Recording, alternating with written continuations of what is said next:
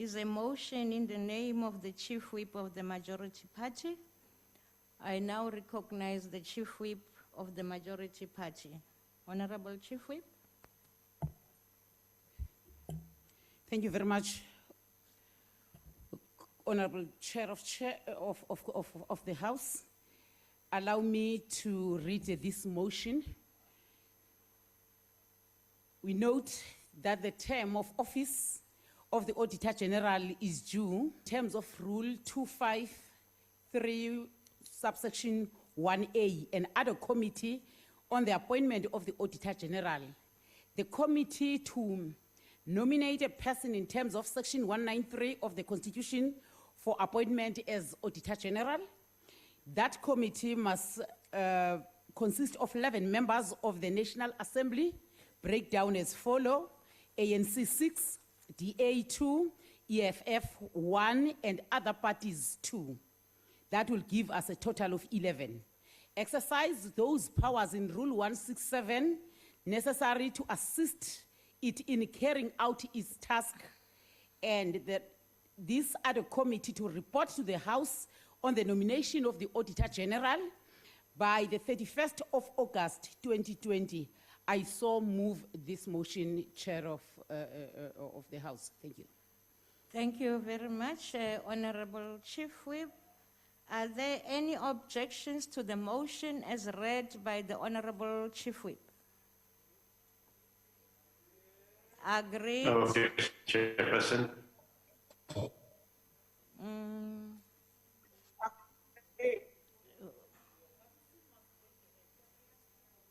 I must be assisted on who's raising their hands. My screen is off here.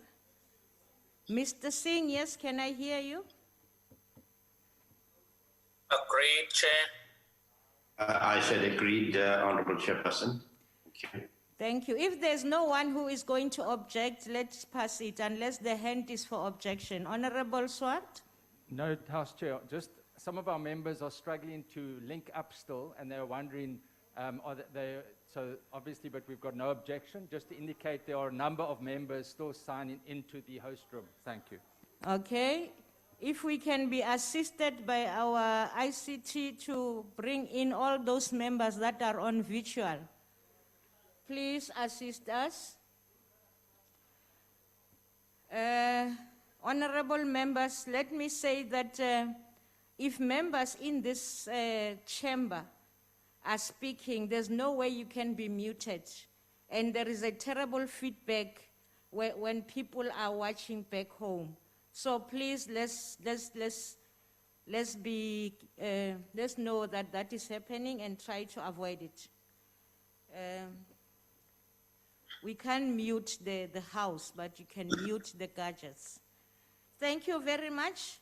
So there's no objection. The motion as read by the Chief Whip is agreed to. The second motion on the order paper is also in the name of the Chief Whip of the Majority Party. Honorable Chief Whip. Thank you very much, Honorable House Chair. Honorable House Chair, with the recent challenges of COVID-19, that the House, notwithstanding Rule 138, subsection 2, which provides for rotation of clusters for questions to ministers on a weekly basis as determined by the Rules Committee, mandates that the National Assembly Programming Committee to make decisions regarding the combination of clusters of government portfolios and the rotation of clusters based on the definition of priorities as and when necessary for the duration of 2020 annual session. I so move, Honorable House Chair. Thank you very much. Are there any objections to the motion as read? No objections, agreed to. We now move to the first order of the day. I will allow the Secretary to read it. Consideration of first report of National Assembly Rules Committee 2020 virtual meetings. Thank you. I will now allow the Chief Whip of the Majority Party, again from the chamber. Honorable Chief Whip. Thank you very much, Honorable House Chair. Honorable House Chair, I move to this august House to adopt this report. Thank you. Are there any objections to the motion as read by, to the first motion as read by the Chief Whip? No. Yes, there is objection. There is an objection from the EFF. Thank you, Honorable Shibambu. Your objection, And your House objection is Chair. noted. House Chair, Yes, Honorable Shibambu? yeah, we also want to call for a division. We want to vote against this virtual rule because we don't think this virtual rule in Parliament, particularly under these current circumstances. We had considered it differently when we debated in the Okay, National calling for Assembly division Programming doesn't Committee. mean you have to explain. Just tell us you are calling for division. We hear you. That's how we operate. The EFF calls for division. The division Yeah, we're is, calling for division. is We want to know the allowed, and then direction. the bells will be rung for 2 minutes. 10 minutes, yes. I'm asked 10 minutes. It was not prepared for. Thank you. It will. Oh, because, okay. Thank you. I'm told that most people are still trying to log in. So we have to wait for 10 minutes so that people can log into their gadgets there for virtual. Thank you very much. So we have the whole 10 minutes to ourselves. Thank you. No, it's not a break, but you can move out.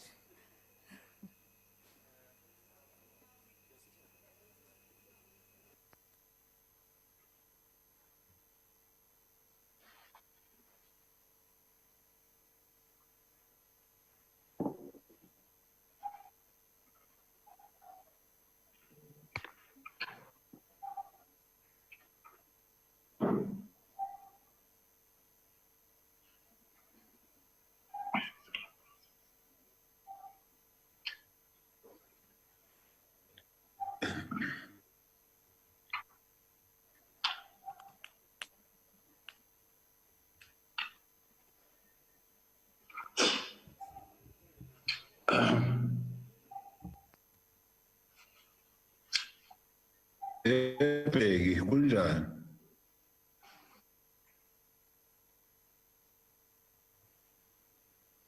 Umsebenzi mningi la akusaphunyulwa. Mina ngikuba Danke baba, manje siyovota njani? May I ask ICT, wherever you are, to mute everybody? Please mute everybody. Everybody must keep quiet. We are not here to hear your chair, Comrade Jackson. You're just jealous, Dr. Ndlozi. Oh my God. Comrade Jackson, go to your more. Can everybody, ICC, can you mute everyone? Just pulling your leg, Bheki. All right, Brian. If it's you, agree. Babum Tembu. Babum Tembu. Minister Tembu. Please, we are in the house. No, Chairperson, the house has got 10 minutes. Oh. Bheki, out of order. I thought you said it's 10 minutes we're waiting for other people. Hey, Amatela senzani lapho Eastern Cape. Are the bells ringing or not? I thought. Hi, Honorable David, behave yourself. My friend, you know very well, I'm one of the most disciplined members. I couldn't mess with I couldn't mess with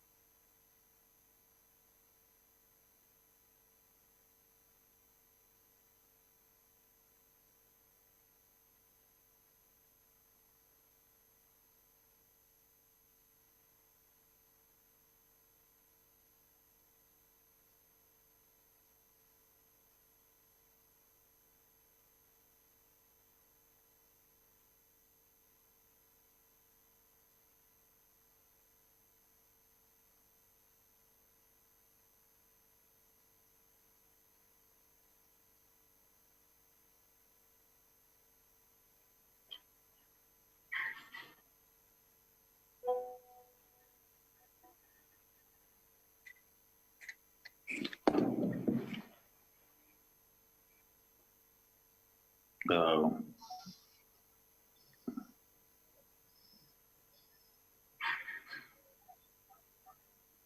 I have unmuted.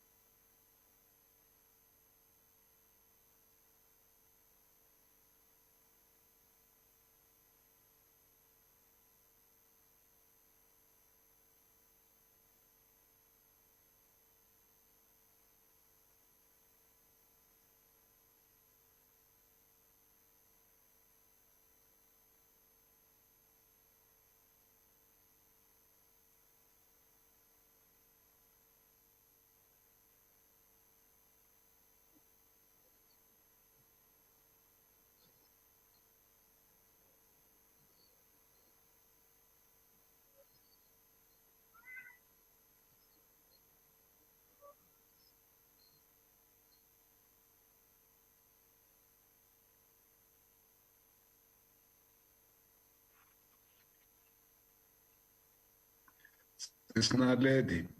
I see those who are in the house have a right to speak. We don't have that right.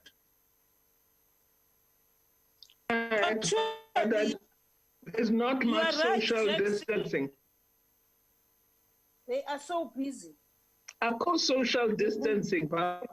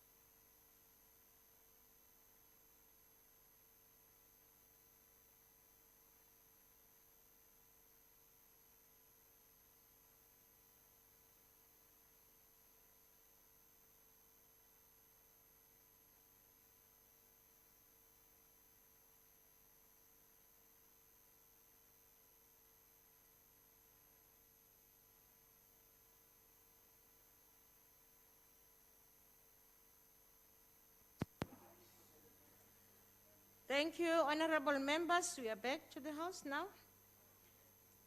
Honorable members,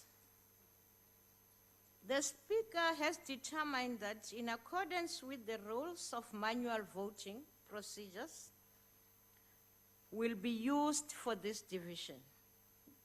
Firstly, in order to establish a quorum, I would request the table to confirm that we have the requisite number of members physically present in the chamber and on the virtual platform to take this decision.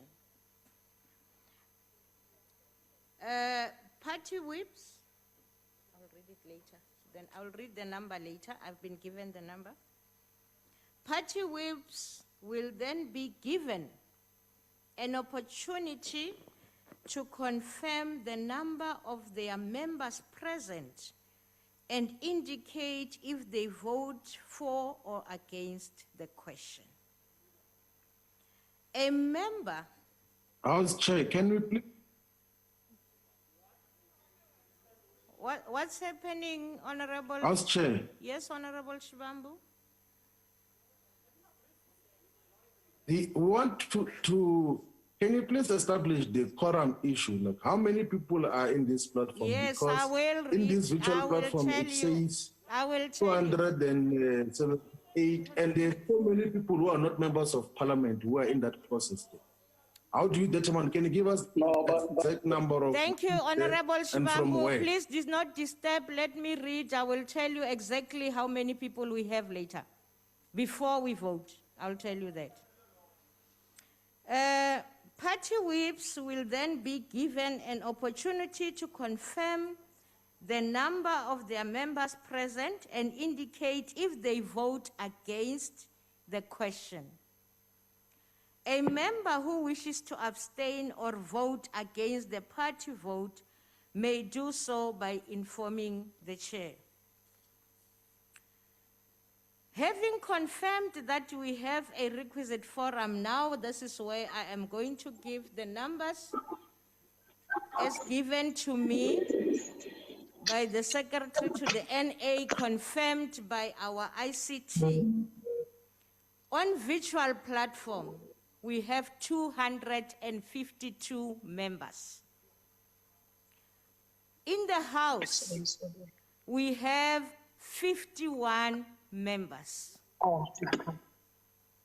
So we continue as such.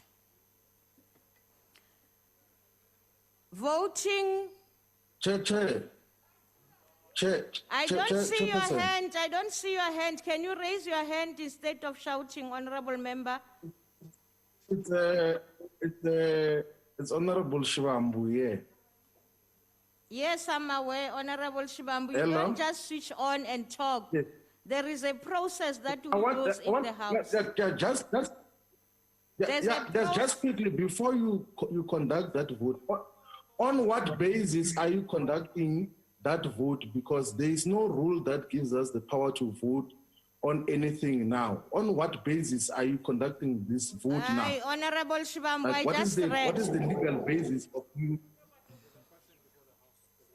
Because the Honorable rule has member, not been Honorable approved. So on Shibambu, what can you basis please are you be- approving now?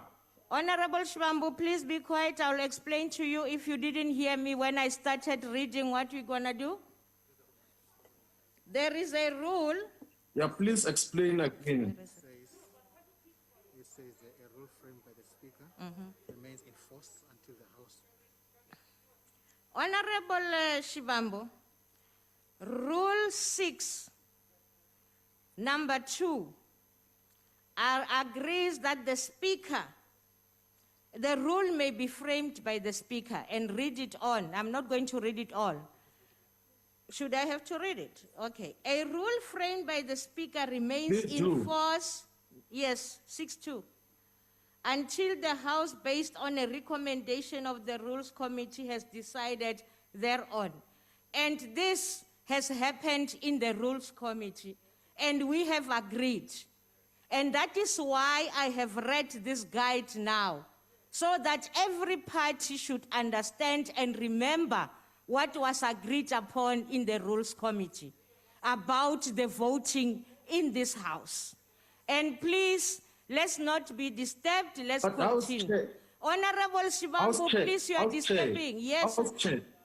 No, but I'm calling for order. It's permissible. On order. The rule that was adopted by the Rules Committee was speaking in relation to committees. There was no specification in relation to the House. So can you give me the section in this rule which you are saying we must adopt that says that the House can sit and vote in this particular format? Please give us that rule. Honorable Shivambu, Can you give us the rule that says that, because the one that you are Honorable Shivambu, I have documents in front of me that are the confirmation of what happened in the Rules Committee, and it is on document. Can you please not waste our time if you have forgotten what was decided? As a belief. I've not forgotten anything. Can you give us the specific rule? House Chair, a point of order, please, House Chair. Honorable Swart, yes, Chair, you are I'd like recognized. to rise on a point of order. If the Honourable Shivambu would like to raise a point of order, let him and rule on it. We can't have a dialogue Thank you between him very and much. the- I please. wanted to Thank you. clarify. Thank you, Honorable Swart. There is a document that is adopted by this, by the Rules Committee, and the virtual rules are on it. And we are doing nothing untoward. We are very prepared for these sittings. Thank you very much. Honorable members, we now continue to the voting part. The voting will now commence. Point I of will order. Is there any some? Point of order. Who's that, Honorable? Point of order, Honorable Chair. Council? Honorable Those- Council, can you check who's speaking? I don't see a hand. I see a picture. Honorable members, I'm not allowing any other points of orders because you don't even raise your hands, you just speak. I continue. Honorable members. Chair, can I please No, be recognized? Because please. we do raise hands, but we Having don't confirmed recognize that them. we have the requisite quorum, we will now proceed. On a point of order, Chair. Voting will now commence. The doors of the chamber will be looked, No, and but there's a members point of will not order. be House allowed Chairperson, there's a point of to order. enter the virtual House Chair. platform until voting is concluded. Chair, our hand was up the whole time. Our hand was up the whole time. ITC, can you mute everybody now? I'm speaking. Can you mute when I'm speaking?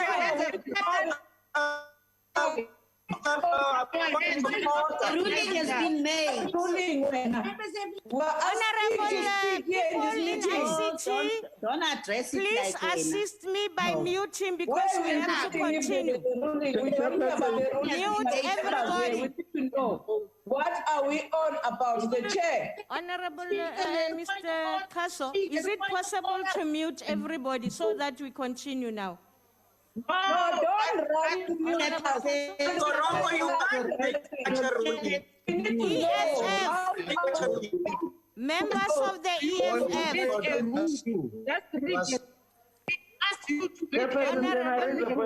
Honorable members of the EFF, can you please be quiet? Because you are all in a discussion, I don't know what you are discussing. And we can't continue because you're disturbing us. Chairperson. Who is speaking now? Because there's no hand here. And I would like IT to mute everybody now. We must continue. We can't be right to hands on by them. Voting will now commence. The doors of the chamber will be locked and members will not be allowed to enter the virtual platform until the voting is concluded. So clearly, even those at home will not enter now if they have not logged in already. Whips would confirm the number of your members present in the chamber and on the virtual platform, and indicate if they vote for or against the question. The table will assist if needs be. I believe that the table has got the records from IT as to how many members have logged in, and that the chief whips be aware of that, so that as they say their numbers, they correspond with what our IT system has. I hope that is clear. Now, our voting will now start. I'm going to start with I've already read the question. I'll now start with the ANC.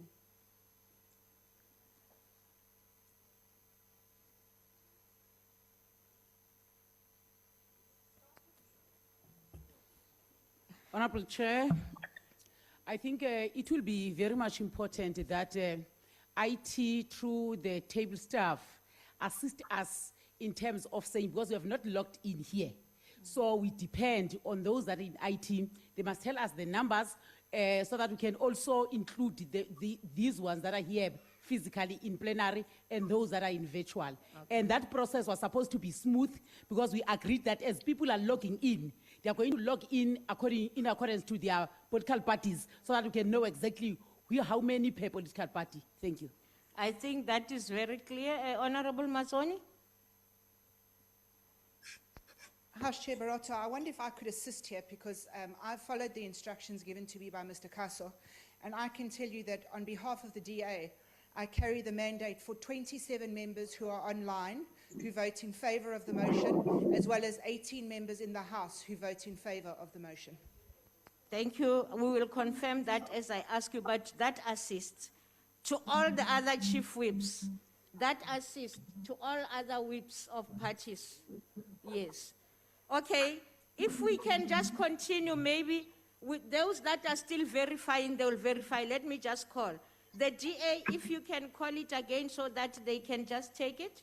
House Chair, 18 in the House in favour of, 27 online in favour of. Thank you very much. EFF? House Chair, we're calling a point of order in terms of...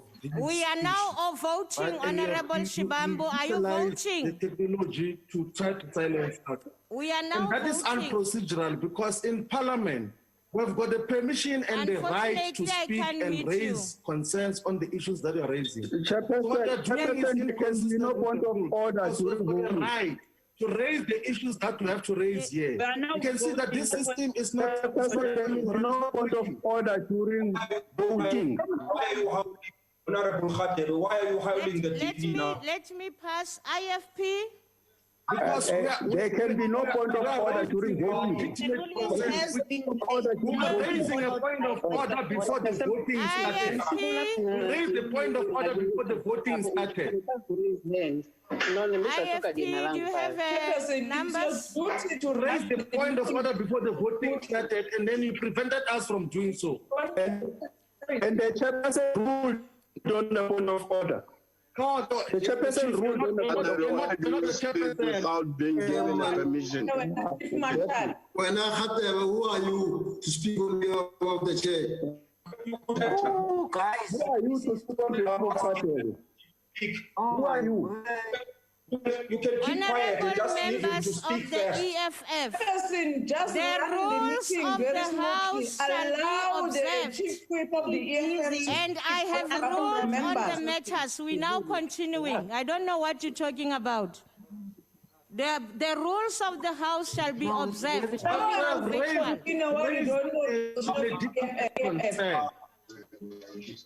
We have raised the legitimate concern to say which rule are you voting now on? Where does it say that the National Assembly Order, must deal can with they mute so that I talk to them? They understand where we are. Point of order. Look at the abuse. We are being abused on this platform. People are coming with their kids here. So please clarify in terms of the rule because we want to know how are we going to move forward with this abuse here in this platform. All of Don't the rush reps to knew mute our exactly microphones. knew what was happening Clarify today in us the what House, the rule, the and it is very specific clear that the members who are using the appointed you? online system in an You are attempt to making defeat Parliament and to make sure that this House is ungovernable. Just as you would eject them from the House, Parliament is not a meeting of the ANC, call man. the virtual sergeants at arms. Why only ANC members have got the right to talk here? Thank you. Meeting of the AC here. Honorable Chief Whip of the Majority. We are not in a Chair, I meeting stand of the to support EFF either. We are the in chief whip of the Parliament. DA that we cannot be abused in the manner in which the EFF is doing right now. From We a must senior proceed farm, or take those members out of this meeting because they must then meeting to do stay things from the procedurally. Thank you. Thank you. We just ask you questions. Which rule are we voting for? Which rule are we voting?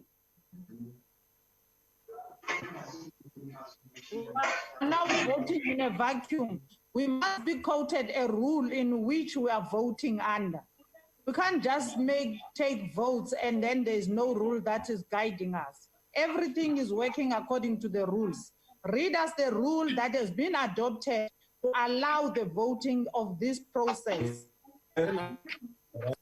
I think we must go to Cape Town. Our members are struggling to even enter this platform because someone must approve there to be part of this platform. They are struggling. The president of the EFF cannot even enter this meeting.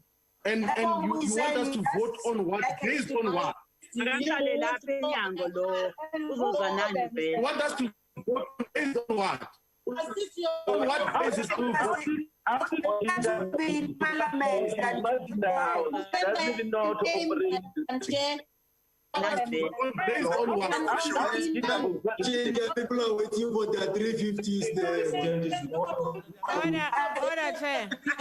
Akunikeza nawe lo ifile okuyawufuna You can't be in the camera. How are you doing You can't be in the camera. How are you? We're still struggling to mute them. I can't hear you when you speak.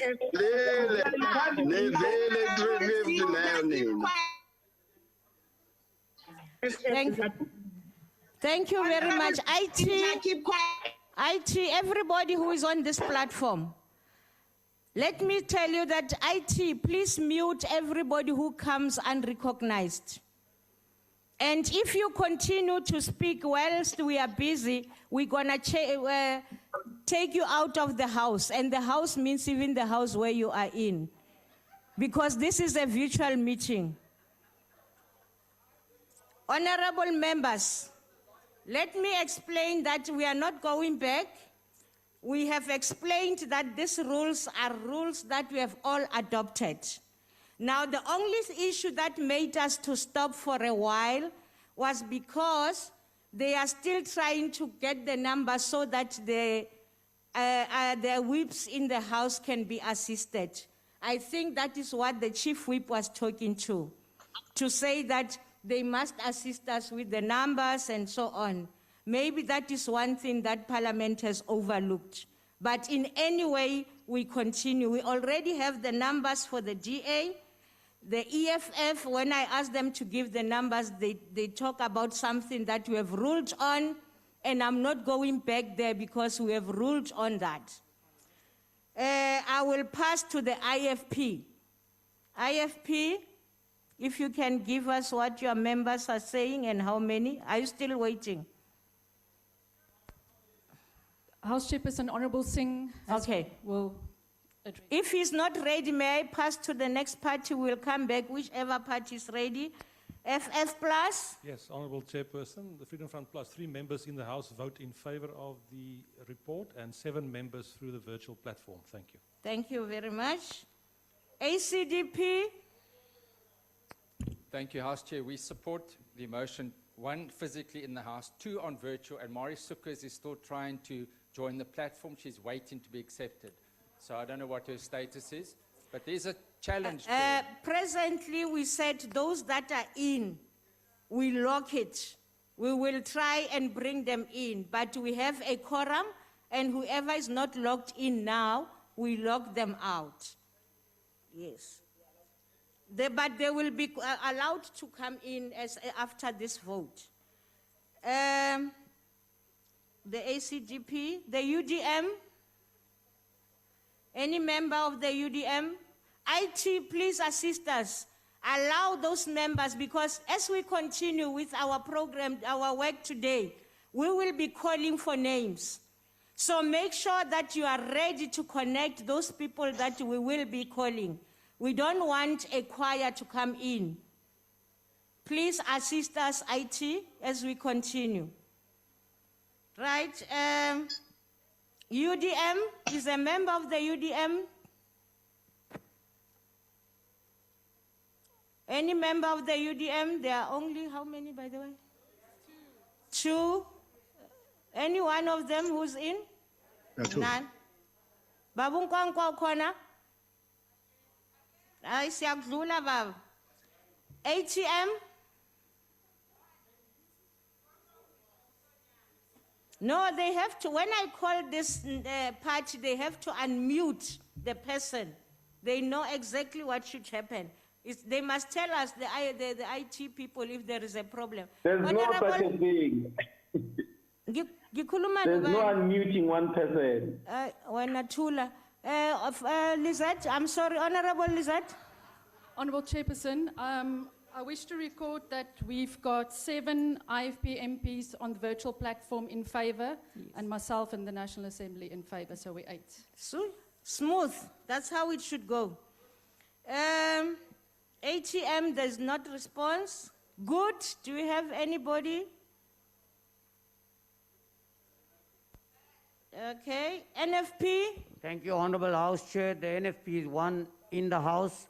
One is attempting to get on the virtual meeting. You were fired yesterday. The National Freedom Party, both supports are in favour of this. Thank you. Thank you very much. 1, okay. AIC? AIC? COPE? Yeah, thank you, Chair. COPE members participating are 2, one in the House and the other one on virtual. Both agree with the motion. Thank you. Stokoze, Mukoni. PAC?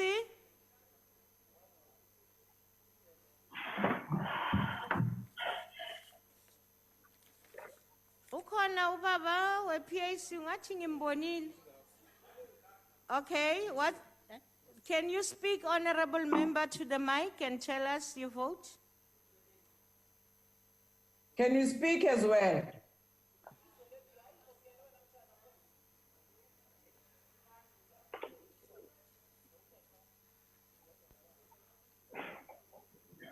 I'm in the House. Yes, Baba, siyabonga, sicela voting. Oh, I'm voting in favour. thank you very much, Baba. That's PAC. Al-Jama? Aiko. Right, I'll go to those that I have left out. I'll go back. It was the ANC. They're still verifying. Okay, can we read it all after? Can we continue? Is it allowed? Or we have to wait? Okay. Honourable members at home, honourable members at home, they're still verifying the numbers. The whips are still verifying the numbers, and we can't continue to the next item. We have to wait until we are done with this order that we are on. House Chair. Honourable Mente. House Chair, you have locked our members out of the voting system. Yet you're saying we must give you numbers. The IT is refusing to allow them, but they have been on the line before the voting. Before the voting was called, before the doors were closed. How do you then close them out when they have been waiting on the queue to be accepted by IT?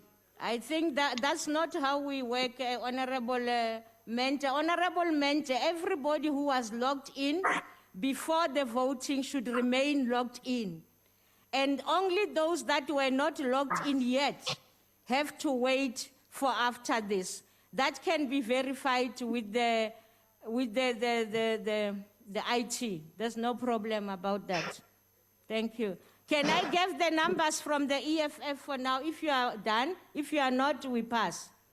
Honorable Chair, I thought I understood you very well, saying that those who have already logged in virtual and those that are physically in the house are the first group to vote. Yes. Then after this, you are going to allow those who are logged out to vote separately, then combine all the voting. No. Maybe you didn't hear me well, Chief Whip. I said, for now we correct.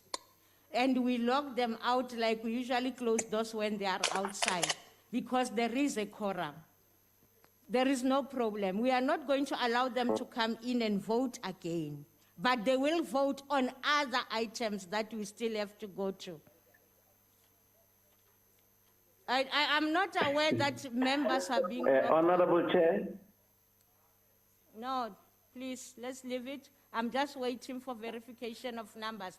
Whoever is calling, are you going to give me? What is your EFF? Can I Honorable Chair. Can I have the EFF giving me the numbers and not? Can I get the numbers of the EFF?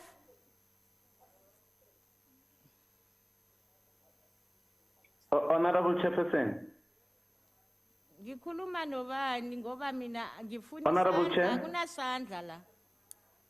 Angifuna ubuso, ngifuna isandla. But I keep raising the hand. Nobody ever recognizes me. I keep raising the hand. Oh, okay. Now, okay, Honorable Ndlozi, I can hand now. For the 20th time. Mamu Mhlengwa ungahluphe thula mama. Thula mama Mhlengwa. Khuluma baba Ndlozi. EFF khuluma. Sifuna ama number. Thanks, Chairperson. Yeah, Chairperson. Honorable Chairperson, the challenge that we want to vote, but we don't know because you did not explain when asked to. Remember, you can't treat us as political parties. You have to treat us individually as members. And that's how the voting should be legitimately taken. So you are supposed to explain how we on the virtual platform, under which rule, are supposed to vote and do so how. You did not do that. Thank you very much. Thank you, Honorable Ndlozi. I have explained that to length. Those who were listening heard me, and they know what's happening. I'm not going to entertain that. What I want from now, from the EFF, is the number. Whether you vote positively or negatively. So what is the number of the ANC? How did they vote? Those they are people still of the ANC? verifying. I'm curious to know. Honorable Mahambe Shala. Or the DA, how did they vote? How did they vote? Thank you, Chair. Chair, I think that we must stick to the rules book of Parliament. If we were in this house, all of us, we would have been waiting for the results of the voting to come out, not interacting with any member that is here inside this house. Okay. So we need to follow the rules of Parliament. I don't see any need for you, Honorable Chair of the House, to entertain people who are howling virtually and not waiting for the outcome of the voting.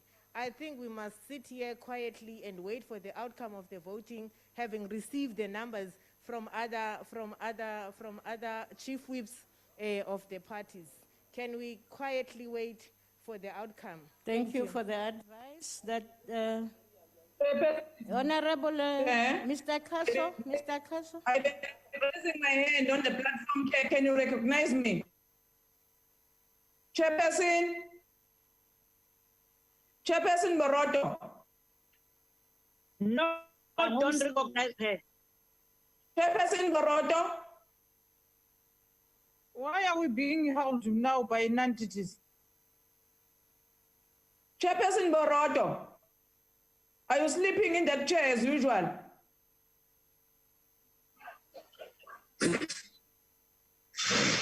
Why are you making numbers? Stop calling the chair. Give numbers. You don't want to give. Must we give? We are not your voting Numbers. kettle. Did you give the numbers? How did you even get the numbers? We are not your voting kettle. Yeah, the participants don't. We're not here to rubber stamp. The platform is not locked. You voting. Now you must vote. You are just Participants jump in and out of the platform. We are That you are too special in this parliament, that this parliament is yours. It's not yours. This parliament belongs to all of us. You EFF people, you think it's your parliament. That's why you don't even mute your speakers. Keep quiet. You're making a lot of noise. You're not smart. You think you're smart. You're not smart. We are smart. We are smarter than we are tired of you. It's not your parliament. Our parliament also. Not your parliament. People are listening to what you're saying. Yes. That the parliament belongs to. And it's not your parliament also.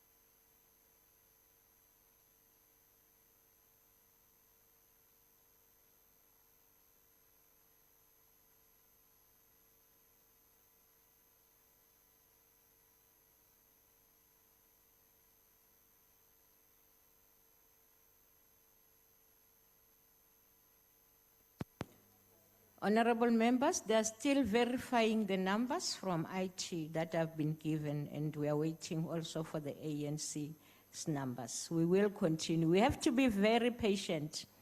This is another way of doing parliament work, but we have to be patient. Thank you.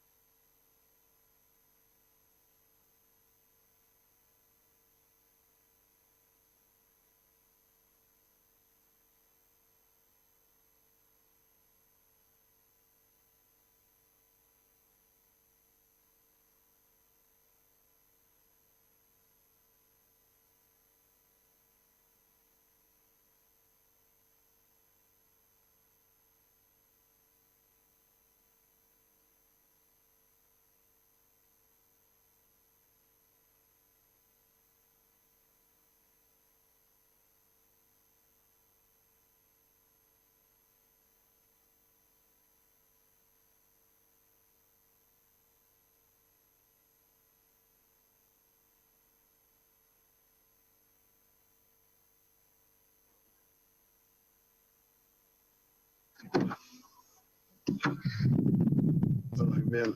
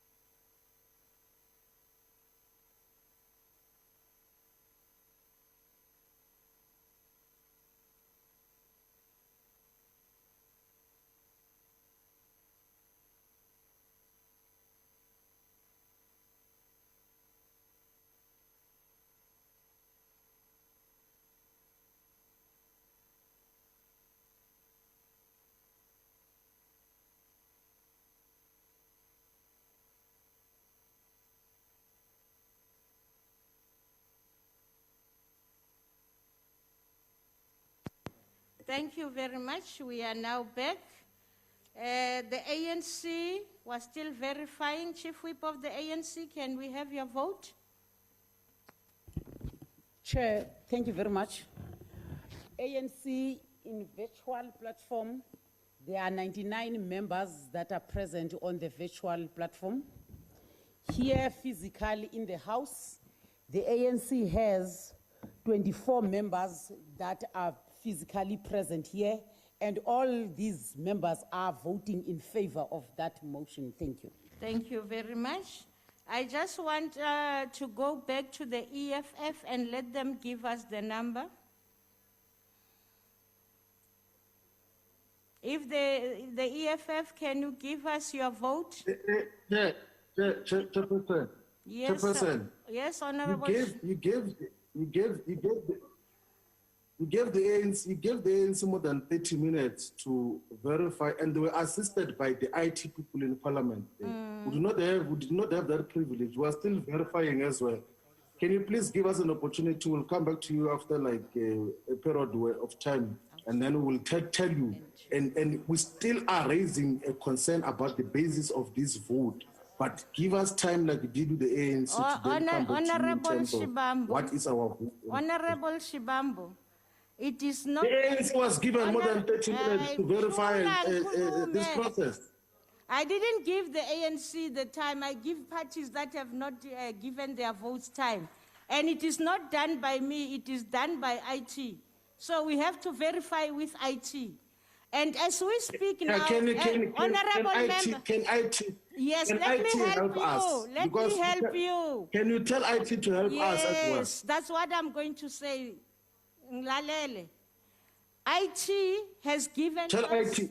Honorable Shibambu, please, let me help you. We have not been contacted by IT here. We want IT to contact us to help us like it helped the Honorable ANC. Shibambu, how many are there in? Okay. Honorable Shibambu, let me help you. We were working with IT. And after this vote, every chief whip can verify. The IT has told us that the people on virtual from EFF are 28. And in the House, we have 2. So, Honorable Shibambu... Exactly our point, Chair, that we have the entire caucus of the EFF is supposed to be in this meeting and has been disallowed to participate in this. How do you want us to vote? How do you want us to vote when you have disallowed members of the EFF of Parliament to participate in this platform? What kind of Parliament is this that disallows democratically elected members to participate? Can you mute Honorable Shibambu? Because Thank you. But he's a chief whip Can of you the EFF, mute he them must talk. all? Why Can are you mute muting them him? all? Honorable Shibambu, Honorable Chief Whip of the But how do you want EFF. us to vote when we have told our members? Honorable Chibambu, all the members that were not logged in when we started the vote are logged out. Or from all parties. That's not true. They Not have been all there. your That's not true. members. So we have 28. If you don't give us the numbers, we take it you are abstaining and we continue. We can't be held to ransom. We continue. If you are not going to give us your vote, you must tell us, then you must just give us the number, no more arguing, because all your arguments, you are trying to be helped, you don't want to be helped. So please tell us if you are not voting, you are abstaining. For the last time I'm asking, and if you don't give me that, I'll take it that you have abstained. Honorable Shibambu, please speak. House Chair, we're not going to participate in an unlawful Thank you very and much. procedural Thank process. you. Because Thank there you must for be that conditions. answer. Thank Most you. of these people whom we Thank say you. are Can voting, you they don't mute even know them? what they're Can you voting mute for. Mr. Shibambu so They that we still had continue? voting. Can you mute Chairperson, Mr. on the point of order. Shibambu? We are fine. Thank you very much. Can you calculate all the numbers that were given except for the abstinence of the EFF? Can we have all the numbers? No others. Okay. Honorable members, 213.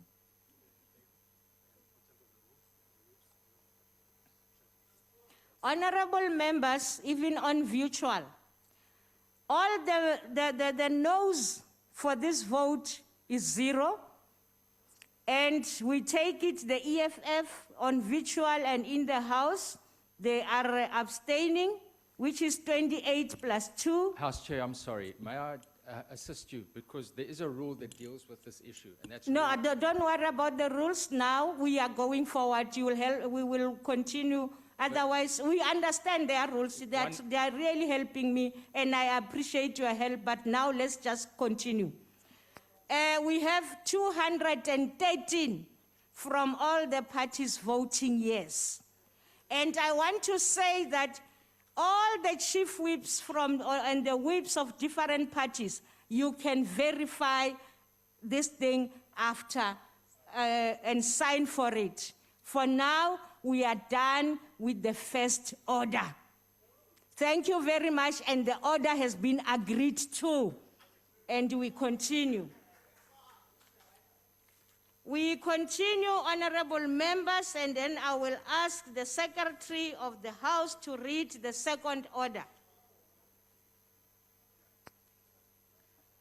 Consideration of recommendation of candidates to fill 6 vacancies on Council of Independent Communications Authority of South Africa, Icasa. I will now call on Honorable Maneli, the chairperson of the committee, to introduce the report.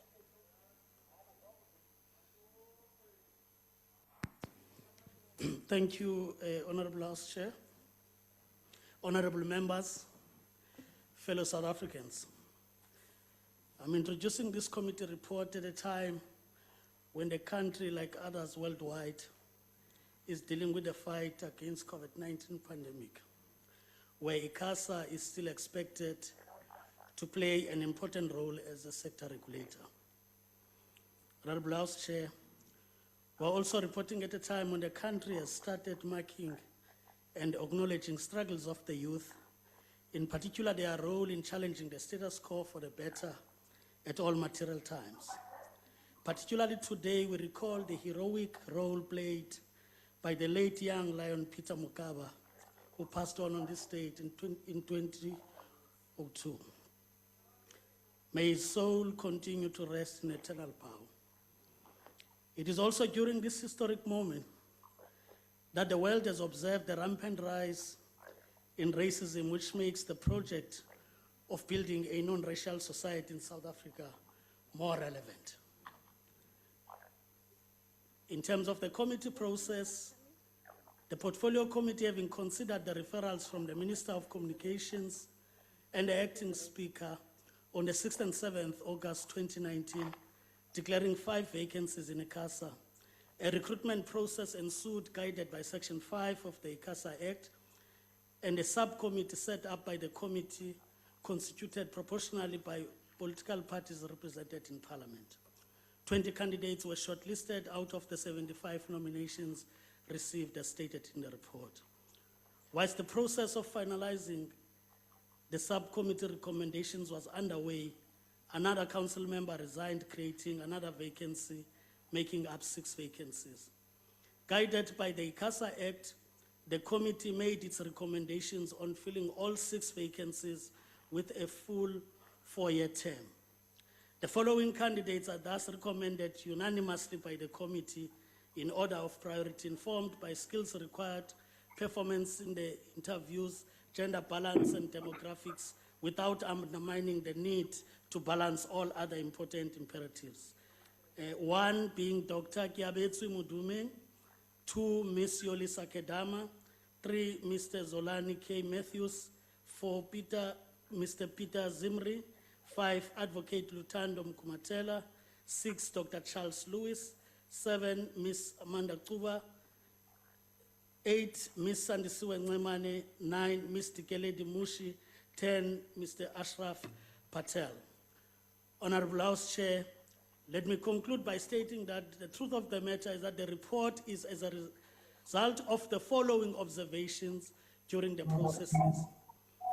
1, even though parties could be tempted to represent their party interests, members chose South Africans, hence sufficient consensus characterized decision-making.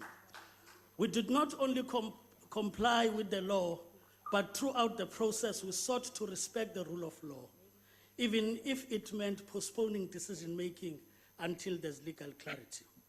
For this, we thank the committee support staff, the team in the Parliamentary Legal Services, and the Office of the Institution Supporting Democracy, or IST.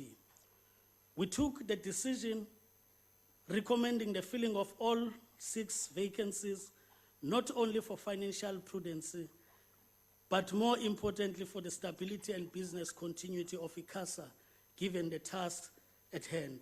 House Chair, this report is tabled for consideration of the House with a firm belief that the political parties' declarations will still be loyal to this truth.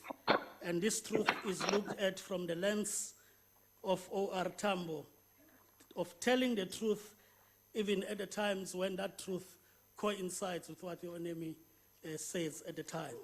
With that, Honorable House Chair, I present the report for consideration. Thank you.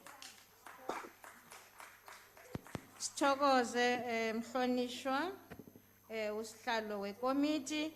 Honorable members, the request for declaration of vote have been received. And the process is that every member who comes here, the name is here. So for every party. I will now welcome Honorable Van Dam from the DA. Thanks, Chair. No offense. It's just difficult times. No offense, Chairperson. Honorable Chairperson, we have a problem. We have a huge problem in that this government has made it undesirable for the best minds in our country to avail themselves to serve on boards of SOEs. You will say that the problem is because salaries are higher in the private sector. But that is not the only reason, is it? It is because they know they will be harassed, bullied, and forced to compromise their integrity by a government that wants independent boards to toe the ANC line. There are many patriotic South Africans who will gladly take up the mantle to do country duty. But they are simply unwilling to subject themselves to the mistreatment that many a good board member has had to suffer at the hands of government. It is time for the ANC to clean up its act in order to attract the best minds across industries to join in building a better future for our people. We need to attract talented mavericks, innovators, upstream swimmers, and not the dry, boring, we have always done it this way, squares and unquestioning yes men. The lack of talent was clearly visible when we interviewed candidates to serve on the Icasa Council. So difficult was our task that of the 9 names required to provide to the minister, we could only scrape together 5. I would just like to correct the chairperson here. While we did indeed work very well together and there was consensus, we made it very clear that we had issues, so it was not unanimous. It is not to say that the names before us, chairperson, are not apt. Some were, but apt is not what we are looking for. We are looking for the best. We are looking for real talent. So we want to make it very clear to those who will eventually be appointed to the council that it will not be an easy ride for you. You will do right by the people of South Africa, and you will deliver excellence and progress. A key failure by Icasa that has been apparent as our country is in lockdown is the lack of internet access. Icasa's own report found that 93% in South Africa have smartphones, with 99.7 3G coverage across our country. Now, imagine if this was coupled with affordable data. Those smartphones would not be mere communication devices, but an important tool to access an economy that has left many locked out. Affordable data would have made the fight against COVID-19 easier with digital innovations such as telehealth, which allows healthcare professionals to use technology to communicate with patients without being in the same room, using phone calls, video chats, emails, and text messages. If you look at international trends in this regard, South Africa is far behind. In the US, the UK, Finland, Taiwan, and parts of Europe, telehealth has been incorporated into their healthcare systems. Telehealth is the future, and Icasa must facilitate this process by making sure that there's affordable data. The access to internet is no longer a nice to have, but it is a necessity, and one could venture a human right. It is key to survival in a digital world. The first order of business when this council takes office must be the finalization of the draft regulations on mobile broadband services. These can no longer be delayed, as is the usual order of business. The anticipated auction of spectrum can also not be delayed, as it is key to lowering the prices of data. The point is this, chairperson. The COVID pandemic will mean that there are huge changes in the global economy. Wow. It is only those countries that have prioritized technology and innovation that will survive. Many countries will be left behind, including South Africa. This will deepen the unemployment and poverty crisis our country is currently facing. South Africa can emerge from this period stronger and more connected to the global society and economy. To achieve this, government should be finding new and innovative technological problems to the old problems we face. Key to this is Icasa making sure that there's access to affordable data. We, of course, want Icasa to succeed because its failure means that South Africa fails. It is for this reason we will be uncompromising in our oversight. Icasa, we're going to be on you like a bad perm.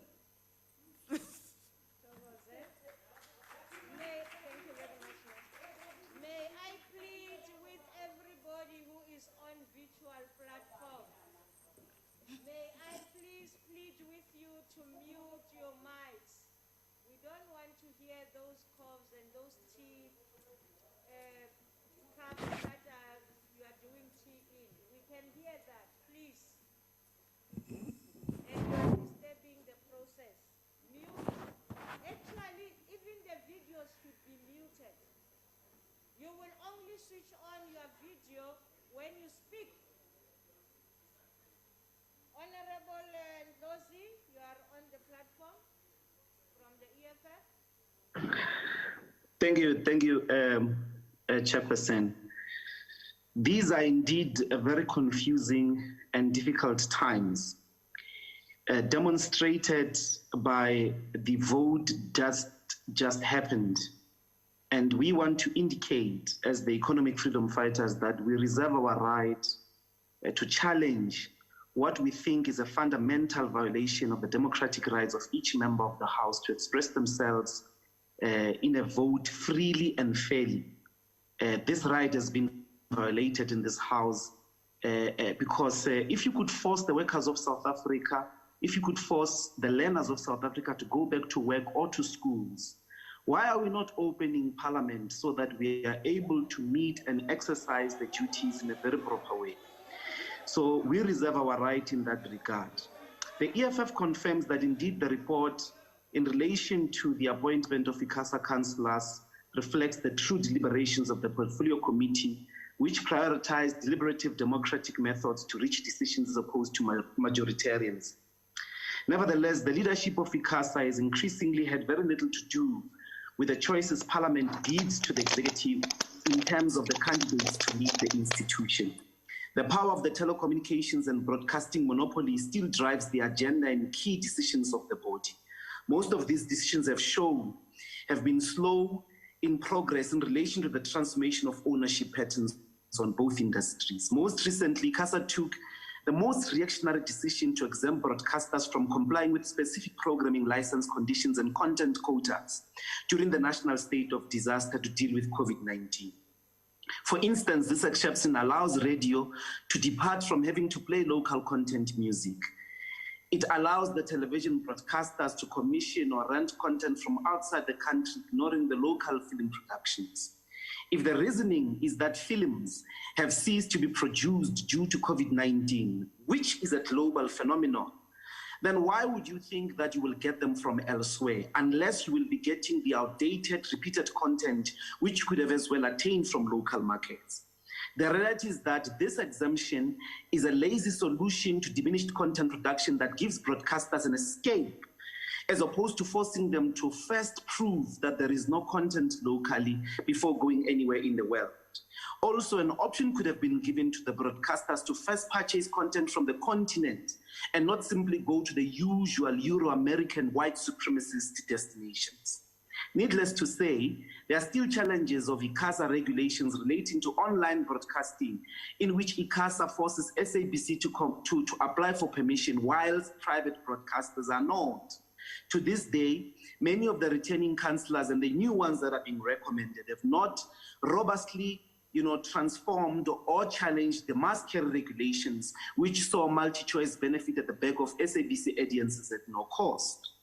We have long called for an independent commission of inquiry into the passing of these mass carry regulations, because we believe that the lobby groups, in particular multi-choice, possibly using money, attained this in an unfair and obviously criminal way. Finally, we put on record that majority of the candidates could also not answer a simple question, particularly the ones that are being recommended today. What is the broadcasting, with broadcasting moving online, what would be the role or even need of Icasa? How would Icasa enforce regulations since broadcasting online does not require any licenses? In essence, even this crop of new candidates we are recommending have not applied their minds into the evolution of broadcasting and the obvious conversion with telecommunications. This single fact makes the reduction of the cost of communication even more urgent and fundamental. Thank you very much, Honorable Nkosi. Your time is now up. Thank you, Honorable Nkosi. Not oppose the Nkosi. record. Thank you. Thank you very much. Mema Josie, IFP. Thank you, Honorable Chairperson. In the interest of keeping time at the outset, the IFP supports this report and candidates for Icasa councillors. I wish to thank the committee secretary and members of the Portfolio Committee who made valuable and insightful contributions during this process of filling the Icasa vacancies during very difficult times of COVID-19. We congratulate the final nominees on their candidacy.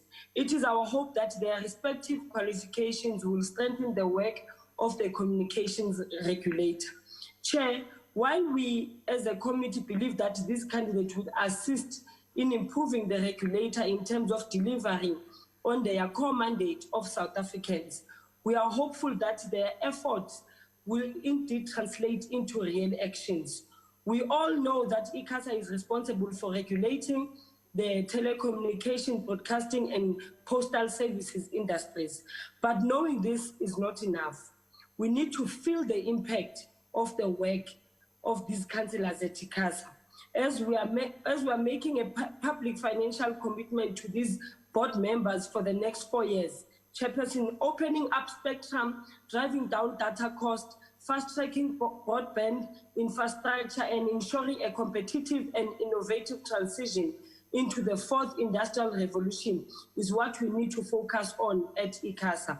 The role of Icasa councillors over the next 4 years will be tough, but we as a committee and as Parliament must hold this body accountable so that they are acting in the best interest of South Africans. Far too many years have gone by, or should I say have been wasted at Icasa. The leadership issues and political interference must stop in order to restore the functioning of Icasa just like it was intended to serve all South Africans and as the Communications Act intended for it. With that being said, Chairperson, the job at hand will not be easy, and I'm hopeful that these candidates will be ready to hit the ground running. I thank you. Thank you very much, Honorable Majosi. Ahbaralet Sukars. It's Mr. Thring will be delivering. Mr. Thring. Okay. If you can call Mr. Thring, please, Mr. Wayne Thring. Thank you. The name given was Sukars. I apologize if there's been a confusion. Mr. Thring, Honorable Thring, from the ACDP. Thank you, Honourable Chair. The ACDP welcomes the shortlisting of the candidates to fill the vacancies on the Council of the Independent Communications Authority of South Africa. The Icasa Council is the organization's highest decision-making body consisting of 9 members. It makes regulations and policies to govern broadcasting and telecommunications in the public interest, ensuring fairness and a diversity of views, and monitors the environment and enforcement compliance with rules, regulations and policies. It hears and decides on the disputes and complaints by the industry, plans and manages the frequency spectrum, and protects consumers from unfair business practices, poor quality services, and the harmful or inferior products. The ACDP will call on the newly appointed councillors of Icasa to deal with the internal challenges of the organization, which has a history of staffing issues. Between 2013 and 2018, Icasa dismissed 16 employees for reasons related to gross negligence, theft, misconduct, and insubordination. 3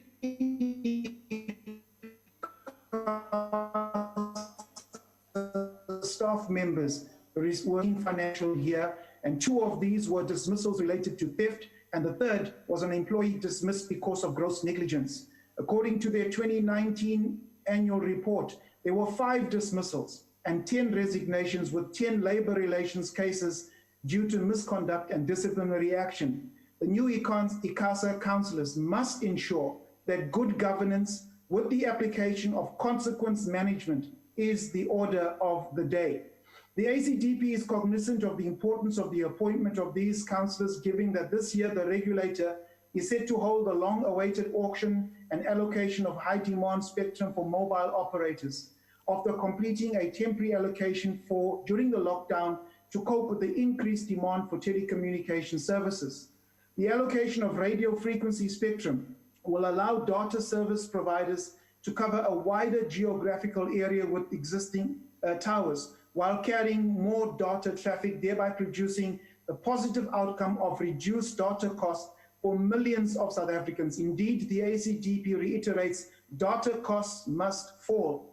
In addition, as I conclude, the Icasa councillors will need to facilitate the fast tracking of the much delayed migration from analog to digital television. This migration has been looming for 15 years, and South Africa missed numerous deadlines, including an international deadline to carry out the switch by 2015. It is now expected the process will be completed by 2021, and there is no doubt that there will be a number of hurdles to clear before that can happen. The ACDP, Honourable Chair, will continue to play its oversight role within the Icasa space. I thank you. Thank you. Thank you very much. From the NFP, Honourable Sheikh Imam, who is in the chamber. Thank you, Honourable. First of all, Honourable House Chair, I am a little bit confused. I'm confused about the fact that it appears that there's some restriction on us attending Parliament. As far as I'm concerned, Parliament is open, and all members are entitled to come to Parliament at free will.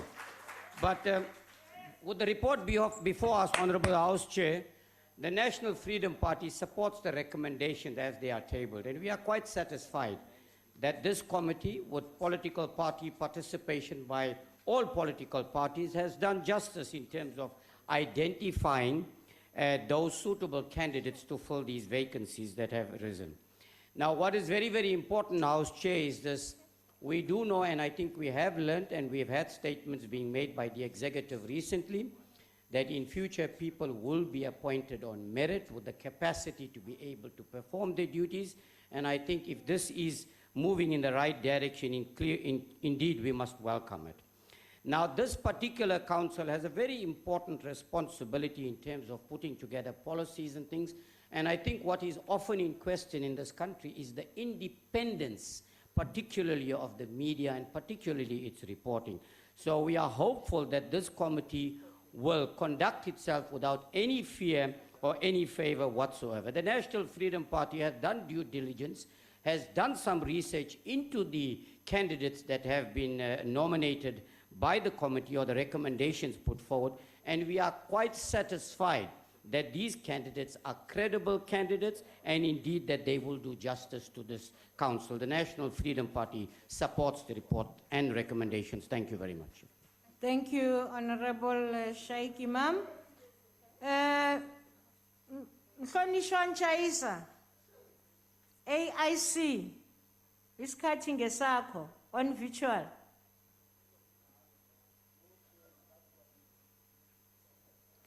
Babu Nchaisa, IT, do you see Babu Nchaisa in your list of participants? IT, can you assist? Do you see Babu Nchaisa in your list of participants? No. Are you there? Ageko Babu? Ageko, ma'am. Ageko, okay. Shoguchaga participate, siyadlula. Before we get to Honorable Mulala, because those are the only names I've been given, and it's from the ANC. Even from home, is there any party that would want to declare and has not submitted a name? I'm opening up. Oh, Cope is there. Yes, you are allowed, Cope. Thank you very much. Permit me, Honorable Chair and members, to reaffirm that Icasa is extremely important, and its long term of absence from operation has not taken the country forward. Yes, the committee had very long discussions on the matter, and of course over a very, very long period of time. And though there initially were disagreements, the legal processes were invited and we looked into that. Hence, COPE has finally risen to agree that we proceed with the names and put them in the Icasa committee. We are, however, call on the new committee to be indeed independent and ensure that all parties and all persons, whether they disagree with the ruling party or not, they are given a chance to put their positions. Centralization, I want to emphasize, is not democracy. And COPE is therefore saying, yes, we agree, but let us decentralize. Let's make sure that all South Africans are given a chance, and the Icasa must indeed be an independent body. Thank you very much. We support. Thank you very much. Honorable Member of Al-Jama, Hendricks, Honorable Hendricks? No, he... Thank you, Honorable House Chair. Honorable House Chair, I have appeared before Icasa as a representative of a community radio station 6 times, and I've always been very impressed with the high standards We're looking forward to an exciting 4 years with the new committee, and I would like to request them to consider democratizing the 5G. I know that the previous committee has allowed the 5G to be used, and as we know, COVID will be with us for the next 2 to 3 years. And during this time, we would like them to consider democratizing the 5G so that it doesn't go on auction and only the rich companies and those with power and influence get to unleash the benefits of 5G. In this way, Honorable House Chair, Al-Jamaa feels that the benefits of 5G will reach the poor in the country. But this auction business is just another way of monopoly, whether it's whatever monopoly you want to call it. We earnestly request that the 5G be unleashed for the South African community for the next 2 years. Thank you very much, and we wish the new members everything of the best. Thank you, Honorable Hendricks. Any other party that I did not call out? Is there any, or I pass? Thank you. Honorable Mulala from the ANC.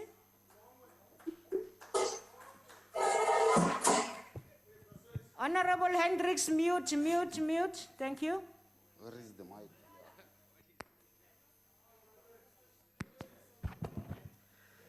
Thanks, Honorable House Chair.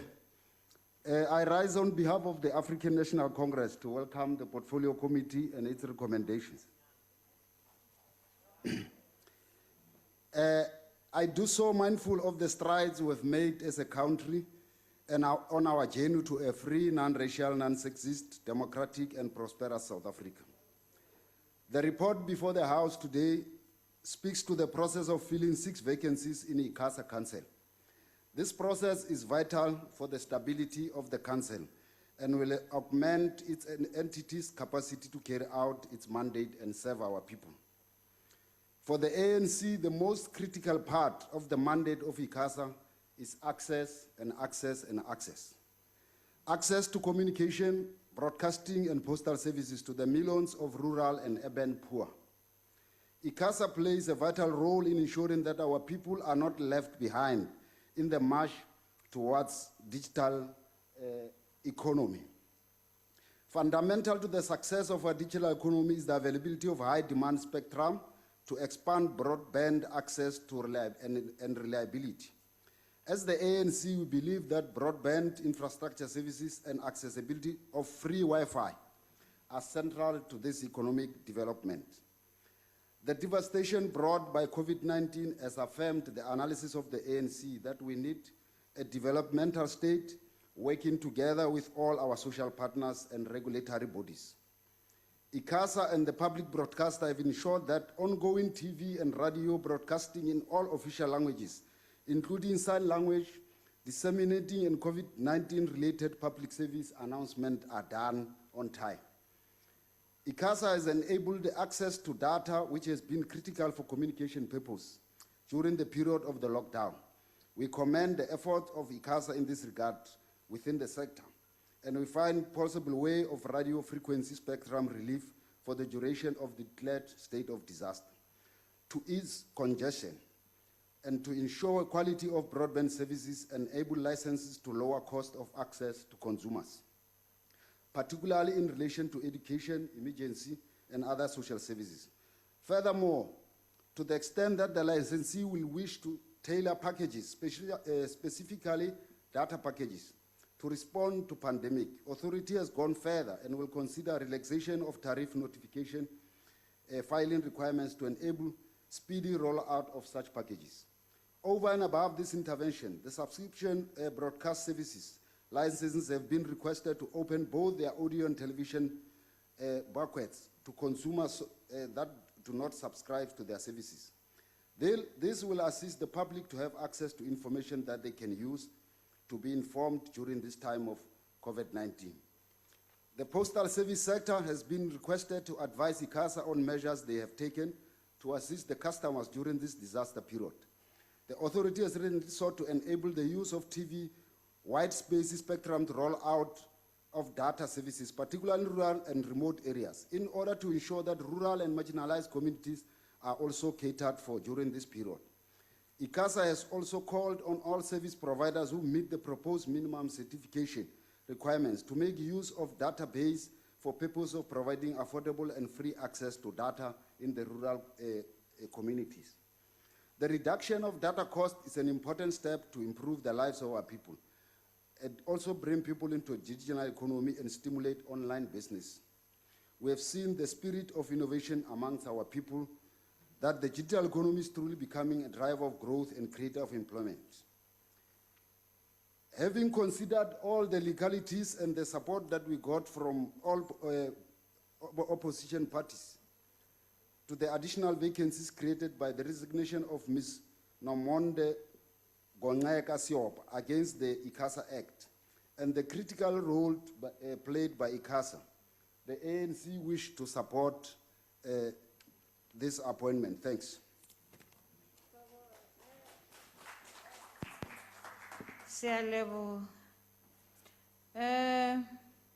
Honorable members,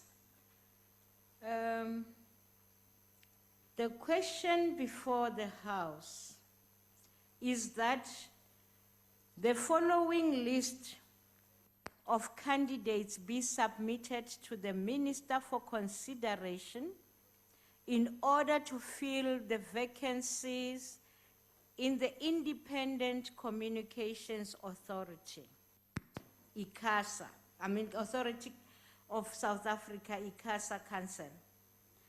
The names are Kiabetsi Mujimuyeng, Miss Yolisa Kedama, Miss Zolani Khosietsile Matthews, Mr. Piri Zimri, Advocate Lutando Mkutumela.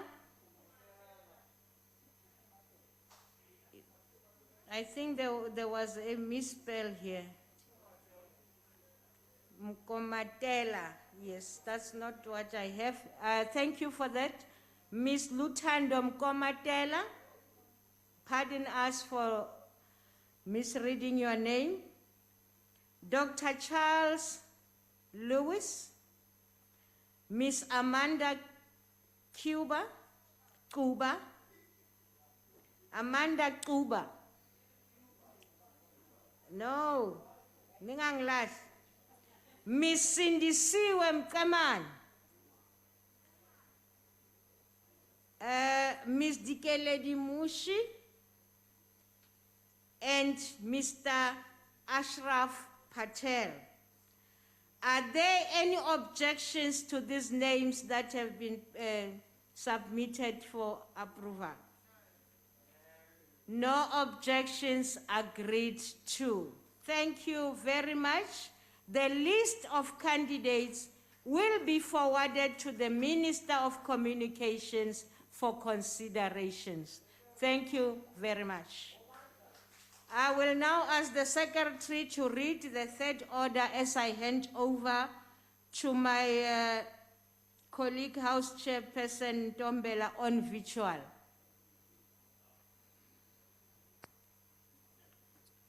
Consideration of report of Portfolio Committee on Social Development on Social Assistance Amendment Bill.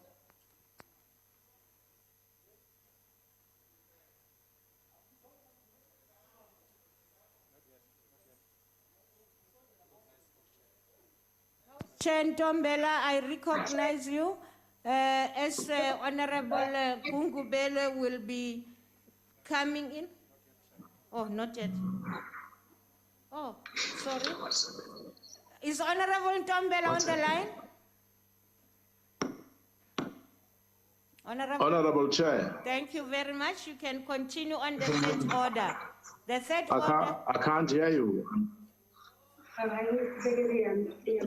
The third order has already been Honorable read. Chair.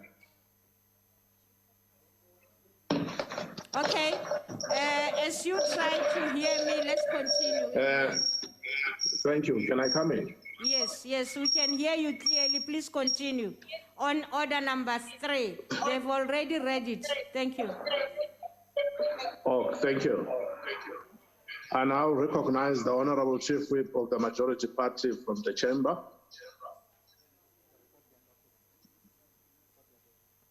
Chief Whip. Thank you very much, Honorable House Chair.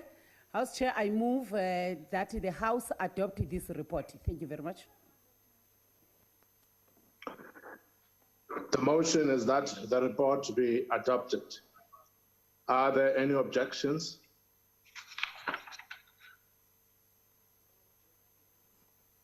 There seems to be no objections. The report is agreed to.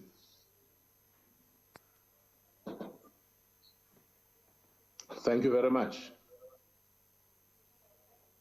We move to the 4th order. The Secretary will read the 4th order. Second reading, Social Assistance Amendment Bill. Thank you. I now recognize the Honorable M. Kungubele, who is in the chamber.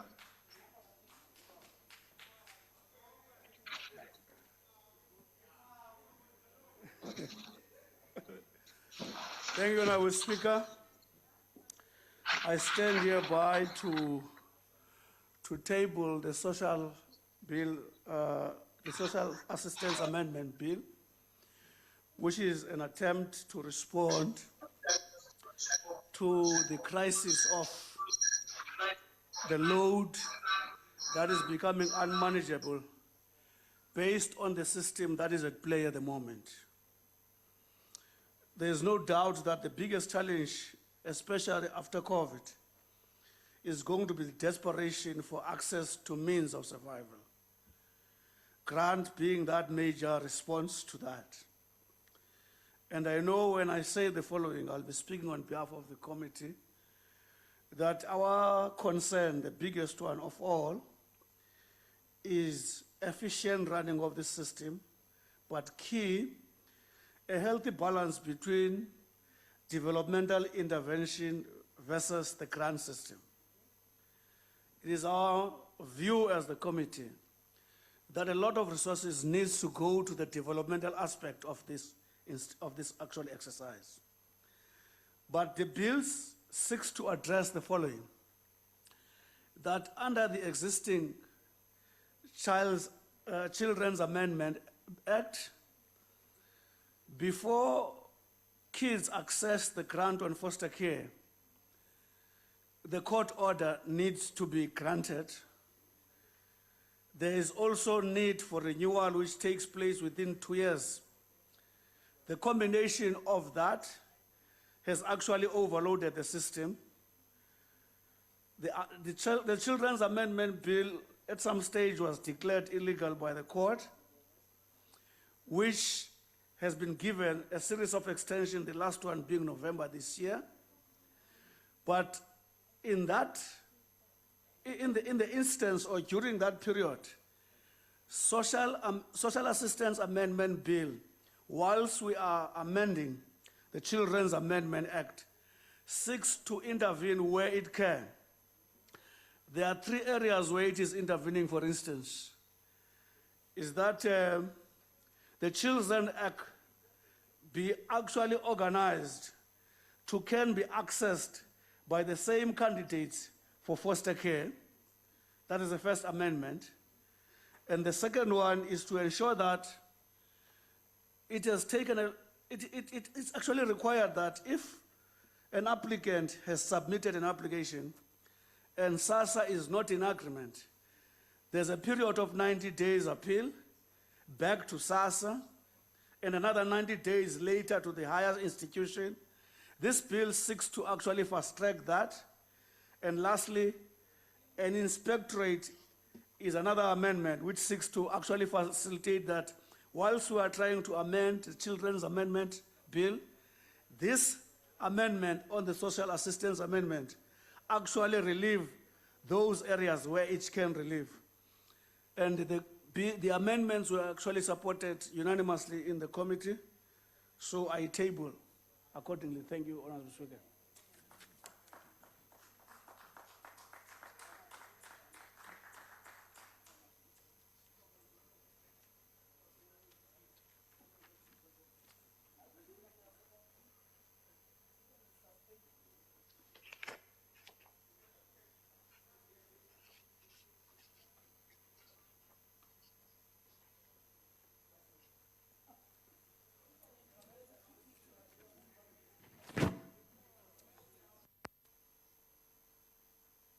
The chairperson must unmute.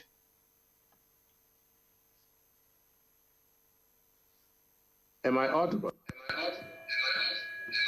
Now you ask. Thank you very much. Requests for declarations of vote have been received.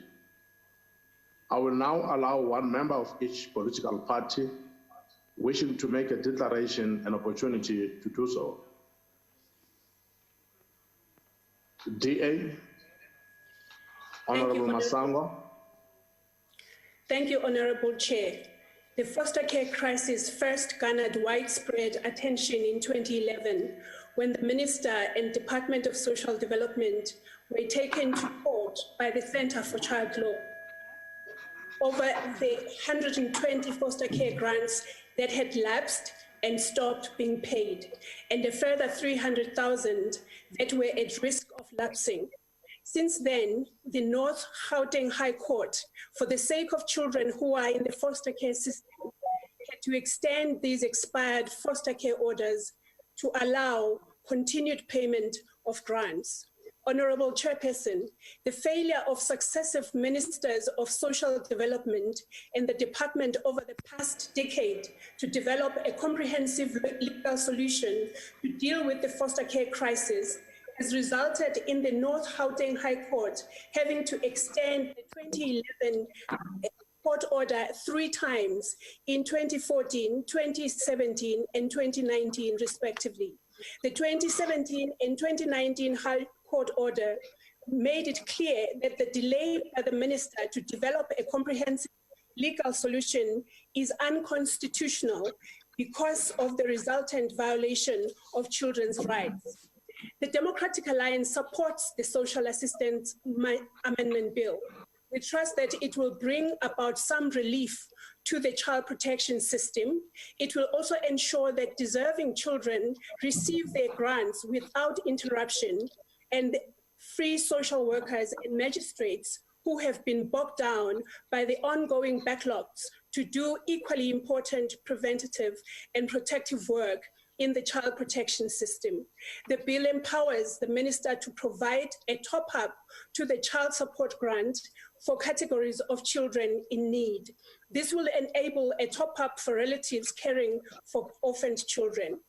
This is the first part of the comprehensive legal solution. Once the bill is passed, the NCOP, we call on the department to act efficiently, finalize the regulations to enable the top-up to be in place before the High Court order expires. Otherwise, a 4th extension of this High Court order is going to be required. The DA also hopes that through this bill, the department dependence on the courts to fix its problems can be broken once and for all. Our social workers are a scarce resource which should be used strategically. We have at the moment no less than 4,000 of these social workers who are trained by government and are sitting at home while the sector needs them so desperately. We again call on all departments to absorb these social workers in fighting COVID-19 and beyond.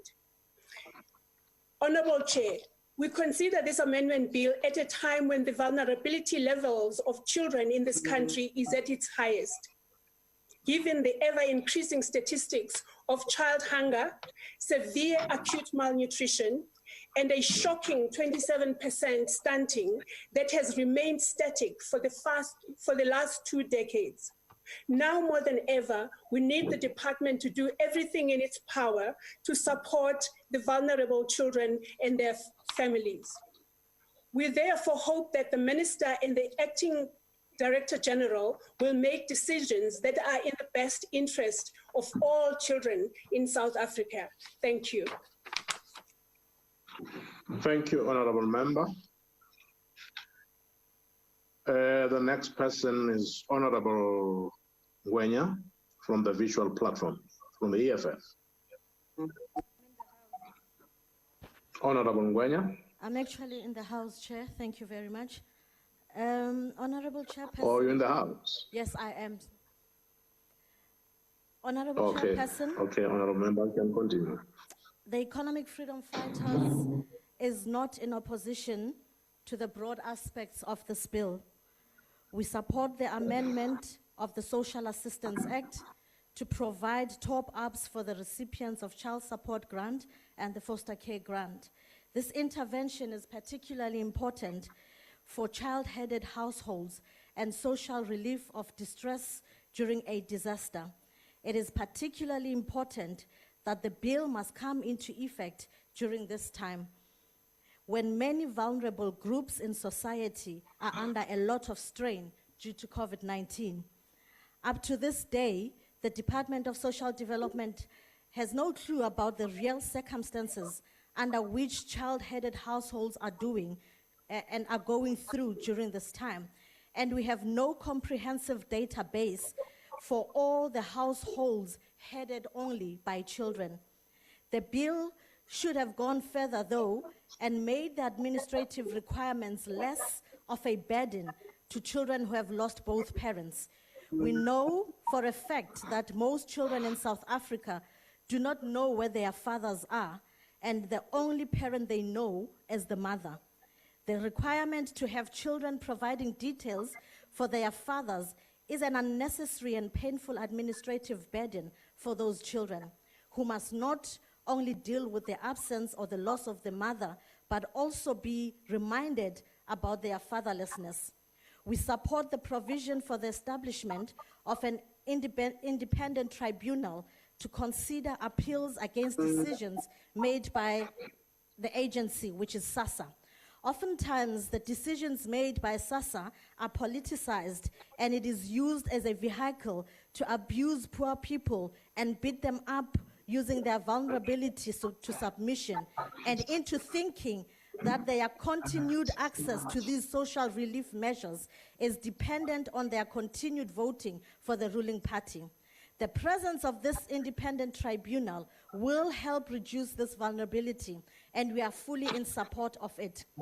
The amendment bill also makes provision for establishing the inspectorate as a government component. We are fully in support of this provision. However, it must be noted that the amendments made on this bill do not deal or assist in the reduction of the backlog within the foster care. The budget allocated for 2019-2020 financial year is not enough, considering the number of child-headed families who live in extreme socio-economic conditions. According to the statistics of 2015, there are 55,000 child-headed households. Over 70% of these child-headed families are accounted for in KZN, Eastern Cape, and Limpopo.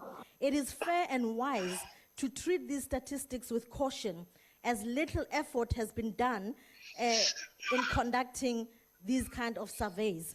So we do support the legislative intervention proposed in the bill, but urge the department to beef up its administrative capacity to be able to reach each and every vulnerable South African child in need of their assistance. I thank you, Chair.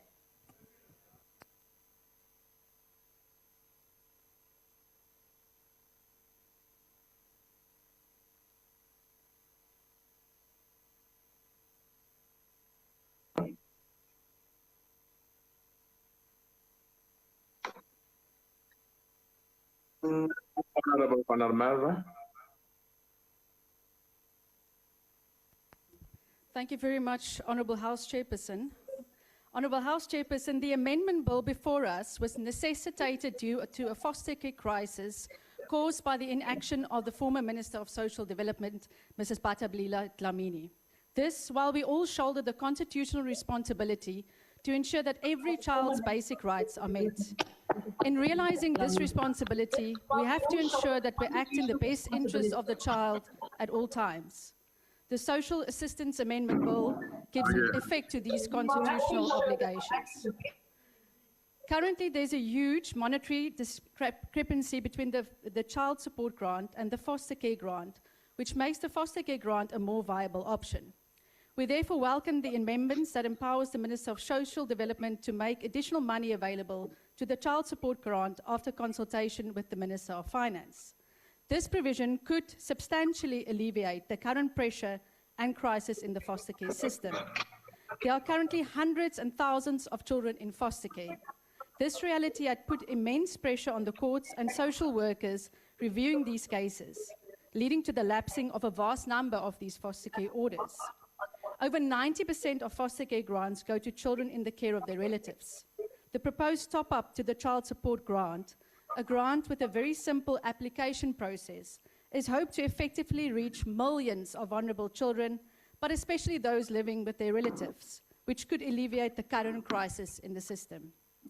During deliberations on the bill, the IFP strongly urged that the appointment of members to a tribunal to consider appeals against SASSA cannot be the sole discretion of the Minister of Social Development to avoid political interference. Considering that SASSA has just emerged from a crisis which was solely due to the rogue actions of its former minister, it was critical that we needed to strengthen Parliament's oversight role. The IFP is pleased that our concerns were heard and that version B of this bill now provides that the minister must, and I quote, after consultation with Parliament, unquote, appoint an independent tribunal. Lastly, Honourable House Chairperson, COVID-19 and the state of disaster lockdown regulations implemented by our government has deprived many vulnerable children from their only meal a day at school. Vulnerable children have been placed at risk of malnutrition and further risk of abuse. In months to come, vulnerable children will be at greater risk as unemployment and poverty rises. To that end, the IFP appeals once more to our government to ensure that the 5,000 social workers it has trained are employed and deployed to communities where children are most at need of our help. I wish to thank our committee staff and all MPs who serve on this committee, as well as the leadership and guidance of our chairperson.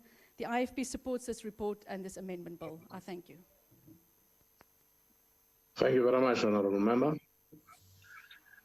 From the Freedom Front Plus, Honourable Briet will speak from the virtual platform. Honourable Briet. Thank you, Chairperson. I hope everybody can hear me.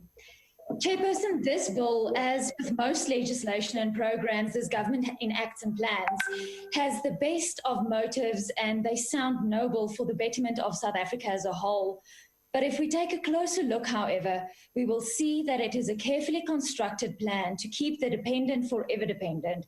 We also see that once legislation exists, the implementation thereof is more times than not the real problem with these bills. The bill has many positives, Chair, but it also has a number of concerns.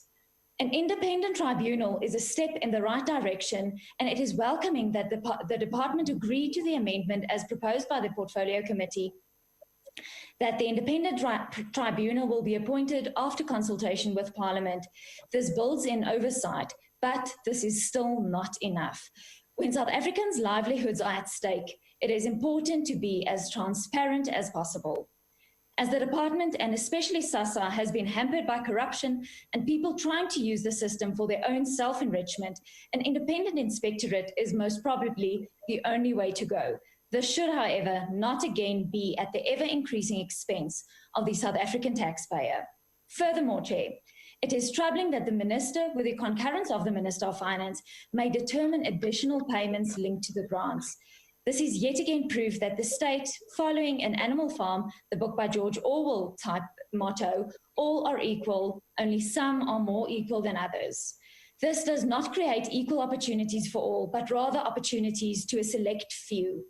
Creating further inequality will not address the problem of a severely unequal society. We cannot write laws, Chairperson, because of a current incumbent. We also cannot rely on knights in shining armor. We need to be realistic. We need to be realistic that even though a bill very nobly provides for Treasury through means of the Minister of Finance to have a say whether there's money or not, South Africa cannot handle an additional burden that this bill will effect. My last remark, but also my worry is the social relief of distress grant. As we've seen during COVID-19, such relief is of the utmost necessity. The trouble with these payouts, however, and these current payouts is unacceptable. And we are a very long way from success during disasters such as this. And this needs to be addressed. In conclusion, Chair, the reality is we do not have the means to give the goal envisaged in this legislation, even how noble. We need to prioritize job creation and economic growth. But the Freedom Front Plus will support this bill. I thank you, Chair. Thank you very much, Honorable Briet.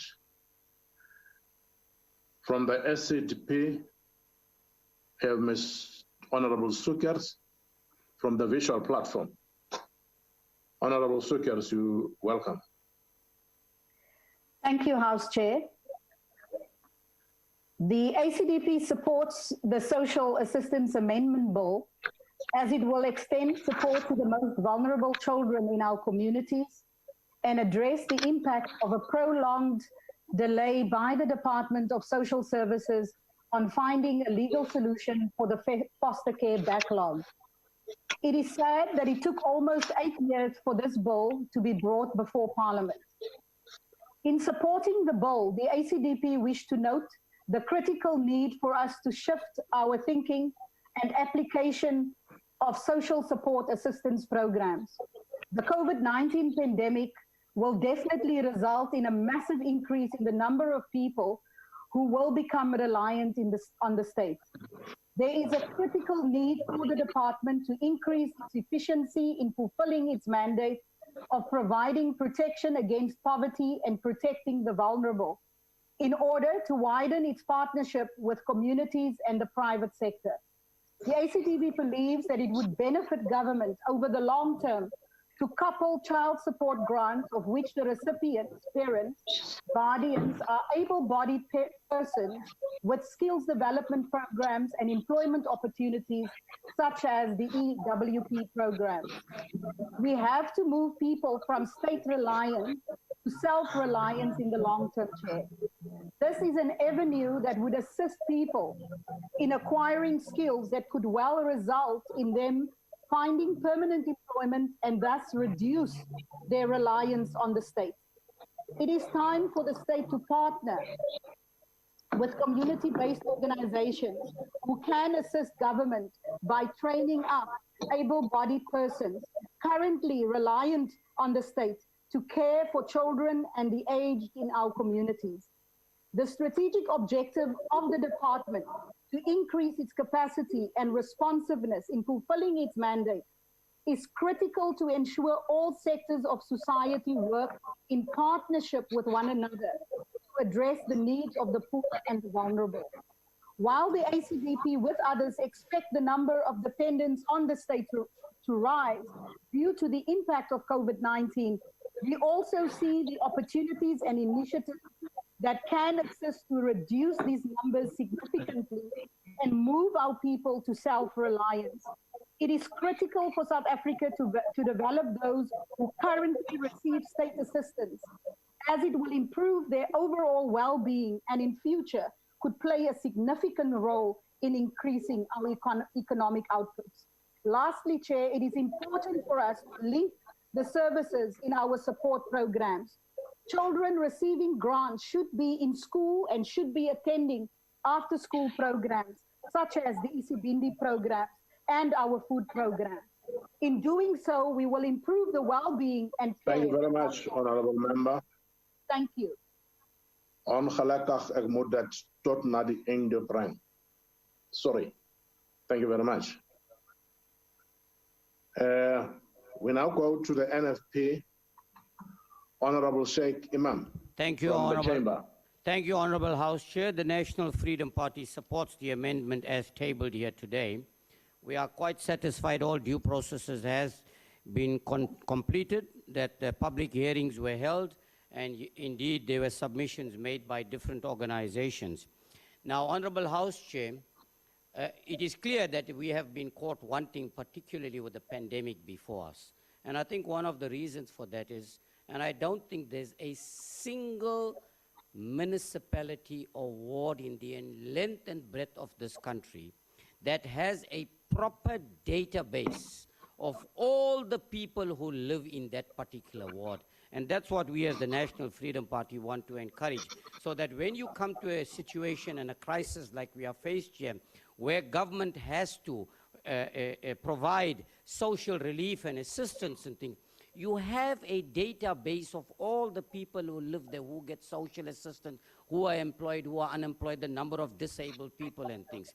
Now, the other problem that we find more often than not, and that's the norm today, while social grants are being provided, and this is a great initiative in delaying any payments, particularly to those vulnerable children, and I want to emphasize, it is not only absent mothers today, it is also absent fathers and mothers. More often than not, children are living with grandparents or relatives or with outsiders. So we must be cognizant of that. But what is very important, Chair, is this, that there is no process to monitor that indeed that social assistance and relief you're providing is actually reaching those children, that those children indeed are going to school and doing justice. There used to be a process where that used to be monitored, and that is no longer taking place. So we want to urge the department in supporting this to please look at these challenges that we have and close that gap, so that ultimately the intended purpose here, which is to benefit those children will indeed benefit from it appropriately. The National Freedom Party supports the amended table here today. Thank you very much. Thank you very much, Honorable Imam. AIC, Honorable Icasa, speaking from the virtual platform. Honorable Icasa. Honorable Icasa. Thank you very much. We will proceed. Honorable Madisha will be speaking from the chamber. Honorable Madisha, welcome. Thank you very much, Honorable Chair and members. The latest figures from State South Africa put unemployment among black people at 34.2% in the ages 25 to 34, and 55.2% in the ages 15 to 24. However, Chair, want to emphasize that in my own opinion, there can't be any empirical evidence insofar as this whole thing is concerned. That I say because, like I cited, I think last year, when you go out to assess the people who are faced with unemployment, who are faced with this horrendous problems that the people of South Africa are faced with, the people who are counted, it will be 1,000 or about 2,000, with people going to urban areas, etc. But in the deep, deep rural areas where some of us come from, the people are not checked. Now, that's why I'm saying, in my own opinion, we need to check, a proper empirical evidence to fix this particular situation. Now, to describe this situation as explosive is to state the obvious. When people have no incomes, they must rely on those who do, however meager, or take to the streets. Now, despite redistribution, which in itself is not proper, the social grant system has failed to generate upliftment from destitution. The new mandate of the Social Development Department is, quote unquote, to provide social protection services and lead government efforts to forge partnerships through which vulnerable individuals, groups, and communities become capable and self-reliant participants in their own development, of course, unquote. Now, the social development blunders have cost the taxpayers lots and lots of money. Numerous failures, on the other side, again, have left families running around. And we all must say, that I acknowledge that even our people in the queues, you have seen, will collapse, will die, etc. That has got to be looked into by this parliament. COPE supports the amendment, but hope that government will not fail the elderly people, the poor, and all our people moving around the streets. The time is up, sir. Thank you very much. 350 rand is not enough. Thank you. Thank you, Honorable Madisha. Is there any other party wishing to make a declaration?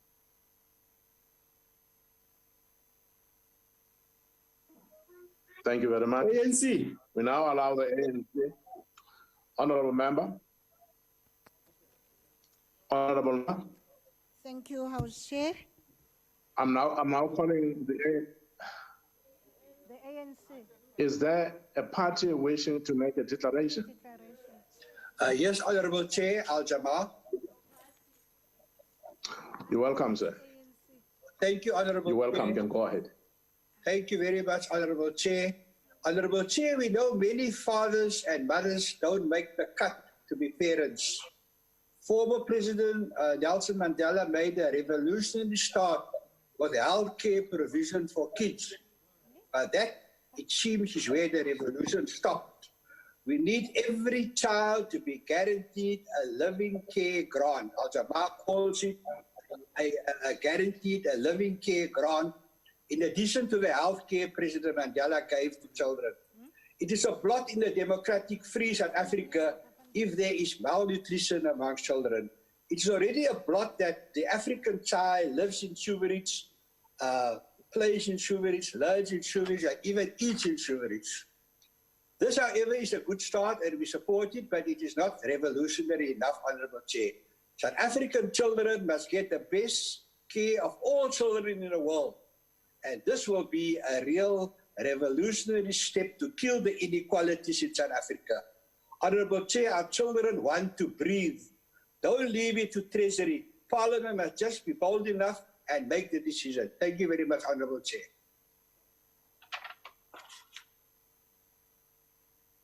Thank you, Honourable Member.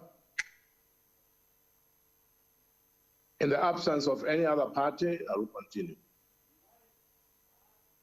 ANC, Honourable Mutau will be speaking from the chamber. Honourable Mutau.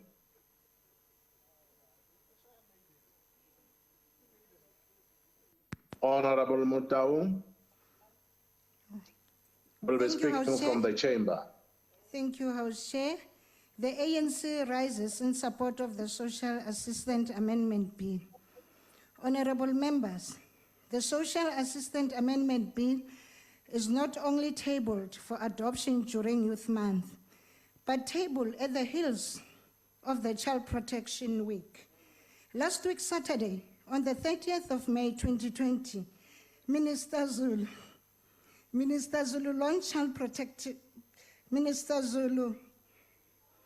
launched Child Protection Week in Rustenburg, Northwest Province. The annual Child Protection Week is a national campaign initiated by the department and civil society organizations to mobilize society to play their part in building and caring society that protect and promotes the rights of children.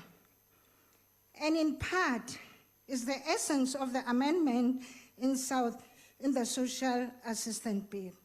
The bill firstly deals with the rolling out of the inspectorate faster and timelessly and focus on investigations and manage the fraud in SASSA. Secondly, it provides a top-up for children looked after by their family members and reduce the burden on the foster care grant system, as well as the adoption system. It is the first comprehensive legal solution that addresses the backlog in the foster care grant system. The substantive amendments relate firstly to the Minister of Social Development, with the concurrence of the Minister of Finance, make available additional payments to social grants based on a certain criteria. Secondly, removes the reconsideration requirement from SASSA so that grant application can go directly to appeals tribunal, as it shortens the process. And thirdly, changes the inspectorate organizational structures from being a government department to a component. The ANC thanks the public for commenting on this amendment, which contributed to the engagement which we had in the committee. The public contribution provoked our thoughts and contributed to sharing the quality of our engagement, which were robust in the committee. The committee had robust discussion on Clause 5, which amends Section 13 of the Social Assistance Act, which deals with the social relief of distress. The main concern raised in the committee was on the clarification of timeframes on the disbursement of the social relief of distress to those that are affected by disasters according to the Disaster Management Act. This was clarified as the primary aim of the Clause 5 is for harmonization. Social relief of distress is not only disasters, but of other forms of distress that households experience. Clause 7, which amends Section 8 of the Social Assistance Act, which deals with the appeal against decision of agents. The main concern raised in the committee was on who appoints, conducts oversight over the agents. This was raised in the context that the committee is the oversight authority over department and SASSA. The committee agreed unanimously that the minister, after consulting Parliament, appoints an independent tribunal. And Clause 8, which amends Section 24 of the Social Assistance Act, which deals with the imperatorate for social assistance. The main concerns were on the final responsibility or supervision of the minister over the inspectorate and the independence of the inspectorate. It was our concern indeed in the committee. This was clarified. The minister has the responsibility for the inspectorate proper functioning, but no one should interfere in its functioning. A case in point is the relationship between the Minister of Justice, exercises entire responsibilities for the Justice Department, but does not interfere in the daily functions of the National Prosecuting Authority. Honorable members, this amendment will ensure that social assistance system caters for kinship care. It will reduce increased backlog on the foster care grant system, therefore contributing to alleviating extreme levels of poverty. It will in part enable better social security provision for our children. It will create security for children that are raised by their own extended families. It will enable the country to advance the best interests of the child or children, which is paramount importance, as enjoined by Section 29 of the Constitution of the Republic of South Africa, as well as ensure that we advance Section 27 on the Constitution, ensure everyone has a right to social security, appropriate social assistance. The ANC support the Social Assistance Amendment Bill, age of 2018. I thank you, Chair. Member Mutaung. Are there any objections to the bill being read a second time, honorable members?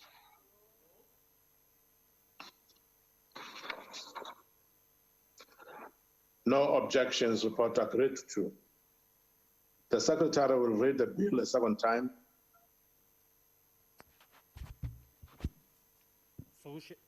Social Assistance Amendment Bill. Well read. Well read. The bill will be sent to the National Council of Provinces for concurrence. We now have the fifth order. The Secretary will read the fifth order. Consideration of report of Portfolio Committee on Justice and Correctional Services on prescription in civil and criminal matters, Sexual Offences Amendment Bill. Thank you. I now recognize the Honorable, the Chief Whip of the Majority Party from the Chamber. Thank you very much, Honorable House Chair. Honorable House Chair, I move that the report be adopted by this House. Thank you very much, Chair. Thank you. The motion is that the report be adopted. Are there any objections? House Chair. No objections, report agreed to. We have the sixth order. The Secretary will read the sixth order.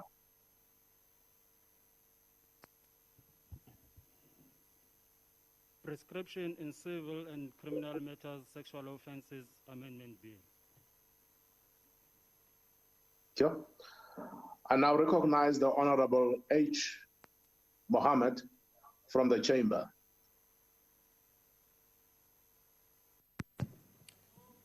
Thank you very much, House Chairperson. The Portfolio Committee on Justice and Correctional Services, having considered the Prescription in Civil and Criminal Matters Amendment Bill, referred to it and classified as a Section 75 Bill, reports with amendments.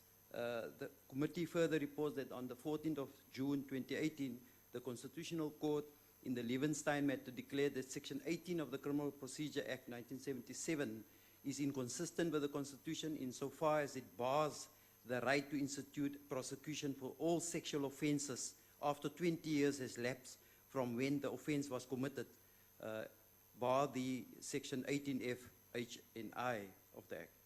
The Constitutional Court gave this Parliament 24 months to enact remedial legislation, that is before the 14th of June 2020. And on the 27th of November last year, the bill was tabled and referred to the committee, proposing amendments to Section 18 of the Criminal Procedure Act and Sections 12 and 13 of the Prescription Act. In response to the call for public comment, we held public hearings on the 4th of March here at Parliament, and several of the submissions expressed the concern that the retrospective declaration of constitutional invalidity of Section 18 of the Criminal Procedure Act to 27th of April 1994 meant that the 20-year restriction would still be applicable in respect of certain sexual offences committed before the 27th of April 1994. The committee is of the view that Section 18, with specific reference to the right to institute a prosecution, once amended, will also apply to the right to institute a prosecution in respect of the category of offences which were committed before the 27th of April 1994 and which were excluded from the ambit of Section 18 of the Criminal Procedure Act. With regard to the concerns that were raised with regard to retrospectability of application of Section 12.4 of the Prescription Act, the committee is of the view that these may be misplaced because only the restriction that applies in terms of Section 12.4 of the Prescription Act, which deals with when the prescription begins to run, is that the proceedings should be instituted within a specific period after a person has recovered from certain stipulated impediments. In other words, Section 12.4 does not apply retrospectively. The committee, therefore, is of the view that it is unnecessary to include a reference to 27th of April 1994. House Chair, in conclusion, many of the submissions propose to remove the start of the civil prescription altogether in respect of all sexual offences. The committee, however, is of the view that such an amendment is of a substantive nature nature and should be carefully considered, amongst other, with specific reference to the horizontal application of fundamental rights. The report is submitted, Chairperson, for adoption. Thank you. Thank you very much, Honorable Member. Requests for declarations of vote have been received. I'll now allow one member from each political party wishing to make a declaration an opportunity to do so. From the DA, Honorable Hon, on the virtual platform. Honorable Hon. Thank you, House Chair. The Democratic Alliance supports this bill. As stated in the report of the Portfolio Committee on the bill, as introduced by the Honourable Mohammed here today, the aim of the bill is to give effect to the judgment of the High Court as confirmed by the Constitutional Court in the well-publicised case of Liebenstein versus Estate Franco. In essence, the Constitutional Court stated that the primary rationale behind the differentiation between sexual offences in Section 18 of the Criminal Procedure Act seemed to be based on the belief that certain sexual offences are more serious than others. The court found this to be irrational, stating that the use of prescriptive periods in Section 18 as a basis to distinguish between rape or compelled rape and other forms of sexual assault when they harm the harm they cause to survivors is similar is irrational. The court also held that by overemphasizing the significance of the nature of the Criminal Act at the expense of the harm that it produces to survivors, Section 18 failed to serve as a tool to protect and advance the interests of survivors of sexual assault because Section 18 precluded some survivors of sexual offences from access to criminal legal recourse while protecting others. Now, Chair Professor Liz Kelly, in a seminal book, Surviving Sexual Violence, published in the early 1990s, convincingly pointed out that sexual violence is best viewed on a continuum, not in a hierarchy, and that sexual assault and rape are apples of the same theoretical tree of gender-based violence. She also wrote that the physiological impact is not necessarily correlated with the type of harm a survivor experiences. As she put it, with the important exception of sexual violence which results in death, the degree of impact cannot be simplistically inferred from the form of sexual violence. There are no standard victimhood traits based on the type of harm experienced. This bill, therefore, is a good bill. Though the court properly removed an arbitrary distinction and in the process also enabled victims to not only seek criminal justice, but also civil compensation. The net effect, however, House Chair, is that we, going forward, could grapple with the potential result of a further expansion in custodial sentences imposed on offenders. Allowing more survivors of sexual violence to exercise their rights has the potential to increase the number of people incarcerated. Overcrowding is unfortunately one of the hallmarks of our correctional system, and it will be for years to come. We live in a time where we as a nation feel a justified sense of outrage in respect of the senseless violence women and children are being subjected to in this country. One of the consequences is a hardened and emotional stance that stricter laws, tougher bail protocols, and harsher sentences is the only and best approach through which the scourge of gender-based violence is to be reined in.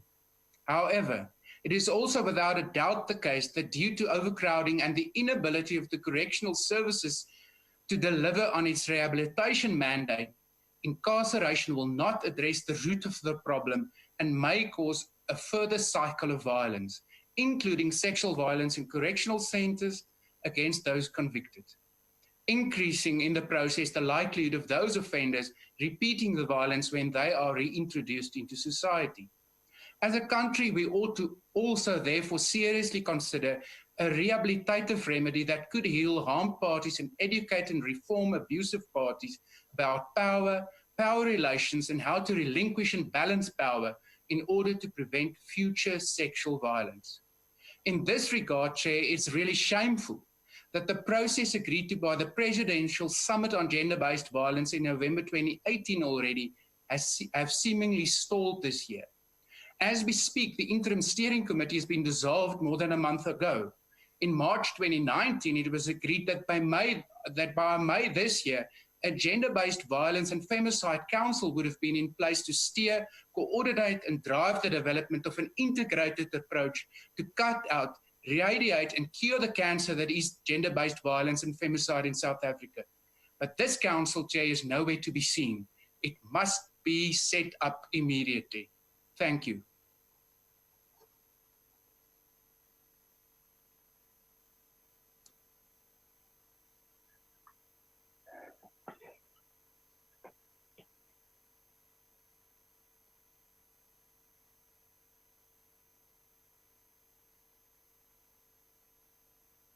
Honorable Ndlozi is the next speaker.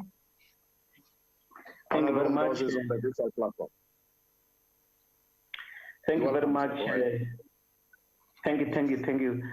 On the 14th of June 2018, the South African Constitutional Court issued an anonymous judgment confirming that there will be no more limit in which to constitute a criminal prosecution for any sexual offense in South Africa, regardless of how long it was committed or whether the survivor was a child or an adult. Accordingly, this bill seeks to enact this into our law with the necessary amendments to realize this ruling. Sexual offenses, particularly rape, are central to the disruption of people's lives long after they were committed against them. There's no measuring the psychological effect of rape and other sexual offenses on victims of any age or gender. This is indeed a progressive law and amendment which we must all welcome. Nevertheless, over the years, we have seen how it is not so much in how progressive our laws are, but whether the institutions charged with giving them material manifestation are working or not. What good is such a law if the prosecuting authorities will not be able to pursue cases if indeed victims of rape and sexual offenses open cases in police stations tomorrow? What good is in such a law if when victims arrive in the police station or any police station today, they will be either laughed at if they are men claiming to have been raped when they were boys by priests or any morally degenerate name? What good is such a law if a gogo walks into a police station to lay a charge against her bar, who abused her over 20 years ago, if white privilege will protect such a white man from full prosecution? Such amendments are indeed futile in a society that does not respect from its everyday cultural practices the sexual dignity of children and women in general. If young boys are being raped in prisons today, it must be seen as done under the custodianship and the watch of the state. The state must be held accountable and seen as abetting crimes against humanity. How can a state where young boys are raped daily in its prisons ever guarantee that it will investigate a rape and properly prosecute a rape that comes from 20 years ago? We must welcome the bill, but note that rapists, pedophiles, and sexual offense perpetrators are really not scared of the law because institutions charged with it, like the police and the APA, never bite when it comes to sexual offenses. I thank you. Very much, Honorable Ndlozi. Honorable Msimanga from the IFP is on the virtual platform. House Chairperson. Baba Msimanga. Honorable Chairperson. Honorable Member. Honorable Chairperson, this is Honorable Singh. Honorable Van der Merwe will replace him. He's having some connectivity problems. Okay. And for the next one as well. Thank you. Okay, Honorable Singh. Honorable Van der Merwe, you can take over. Thank you very much, Honourable House Chairperson. Honourable House Chairperson, sexual offences remain amongst the highest and most grievous offences committed in South Africa, with a staggering 50% of South African women estimated to have been victims of sexual violence during their lifetimes. Only 35.5% of these sexual offences being reported to the South African Police Services, and the conviction rate is even much lower.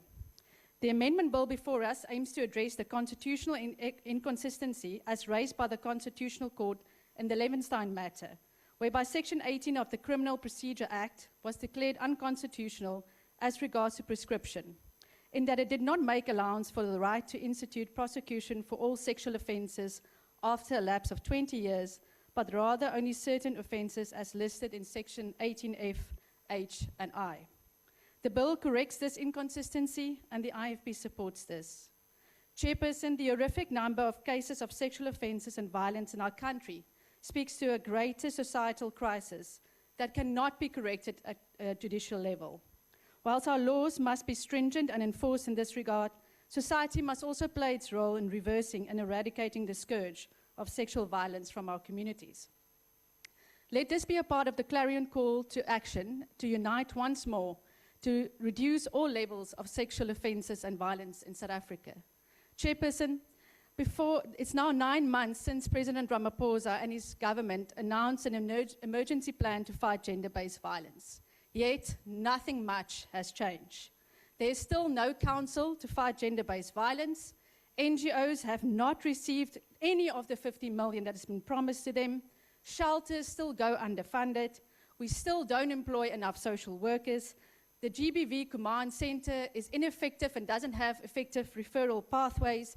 And we still spend about 350 rand on a perpetrator of violence in jail, while we only spend about 50 rand on a woman and child in a shelter. So while this amendment bill is a step in the right direction, it is really time for us to move beyond empty rhetoric in our fight against gender-based violence and start saving lives. I thank you. Thank you, Honourable Member. Honourable F.J. Melder, the Freedom Front Plus.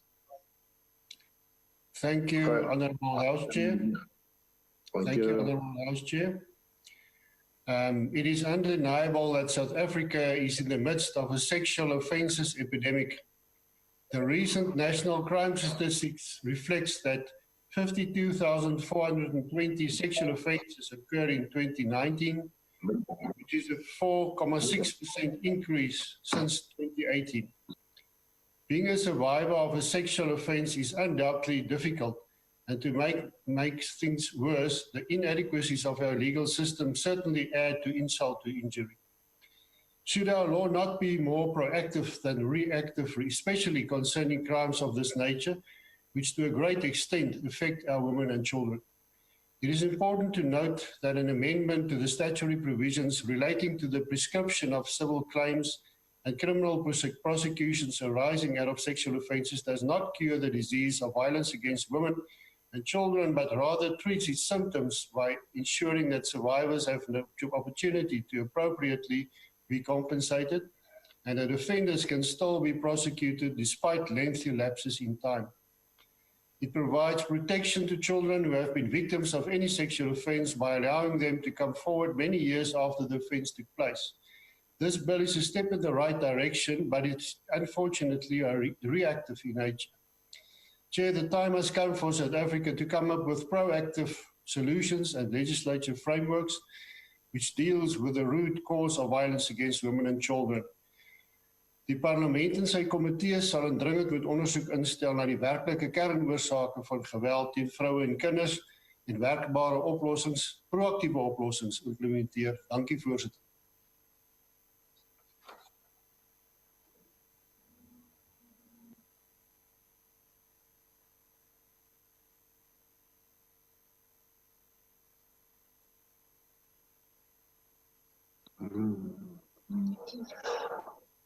Honourable Swartz will be speaking from the chamber, from the ACDP. Honourable Swartz. Thank you, House Chair. House Chair, the ACDP shares the public outrage at the high levels of sexual abuse in society.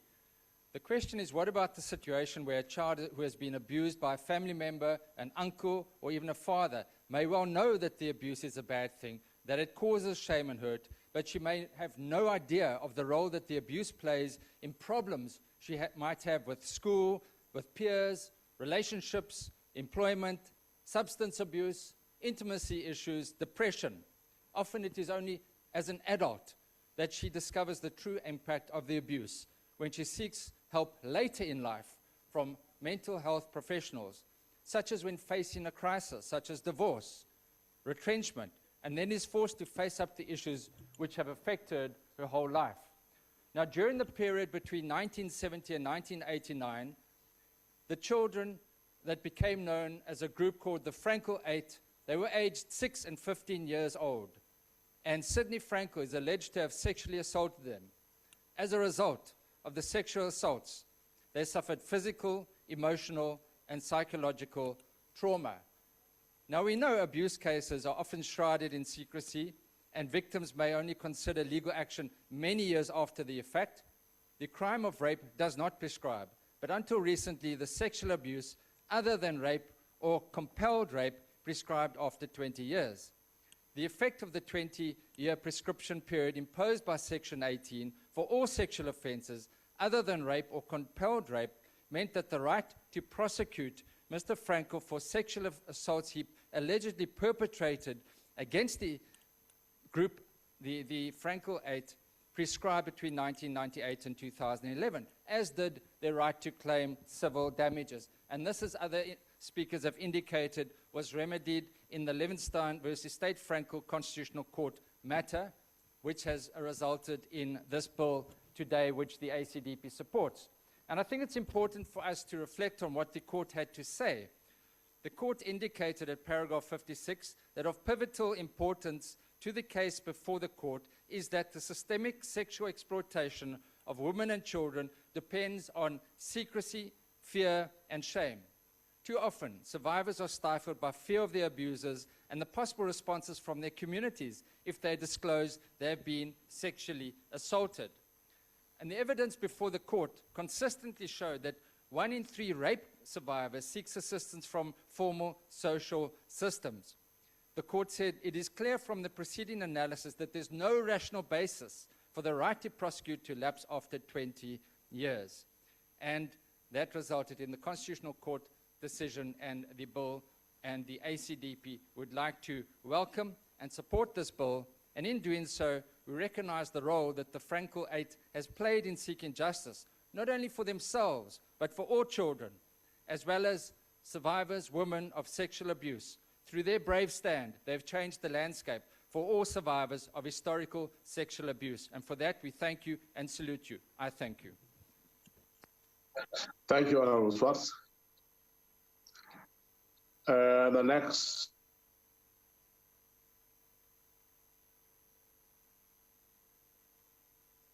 Honorable speaking from the chamber.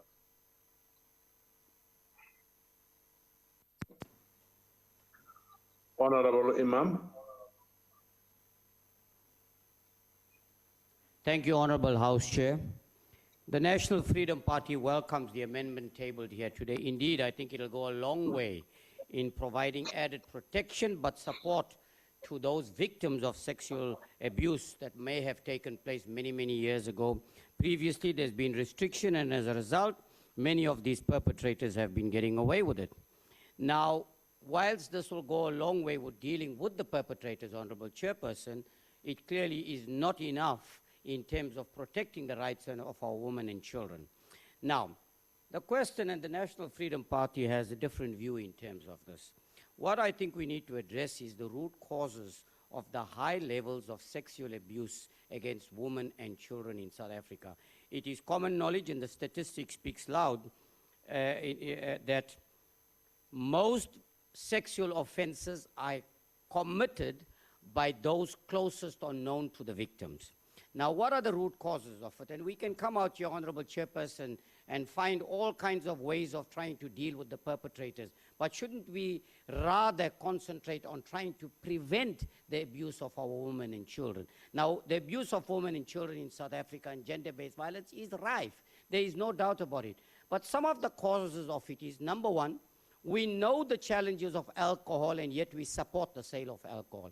We know the challenges we face, particularly in the socio-economic conditions, the poor housing, the high unemployment rate, the lack of water and sanitation and things, but we do very little or nothing about this. we are not willing to address the root causes of it. And as long as we don't deal with the root causes, Honorable Chairperson, our people are going to continuously be at the mercy of these perpetrators of violence against women and children.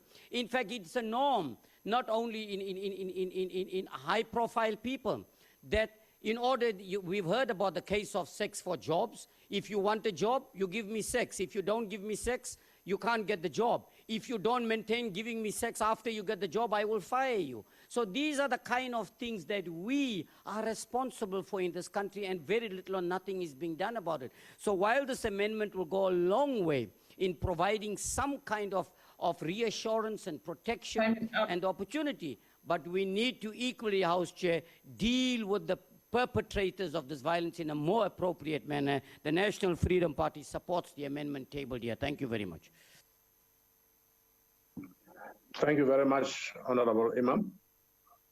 From the AIC, Honorable Njaisa, speaking from the visual platform. Honorable Njaisa, are you around?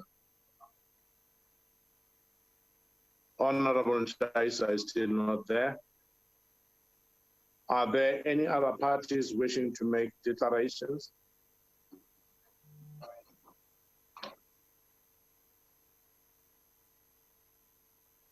Honorable members.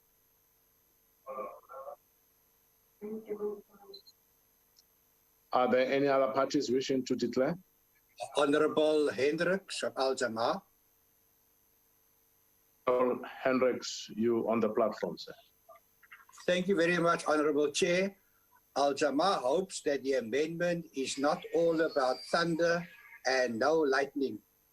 Al Jamaa agree with other honorable members that sexual violence must be broader and include any form of gender-based violence. Only then will women will feel that something real is being done and that one day justice will be done.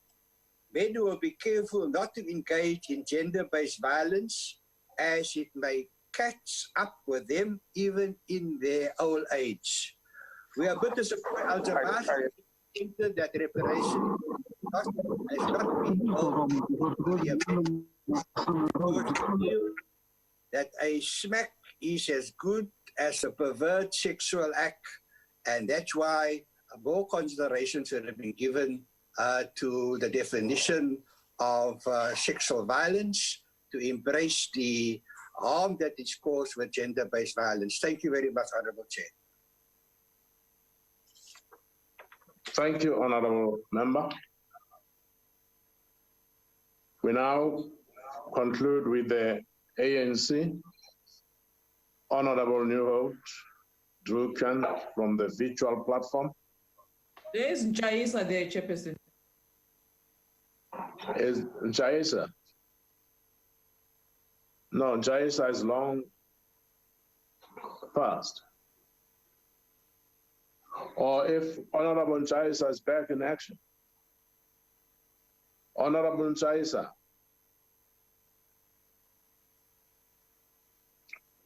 Honorable Njaisa. Chairperson, can you hear me? Unmute. Chairperson? Okay, Honorable Njaisa. Yes, can you hear me, Chairperson? Hello? Yes. Chairperson, can you hear me? We can hear you. Yes, I was saying I'll be going for order number 7, not on this one. That is Communications Committee. Hello?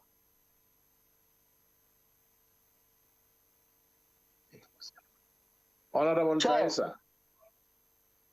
Yes, I have heard you. Can you hear me now? I can hear you, Honorable Njaisa. We'll reserve your slot. Yes, I'm saying yes, because I'm be going for number 7, order number 7. Thank you very Communications PC. Thank you very much, Honorable Njaisa. Okay. Thank you. Oh, thank you very much, Chair. Yebo.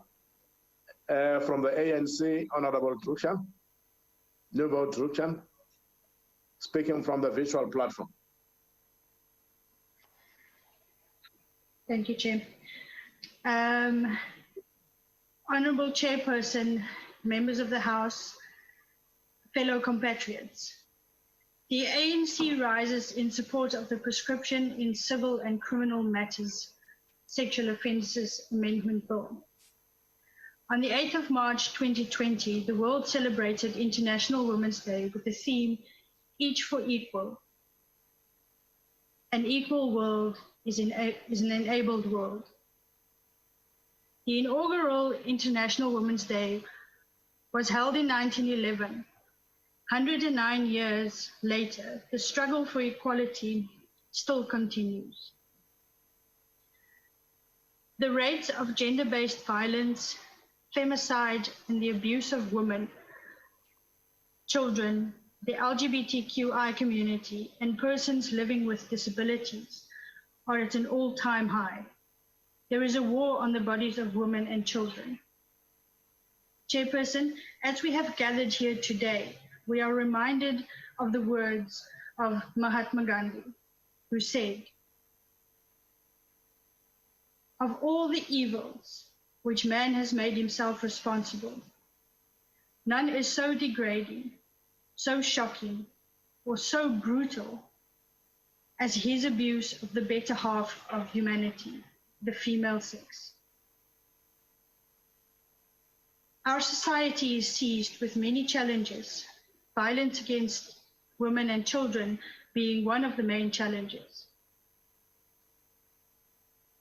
We are living in an inherently dangerous society where women are objectified.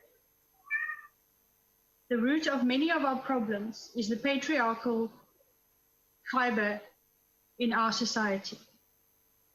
The ANC, in its 53rd National Conference in Mangaung, noted that there is still a need to continue systematically fight against patriarchy and any other forms of abuse against women in society.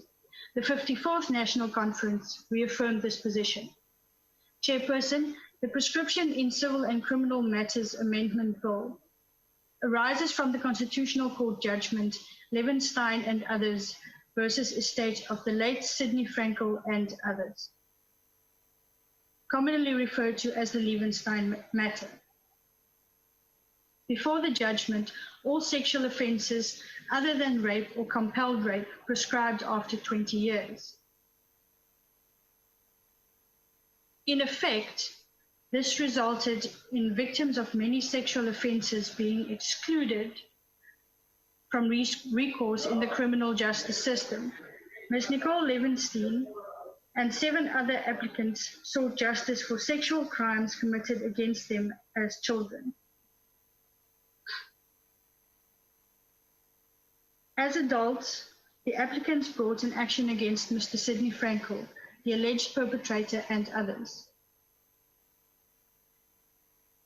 The High Court held that it was entirely irrational and arbitrary to create a random cut-off period of 20 years for prescription of sexual offences, when there is a sufficient body of evidence demonstrating that these offences inflict deep continuous trauma on survivors. The High Court also noted that many survivors suffer quietly and either never disclose the offences at all, with the perpetrator escaping all consequences, or disclose other varying lengths of time after the offences were committed.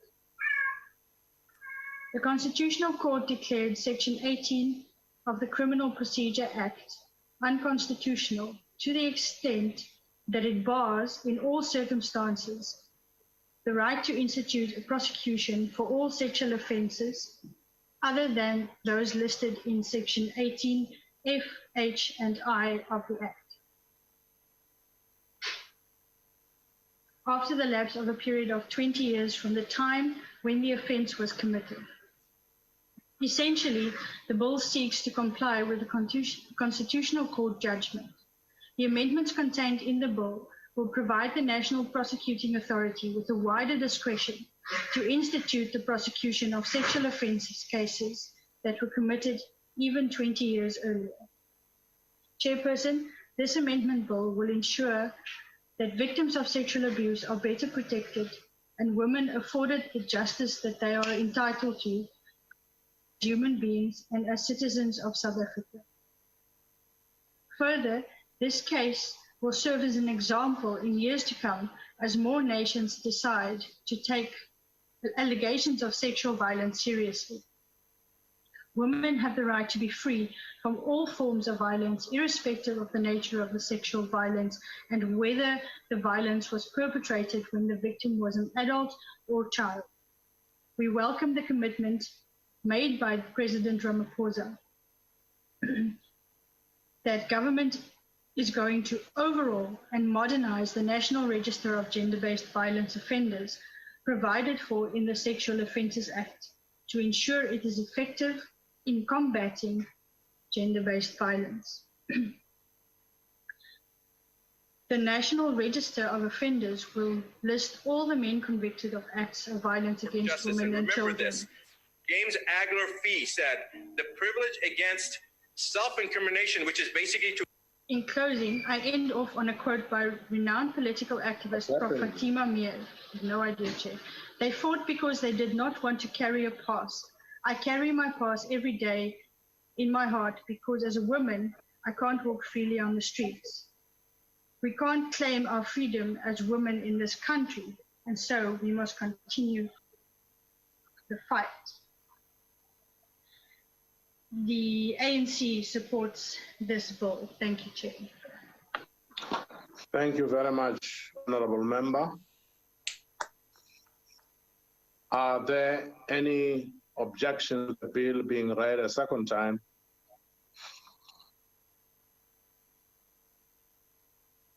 No objections agreed to.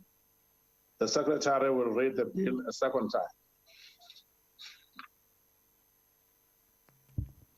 Prescription in Civil and Criminal Matters Sexual Offences Amendment Bill. Thank you very much. The bill will be sent to the National Council of Provinces for concurrence. As I welcome the co-chair, Honorable Cedric Floric, to take over. No, thank you, House Chairperson. We'll move on to the seventh order, and I'll request the Secretary to read the seventh order. Consideration of report of Portfolio Committee on Justice and Correctional Services on the Recognition of Customary Marriages Amendment Bill. I now recognize the Honourable the Chief Whip of the Majority Party. Welcome, Honourable Frolic. Hi, boo. Uzinga zinga. I recognize the Honourable Chief Whip. What is going on now? What is this now? It's precisely what we are saying. Let's move to Pretoria. May I ask the IETs just to mute the other mics? I'm recognizing the Chief Whip of the Majority Party. Thank you very much, Chair. I'm calling our own member, Honorable Mbalula, to be in order. You don't just jump into the visual platform when the House is in session. Chair, I move that this House adopt the report. Thank you. He thinks this is Twitter. The motion is that the report be adopted. Are there any objections? There's no objections, agreed to. Sorry, the Secretary will read the eighth order. There is an objection from the DA. The objection is noted. The Secretary will read the eighth order. Second reading, Recognition of Customary Marriages Amendment Bill. I now recognize the Honourable Mohammed from the Chamber.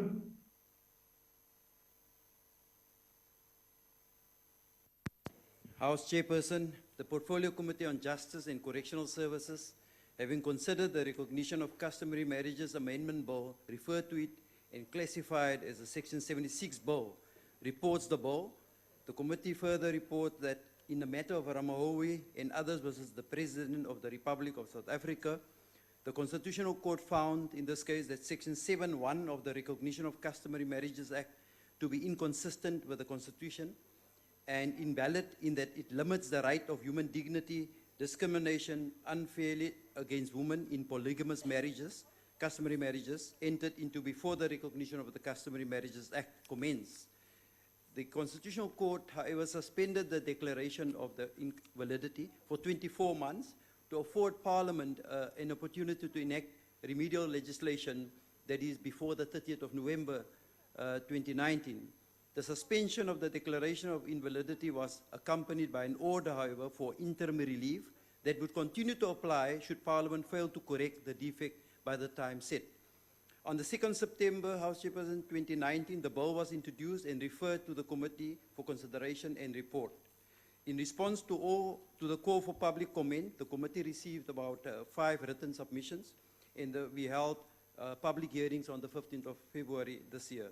During the committee's deliberations, a concern was raised to the effect that the bill fails to define the forms of property ownership at customary law, such as marital property, house property, family property, and personal property. The committee, however, is of the view that the insertion of a definition of these terms in the bill would require in-depth research as well as extensive conclusion or consultation with the relevant stakeholders to avoid unintended consequences to the detriment of women in customary marriages to whom the bill aims to protect. The committee notes that the South African Law Reform Commission with the Department of Home Affairs is reviewing the South African marriage regime, and the committee agrees that this process is better placed to investigate the definitions of forms of property ownership at customary law, and therefore requests that the ministry bring the matter to the attention of the Commission for investigation. House Chairperson, the report is submitted for adoption. Thank you very much. Thank you, Honourable Member. The request for declaration of vote has been received. I will now allow one member of each political party wishing to make a declaration an opportunity to do so. The Democratic Alliance, the Honourable Breitenbach from the Chamber.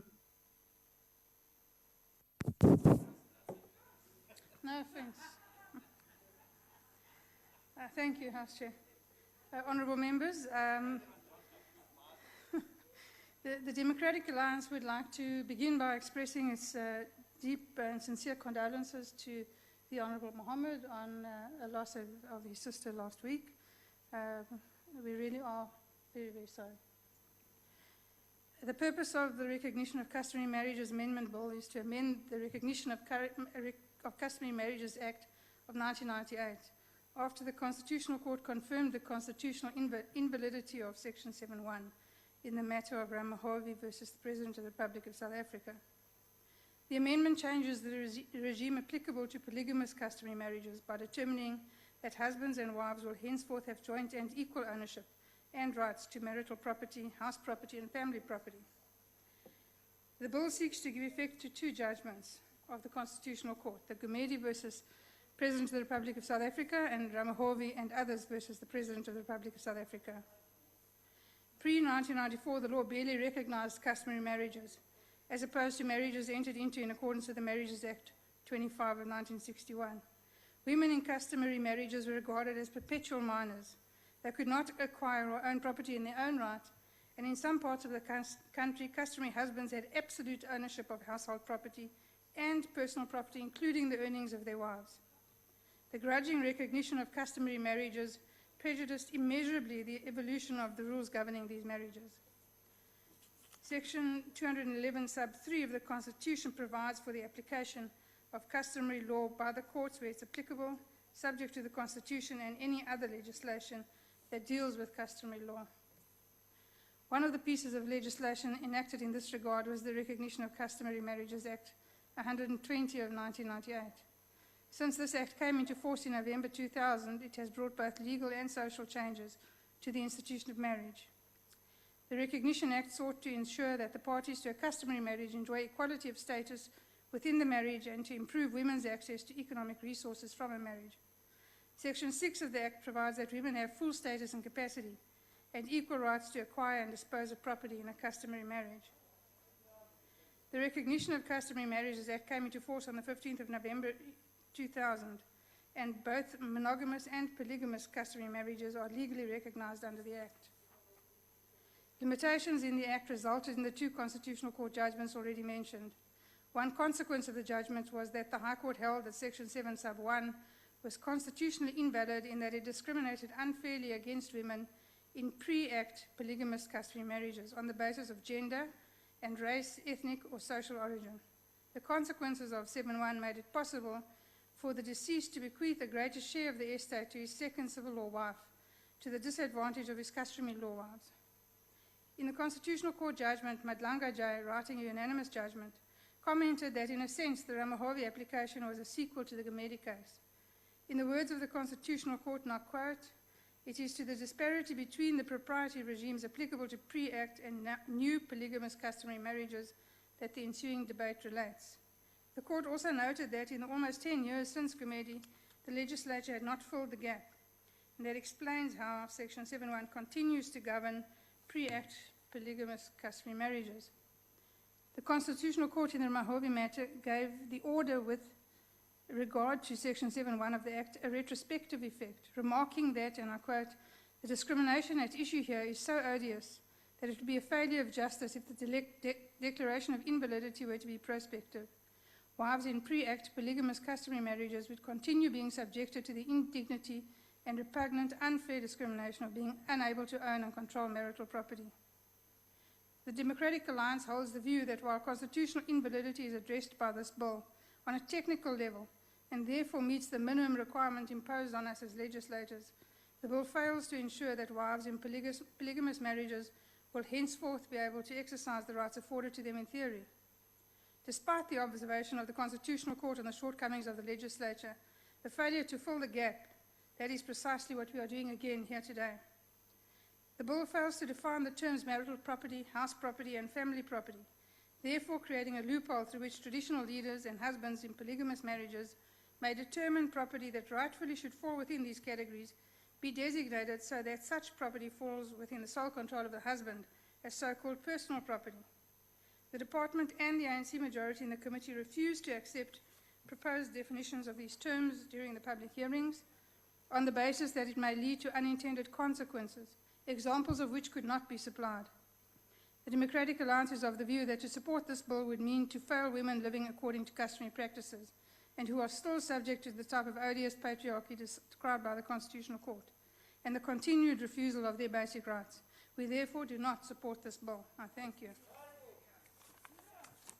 Serious. Thank you, Honourable Member. The next speaker is the Honourable Ndlozi on the virtual platform. The Honourable Ndlozi. Thank you very much, House Chairperson. In terms of the Section 7.1 of the Recognition of Customary Marriages Act and the applicable indigenous custom, wives in old polygamous customary marriages acquired no property rights in or control over marital property. When divorced women depend on the virtue of the husband whether they will acquire property or not. Nothing in law forced the ex-husband to share property with the wife he divorces if they were in a polygamous marriage. The Toyando High Court in the Ramahovi matter therefore sought to remedy this obvious injustice. A ruling confirmed by the Constitutional Court. It found that Section 7.1 of the Recognition of Customary Marriages Act is inconsistent with the Constitution and invalid in that it limits the right to human dignity and discriminates unfairly on the basis A, of gender, B, of race, ethnic or social origins against women in polygamous customary marriages entered into before the Recognition of Customary Marriages Act in 1998 commenced. The bill is therefore a long overdue requirement in our democratic system. It must be welcomed as a step in the right direction, disarticulating our society from the hatred it has legalized against women in institutions like customary polygamous marriages. To subject a woman divorced out of polygamous marriage to propertylessness is violence against women. It is the same as denying them inheritance of land, which still exists as a customary practice in many villages across the country. Indeed, the hatred of women finds its institutionalization in laws like marriage laws and their practices. We must be unapologetic that the dignity of women is a non-negotiable, even in the face of cold religious or customary practices, however old. It is such laws which give credibility to the treatment of women as subservient beings. From early childhood, men grow up in households where women are considered unworthy of owning property. They are simply slaves to men's desires. In fact, often the attitude that allows a man to divorce a woman who bore children to care of his and her children's domestic affairs for many years without sharing any property is the same attitude informing entitlement over women and their bodies in a patriarchal and toxic masculine society. It gives power to men to render women in or out of property at their own will. It is the basis many women hesitate to divorce as well, because the law does not guarantee them property to raise their children or survive after the harsh economic conditions of divorce. We must never allow any custom, tradition, however old, to hold women in indignity at the feet of patriarchal masculinity. The bill must be welcome on the condition as well that the definitional problems pointed out in many of the public consultations are dealt with when the broader amendments in the marriage regimes are enacted at a later stage. Thank you very much. Thank you, Honourable Member. The next speaker will be from the IFP, the Honourable Van der Merwe, who will speak from the Chamber. The Honourable Van der Merwe. Honourable Chairperson, this is Chief Whip Singh here. We've agreed that I will speak on behalf of Professor Msimang, if I may proceed.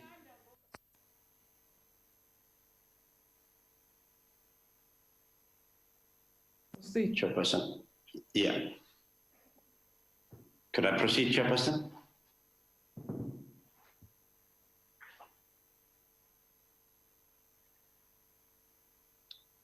Chairperson, I'm waiting for your directive. Yes, I received the name of the Honourable Van der Merwe. Yes, that was in error. Sorry, Professor Msimang is having connectivity problems, so I'll place the IFP position before the House. Okay, please go ahead. Thank you very much. Honourable Chairperson, the IFP firstly feels that the Recognition of Customary Marriages Amendment Bill is a fundamental step forward in the quest for equality in our society, particularly for women who are married customarily, and even more so for those in polygamous marriages. The Constitutional Court in the Ramahovi and others President of the Republic of South Africa case made an important ruling that affirmed the rights of women in our democracy, specifically the right to be free from unfair discrimination based on any grounds, but in this case, unambiguously on the basis of gender, race, ethnic or social origin, and marital status for women in polygamous customary marriages. The bill is imperative, not only because of the Apex Court order, but also because South Africa is and should be a plural society in which diverse existences are celebrated and afforded equal protection by the law. Women who elect to be married under customary law in a democratic South Africa should not be excluded from the protection of the Constitution as the highest law of the land, simply because they have not chosen to marry in terms of other legislation that extends equitable property rights and human dignity to married women. The amendment remedies the omission of women who are in polygamous customary marriage, and the Inkatha Freedom Party believes it is in the best interest of both women from a personal property rights position and family units, that is from a family property rights position, to have such rights protected by law. The amendment will allow women to elect customary marriage without the fear of being left destitute and or dependent upon the death of their spouses, and offers a comprehensive approach that awards due status to customary marriages similar to civil marriages. The bill reiterates the IFP's commitment to cultural diversity of the country and our constituents. The IFP notes the objections of the Women's Legal Centre and others regarding the definitions in the bill, and echoes the sentiments regarding the current undertaking by the South African Law Reform Commission and the Department of Home Affairs of reviewing the South African marriage regime. That process, we believe, will be in due course address the aforementioned objections. The IFP supports this amendment bill. Thank you, Chairperson. Thank you, Honourable Member. The next speaker is the Honourable Swart, who will join us from the chamber. The Honourable Swart. Thank you, House Chair. House Chair, the ACDP supports this amendment bill, which, as other speakers have indicated, amends Section 7.1 of the Recognition of Customary Marriages Act. Now, that section before the amendment read that the proprietary consequences of customary marriages entered into before the commencement of this act continued to be governed by customary law. And that obviously resulted in a number of problems, highlighted first in the Gumedi case, where it was stated that the Recognition Act sought to, quote, jettison gendered inequality within customary marriage and the marital power of the husband by providing for the equal status and capacity of spouses. And then again it was dealt with as indicated in the Constitutional Court decision of Ramohovi versus the President, where it was found that Section 7.1 did not assist women in the situation before the Recognition Act was passed, and hence this amendment bill. Now, we know that there are thousands of vulnerable women in South Africa living in polygamous marriages who suffer the hardships of the non-recognition of their proprietary rights due to customary law rules. Because they do not have equal control over property within their marriages, they are vulnerable to eviction, homelessness, and of course destitution. They may also have children to care for in circumstances where finding employment or an alternate home is particularly difficult. And this can be particularly harsh on older women and is clearly untenable. As the court pointed out, the fact of not owning or having control over marital property renders wives in the pre-act polygamous marriages particularly vulnerable and at the mercy of husbands. Now, there was a section, which was Section 7.4, contained in an attempt to assist such situations, but the court said this was cold comfort, if not pie in the sky, given the requirement that the husband would need to consent to a change of the marital regime.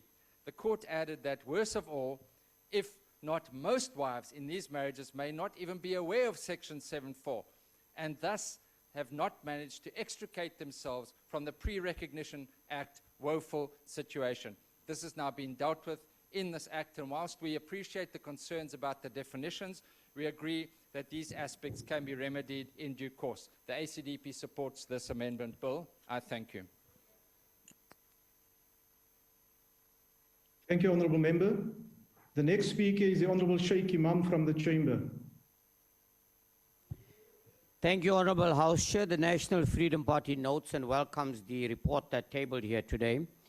Now, Honourable House Chair, the primary aim of the Recognition of the Customary Marriages Amendment Bill was to amend Section 7.1 and 7.2 of the Recognition of Customary Marriages Act 1998, which we all know the Constitutional Court had found to be constitutionally invalid. The bill also amended the definition of traditional leader in Section 1 of the Act to be in line with the Traditional and Khoisan Leadership Act of 2019. The Constitutional Court found that Section 7.1 discriminated against women in polygamous marriages entered into before the Act was passed, insofar as it provided that the proprietary consequences of such marriages continued to be governed by customary law, according to which wives had no right of ownership and control over marital property. This bill sought to provide the spouses in such marriages with joint and equal rights over marital property. Section 7.2 was amended to remove the distinction made between monogamous customary marriages entered into before and after the Act was passed. Now, Honourable House Chair, it is common knowledge, particularly in the country with the number of men that are entering into polygamous marriages, and particularly on their demise, what happens to those wives and what happens to those children, very often not provided for. Sometimes you find the one wife benefiting and child benefiting at the expense of the other. So indeed, the National Freedom Party believes this is going a long way in addressing the marginalization or victimization of certain women that have entered into either polygamous or customary marriages. The National Freedom Party supports the amendment tabled here. Thank you very much. Thank you, Honourable Member. Are there any other party who wish to make a declaration? Al Jamar, Honourable Chair. Please continue, Honourable Member. Thank you very much, Honourable Chair. Honourable Chair, it is discriminatory for a Xhosa, Zulu, Sotho Muslim and a Khoisan, Malay, Indian woman, Muslim women to be treated differently when it comes to their human dignity in matters of their marriages. This we have not seen even in the worst days of apartheid. Honourable Chair, the Constitutional Court has directed changes to this bill. But when the Constitutional Court declares that the nikah marriage is a valid marriage, Muslims must now wait for 4 more years to get their dignity. Home Affairs still harms the dignity of Muslim women married in a nikah for 40 years to have an entry on their death certificate of their spouse that says they were never married. Can't they just leave out this entry? You know, Honourable Chair, with this COVID deaths, the Muslim woman doesn't even see her husband. She goes from the hospital directly to the cemetery. And so all she has is a death certificate which says she's never married, in spite of the fact that she's been married to this man. She paid the lobola, which we call the mahar. She was married by an imam. This is an indignity to women, and I can't understand how this parliament that is so passionate about women's rights ignore the rights of Muslim women. Thank you very much. Are there any other party who wish to make a declaration? If not, the ANC, the Honourable Janki.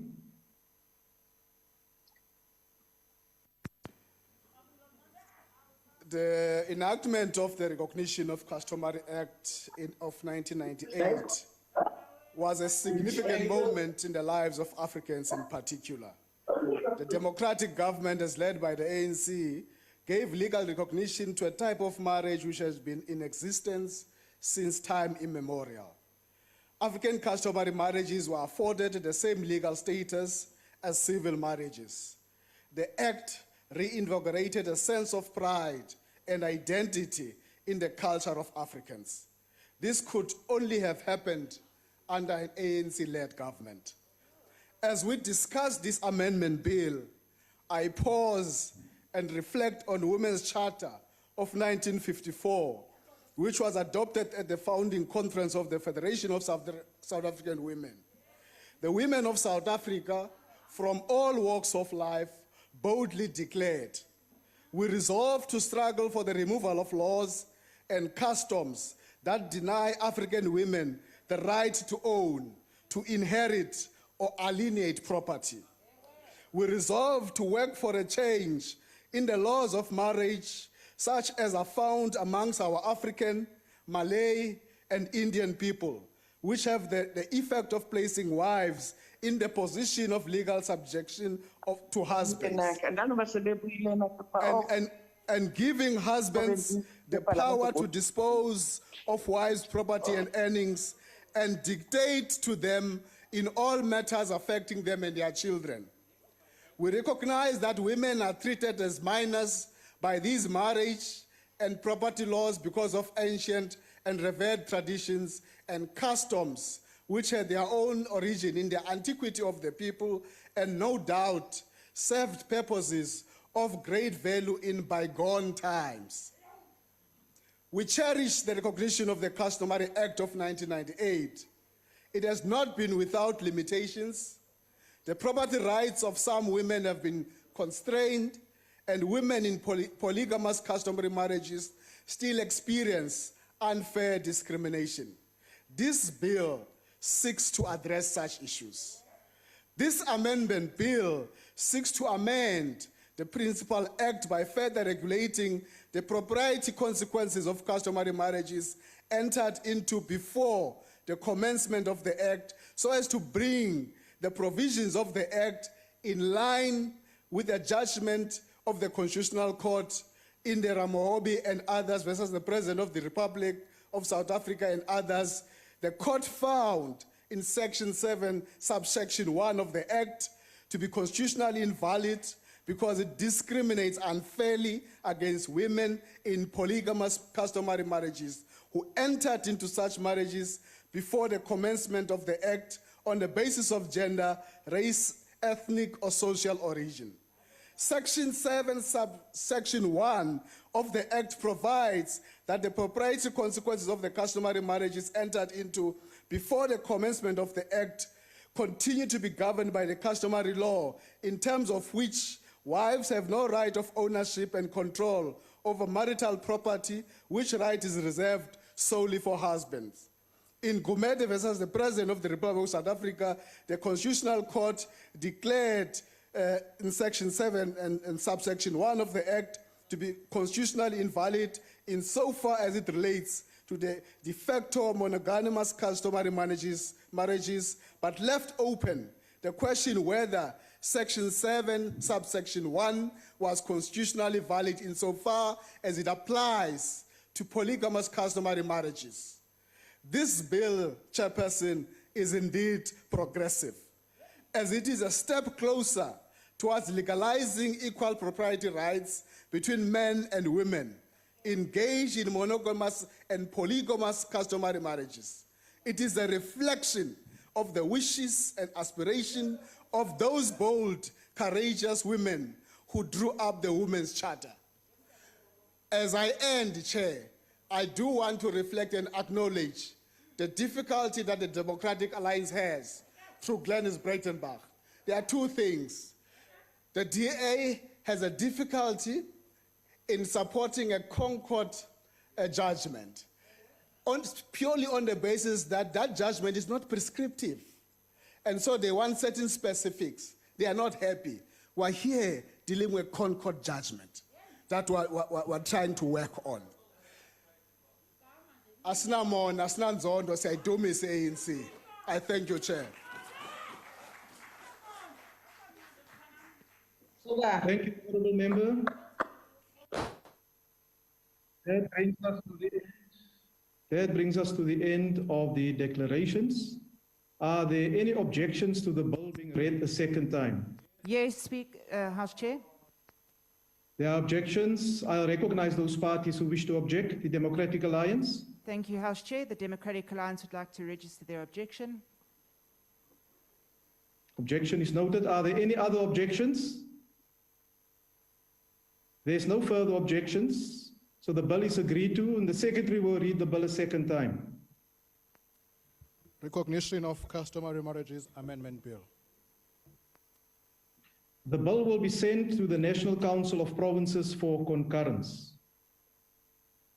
Honourable members, we will now take orders number 9 to 41 together as they appear on the order paper. These are the reports of the portfolio committees on budget votes. As been agreed to by all parties, there will be no declaration of votes on these reports, and parties will have the opportunity to make declarations during the consideration of the votes and schedule on Friday, the 12th of June. However, I will allow parties to indicate their objections to the specific reports should they wish to do so. I now recognize the Honourable Chief Whip of the Majority Party.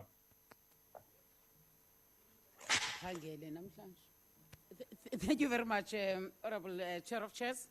Chair of Chairs, I hereby move that 9th to the 41 orders be adopted as these reports are tabled in the ATC. Thank you very much. Thank you, Honourable Chief Whip. Honourable members, the motion is that the reports be adopted. Are there any objections? Yes, House Chair, there are objections. There are objections, and I will take the parties in order. The Democratic Alliance. House Chair, just for clarity, would you like me to just declare which items we're objecting to in one go? That's correct, Honourable Chief Whip of the Opposition. Right. In that case, House Chair, thank you very much. The DA objects to order number 15, the vote on human settlements, the report on human settlements. We object to item number 16, the health report. We object to item 20, employment, labour and strategic plans. We object to item 21, public enterprises. We object to the National Treasury vote, item number 23. We object to item 31, the strat plan for the Office of the Chief Justice. We object to the strat plan for the Department of Correctional Services. We object to item 34, the annual performance plan for agriculture, land reform and rural development. We object to item 39, the strat plan for National School of Government. And we object to item number 40, the Department of Environment, Fisheries and Forestry and Fisheries. Thank you, House Chair. Thank you very much, Honourable Chief Whip. You've set a very good example. We wish the other parties will do likewise. The EFF. Thank you, House Chair. The EFF objects to all the reports that are there except for item 30. We support, item 31. We support item 31, Chief Justice. We support item 35, Stat SA. And we object to everything else. Thank you. Thank you, Honourable Mente. The IFP. Thank you very much, Honourable Chairperson. The IFP supports all the reports as tabled on the order paper from 9 to 41. Thank you. Thank you, Honourable Singh. The Freedom Front Plus.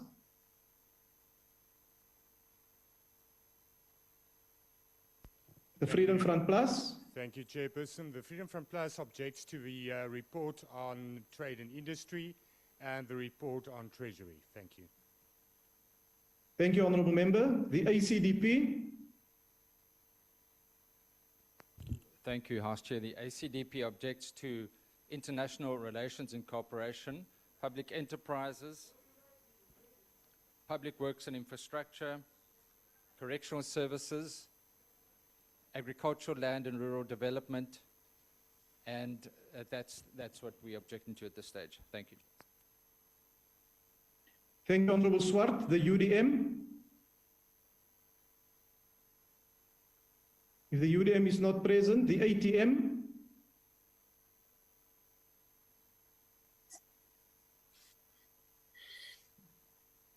The ATM. The next party is good. The NFP. Thank you, Honourable House Chair. The National Freedom Party supports all reports from number 9 to 41. Thank you. The AIC. Cope. Thank you, Honourable The PAC. Oh. Let's go back to Cope. The Honourable Madisha. Imran. Cope supports. Thank you. Thank you. The PAC. Al Jama.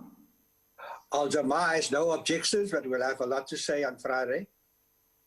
Thank you, Al Jama.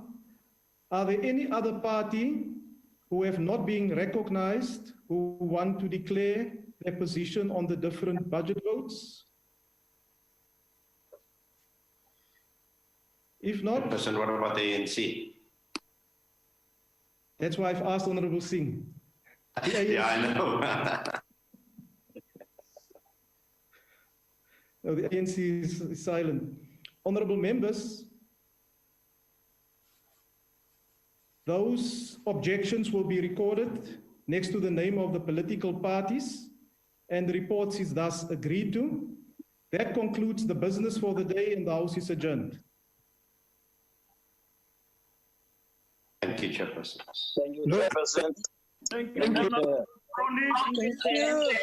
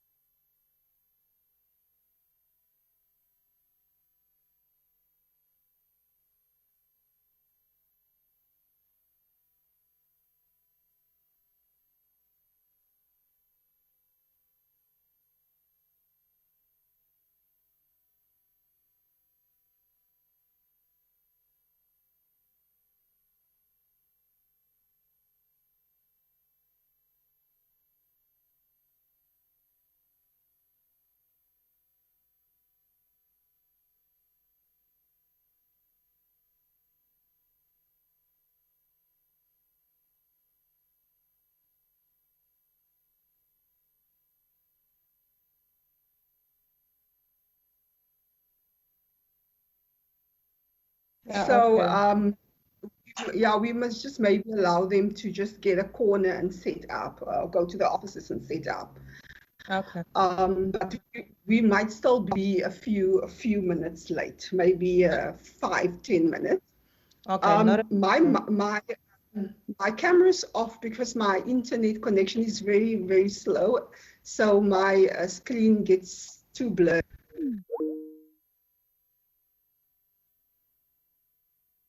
live on all the platforms. So whoever is going to speak, we really would like them to be on video. They must have their videos on because we don't want to have a black screen on TV. So I just thought I should let you know that we will be live. And then if there's any member who would like to be assisted with framing and all, we are here to assist.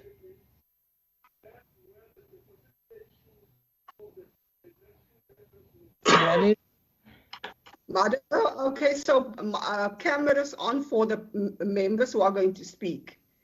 And Yes. I think our members know that mic should be muted when they're not speaking. Yes.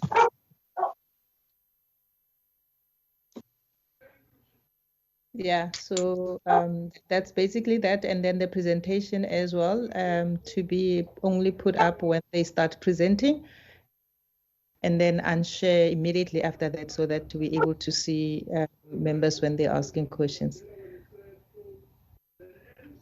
So we're depending on you and the chairperson to remind honorable members to switch on their videos should they forget, because sometimes we do forget. So yeah, so that we have a proper broadcast. Thank you.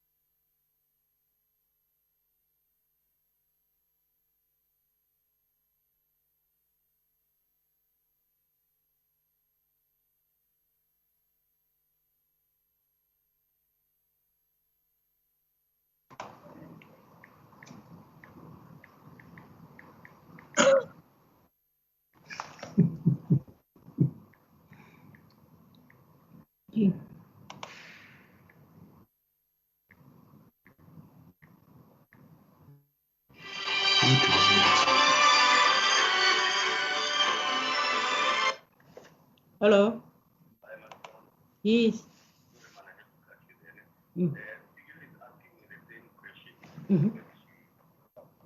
Yeah.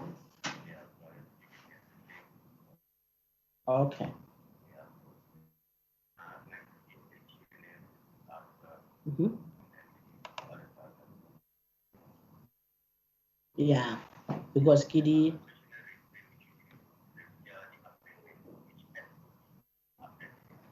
Okay. Yeah.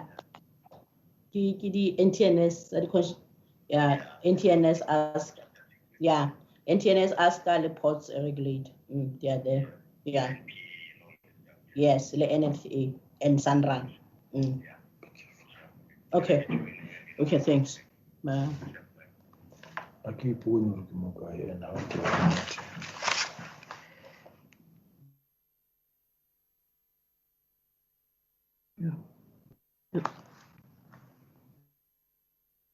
Who participate? Look at more.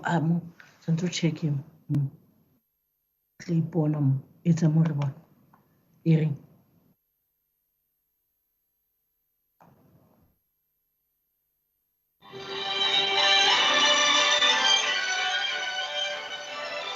Hello.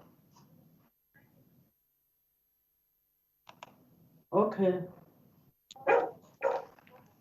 Okay, so okay. Advocate, bye.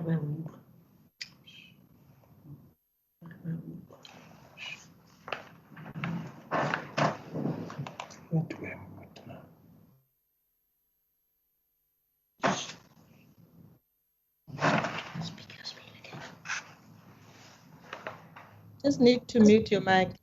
If you can just go to the mic and then mute your mic, then we won't be able to hear you.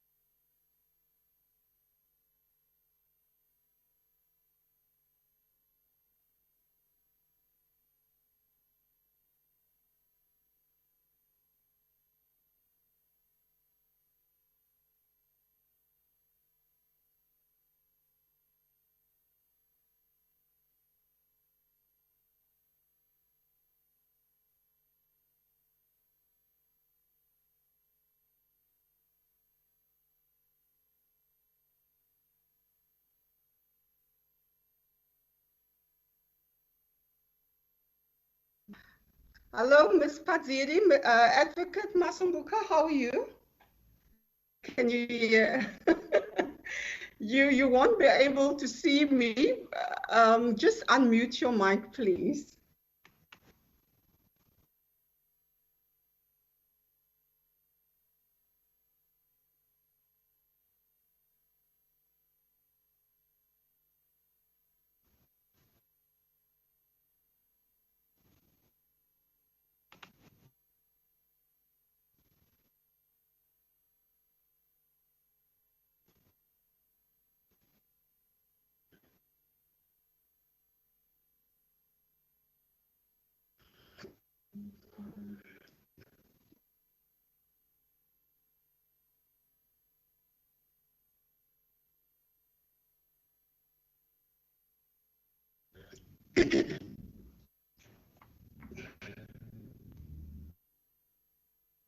Can I maybe in the meantime assist in that Tamabala to frame properly? There is too much space above your head, sir. If you can just, yeah. No, I do that again.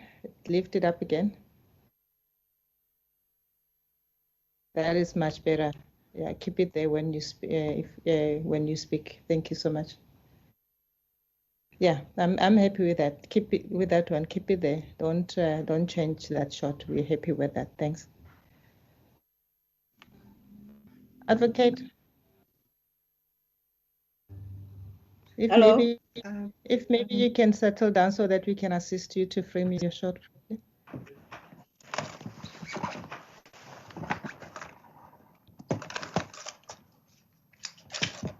Hello. Madam, I'm waiting to be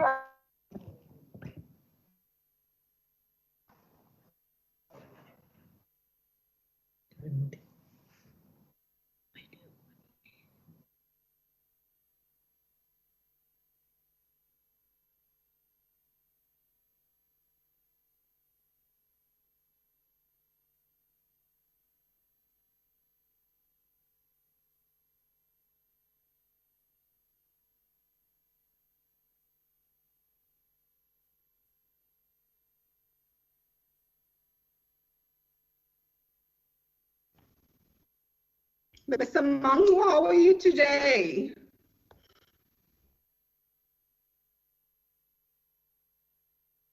Your mic. Oh, I'm so exhausted. I'm alive. How are you? Okay, were you participating in the house today? Yes, yes. I was in the Okay, house. okay, okay. Are you well? Considering if, yeah, I'm fine. I have no complaints. You are breaking like you are there by the area of Honorable Ramad.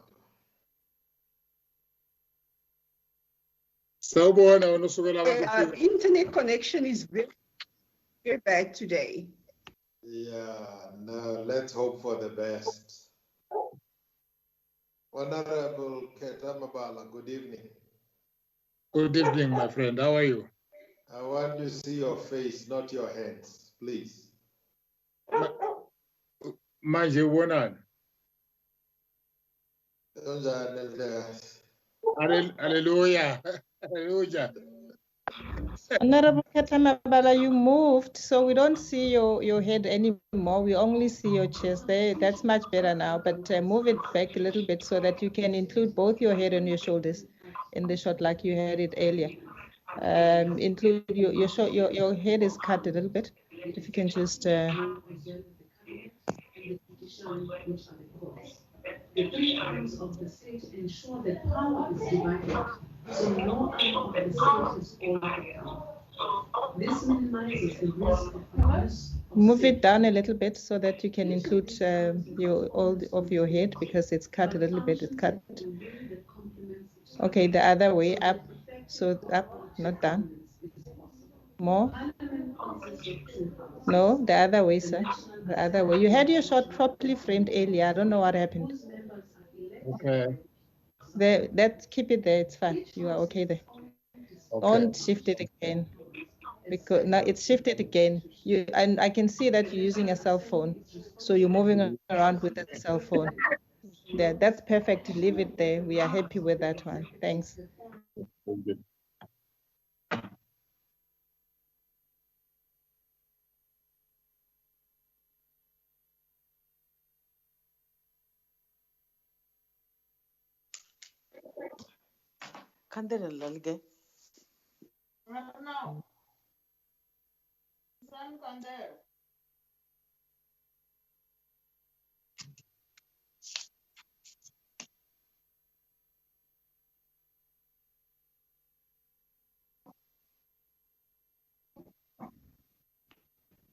Chairperson, I'm here.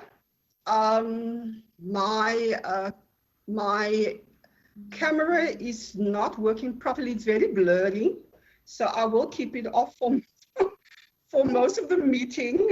But just so you know, there were two apologies from Mr. Luchungwa and Mr. Sitlolo.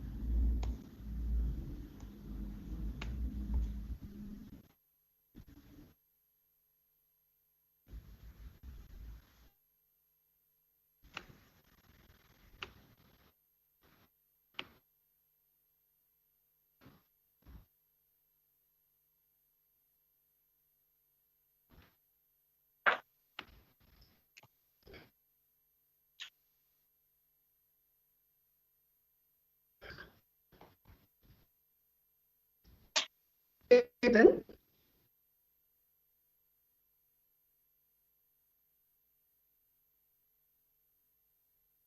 chairperson ready to start the meeting?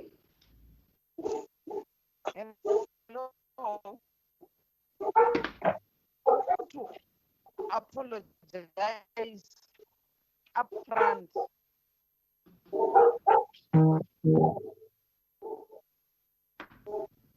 That my battery is becoming flat and we don't have electricity where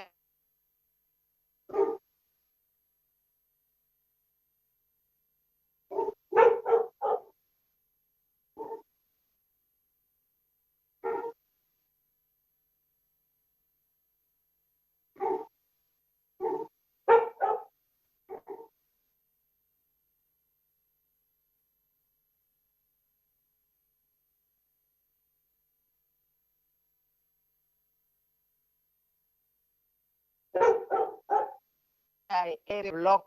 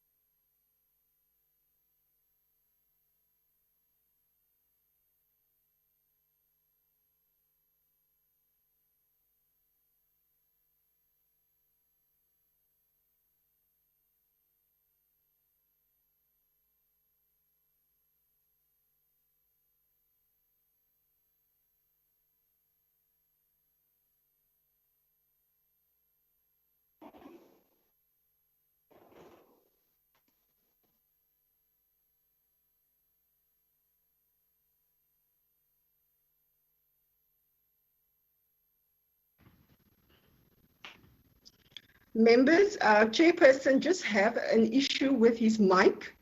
So as soon as ICT has supported him to have the mic set up, the meeting will start.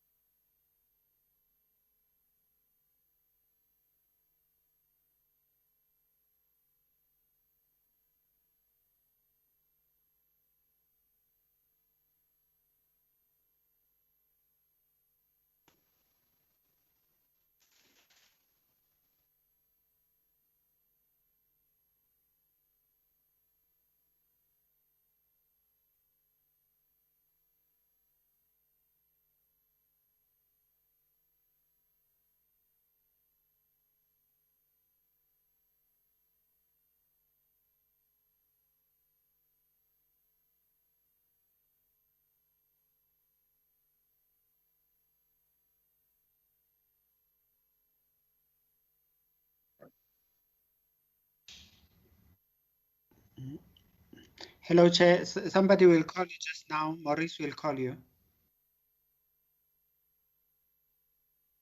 Maurice?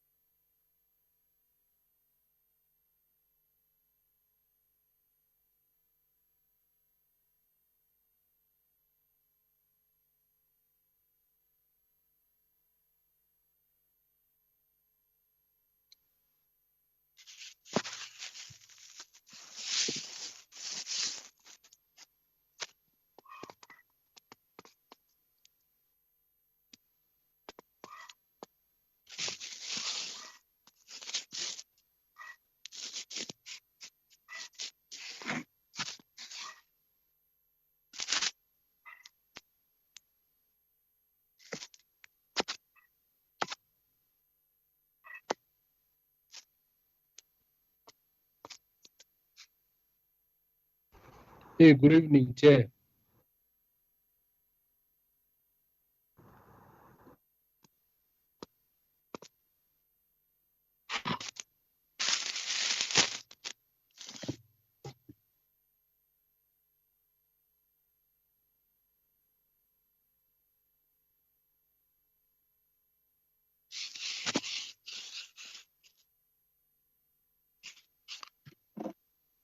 Good evening, Mr. Mabena. Hey, Comrade McDonald.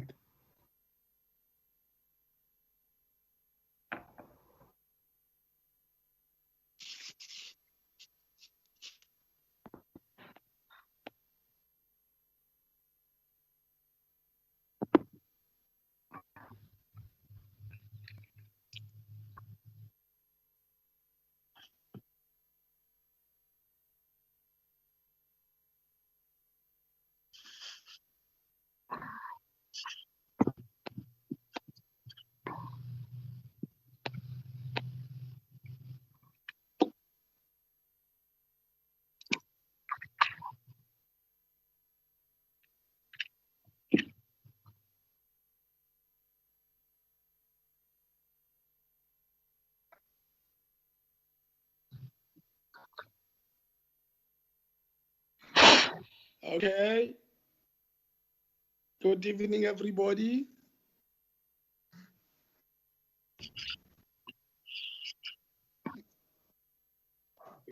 Can you guys hear me? Hello? Yes, we can. Yes, Chair, we Oh, can see you, Chair. Let me use my phone then. Hello? Yeah, I've joined through my phone. We'll fix this thing afterwards. Sure, thanks.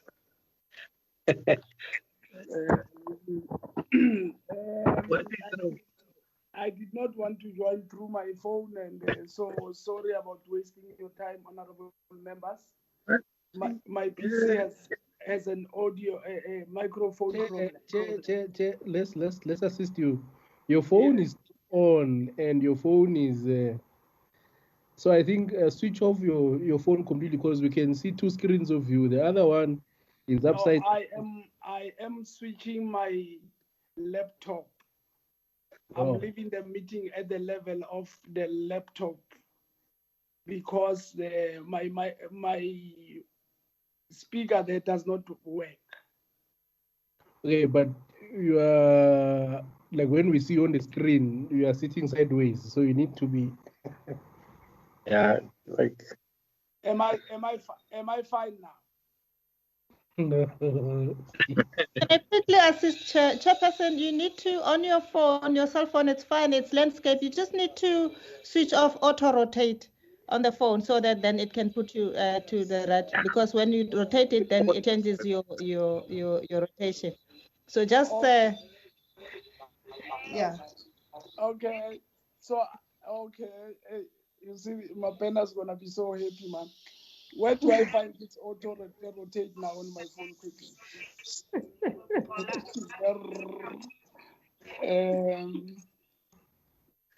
Auto rotate.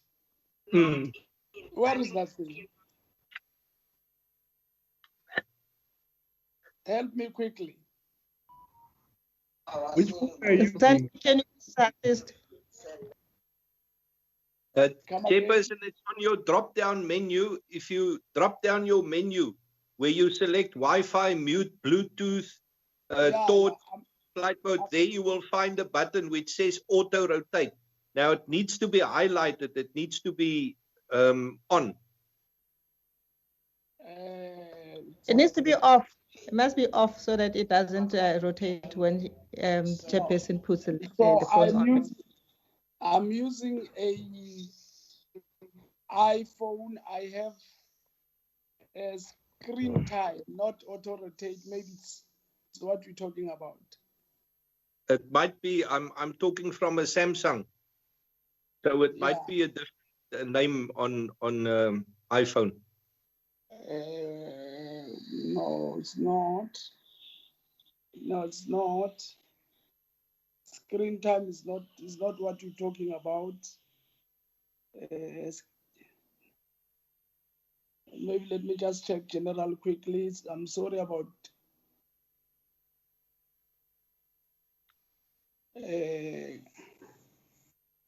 where are these people of IT? I don't see that thing, man. Control center. Chairperson, it's one of the options normally together with where you select Bluetooth and mobile data, flight mode, torch, all of that. It's among those icons.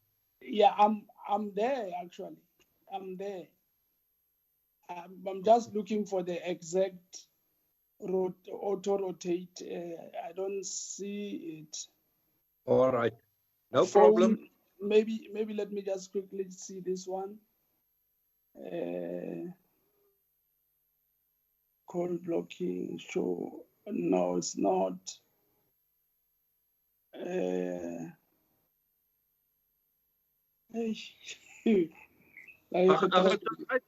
Chair, we can work with your voice.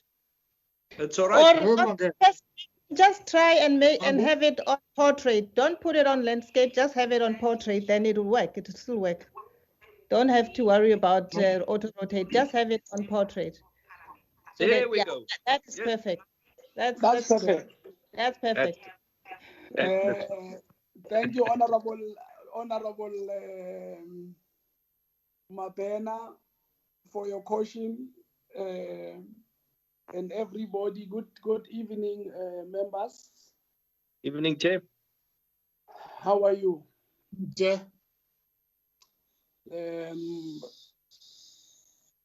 You will bear with me because now the phone is smaller than the. That's all right. Yeah, so I'll try to do my best. Don't judge me that much. Are we forming a quorum, Valerie?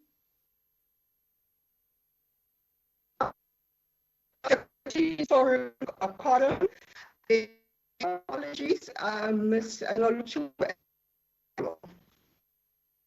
And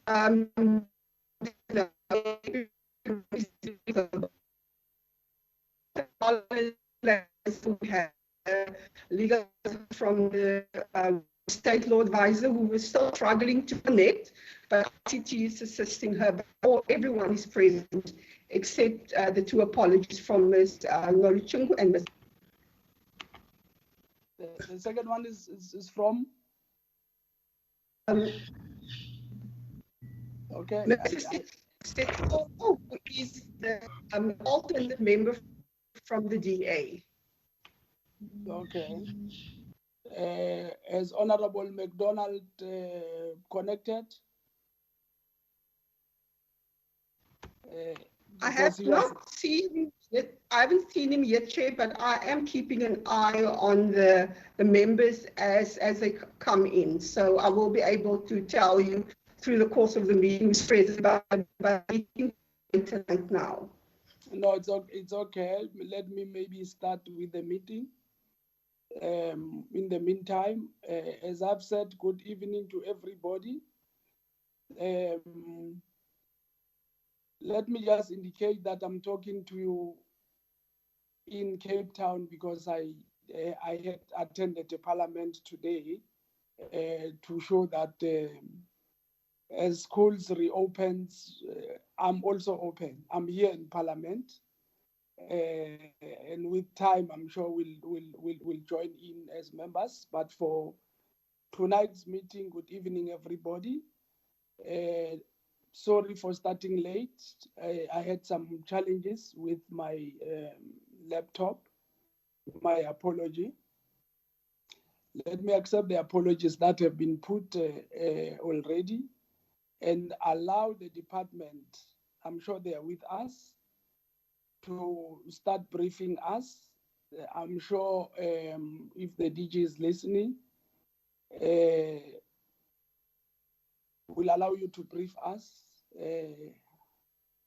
and summarize. If you are going to take about 50 minutes, let's take 30 minutes, get all the important issues on board. And by so doing, let me allow that process then to happen. Let me hand over to the department for a briefing. Thank you.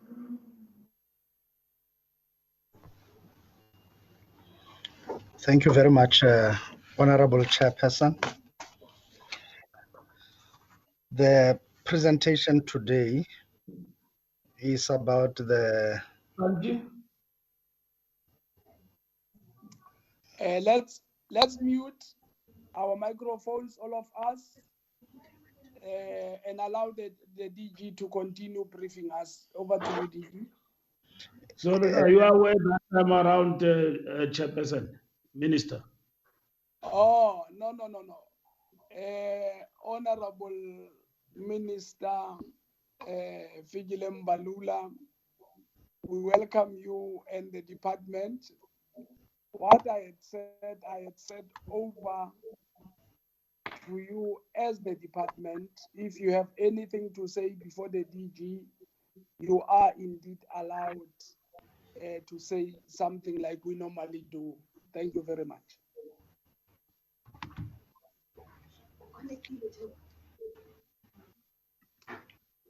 Minister? Yeah, no, thank you, Chairperson, and Honorable Msebenzi Zwane, and honorable members of the Portfolio Committee, and honorable members. We are with the DG. I'm not sure whether the Deputy Minister managed to connect, and the officials from the department as well. And today we are presenting this bill before you, and in particular, in his State of the Nation address in June, President Ramaphosa said, if we are to be internationally competitive, if we are to attract investment, we must address the high cost of doing business and complicated and lengthy regulatory processes will continue to reduce the cost of doing business by reducing import-export tariffs, pursuing lowest cost electricity generation options, and making rail transport more competitive and efficient. This is the premise on which we must ground our approach to the economic regulation of a transport bill. This bill lays the foundation for a competitive and economically viable sector that contributes immensely to our economic development objectives. We intend to achieve this through the consolidation of economic regulation of transport within a single framework. Indeed, effective economic regulation is needed to ensure technical, operational, and pricing efficiency in the transport sector and to reduce the cost of doing business while improving the overall competitiveness of the economy. The bill therefore addresses the regulatory and capacity gaps that relate to South Africa's need for an efficient and cost-effective transport system in order to advance economic growth and meet its social goals. The critical role transport plays in tackling our topmost three challenges of poverty, eradication, unemployment, and equality cannot be overemphasized. Through this bill, we intend to consolidate, rationalize, and when necessary, redesign economic regulation in the transport sector into a single multimodal regulator. Until now, we have had pockets of economic regulation fragmented along modal lines. It is for this reason that economic function of some of our entities will be transferred to the new regulator. We are mindful that this bill traverses previously untouched ground, an indication of the evolution of our economy and a need to find new and innovative ways to stimulate our economy. The advent of the COVID-19 pandemic has thrown us into the deep end and has forced us to confront the reality of a new economy, which must emerge out of the economic devastation it unleashed on us. We see that economic regulation of the transport sector as a strategic opportunity to shape a transport sector of the future adequately positioned as a catalyst of the new economy. Economic regulation by its very nature is about the efficacy in regulating barriers to entry and controlling pricing in a manner that creates positive spin-offs to the economy. The model of economic regulation for the transport sector will determine the pace with which we are able to effectively regulate barriers. The stakeholder engagement process that has informed the bill before us has been truly enlightening. We've paid serious attention to a number of constructive recommendations emerging from this process. We have no doubt that the parliamentary process will further enrich the final product that will undoubtedly place the country on a new developmental trajectory. Ensuring that economic regulation is not only applicable to the public sector is important. It is our intent that the rules of the game should be equally applicable to both the public and private sectors in order to create policy certainty. Concerns have been raised about private companies with sufficient market power to abuse consumers that already exist in the transport sector or have potential to do so in future. We agree that the regulator should be sufficiently empowered to deal with this as part of its legal framework. Honorable Chairperson, the Director General will now take the committee through the detail of the bill. And as it stands, Cabinet also have endorsed and made its comments on this, and we are happy to come to the Portfolio Committee as part of the cycle of the value chain of consultation in taking the bill forward. Thank you very much, Chairperson. Via you, will now invite the Director General. Thank you. Let me take this opportunity then to allow the Director General via me to present what the Honorable Minister wants us to hear. Over to you, DG. Thank you, Minister. Thank you. DG. Thank you, Chair. Thank you. Over to you, sir.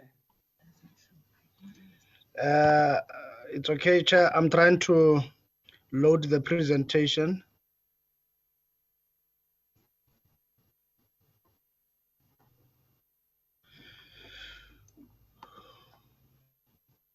Yes. Chair.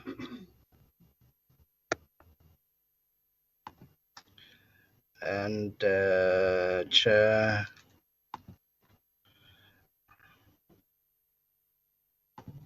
Is it you loading or the IT people? It's me, Chair. Okay. Okay. But Chair, I don't need auto-rotate today. Yeah. Is the presentation visible? No, I've not seen the presentation. I don't know if Chair, the DG must press share screen sharing and then it will show. I've done that.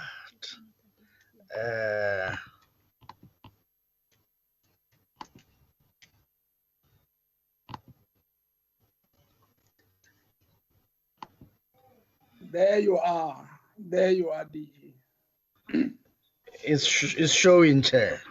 It's now showing. I can see it. Okay, thank you very much, Chairperson. As the Minister has given the important and key background, I will pass on some of the key issues. But just for purposes of compliance, Chair and honorable members, we need to record for the committee to note that there has been a number of engagements on this bill, And the whole purpose is what Minister said must be achieved, a consolidated regulatory environment, and to do away with the fragmented modal-based way of doing things. And Chair will also recognize that the department undertook 30 days public consultations through those gazettes that were issued and dated on 12 February 2018 as well as on 24 October 2018. Again, the department had considered the inputs that were given on the economic regulator of transport bill and infused those inputs, as many as possible, into the bill. And on the 20th of November 2019, Cabinet approved this bill to be introduced to Parliament for further processing. And we got the certification in January 2020 from the Office of the State Law Advisors. Now, the problem statement is what Minister has gone into. I will not necessarily go into that. Minister has already spoken about the benefits of consolidation of the regulatory entities into one single entity that will look at the end-to-end of regulation of transport and the economic benefits that come out of that. So the object of the bill remains the consolidation of the economic regulation into a single framework, and also the establishment of a regulator that will look at all the economic aspects, including now a new council, which will be the Transport Economic Council, and that will also introduce the dispute resolution chamber to make sure that it's quite affordable even for small scale operators to be able to make representation and to have their matters dealt with clearly. Consequently, this bill will also seek to make consequential amendments to the related acts in this regard, and I will touch on all the acts that will be affected by this, as well as which of the entities will be affected by steering as far as consolidation are concerned. Chair, we look specifically in terms of this bill allowing the minister to extend the jurisdiction to private or public entities, markets, facilities, or services under the specific conditions.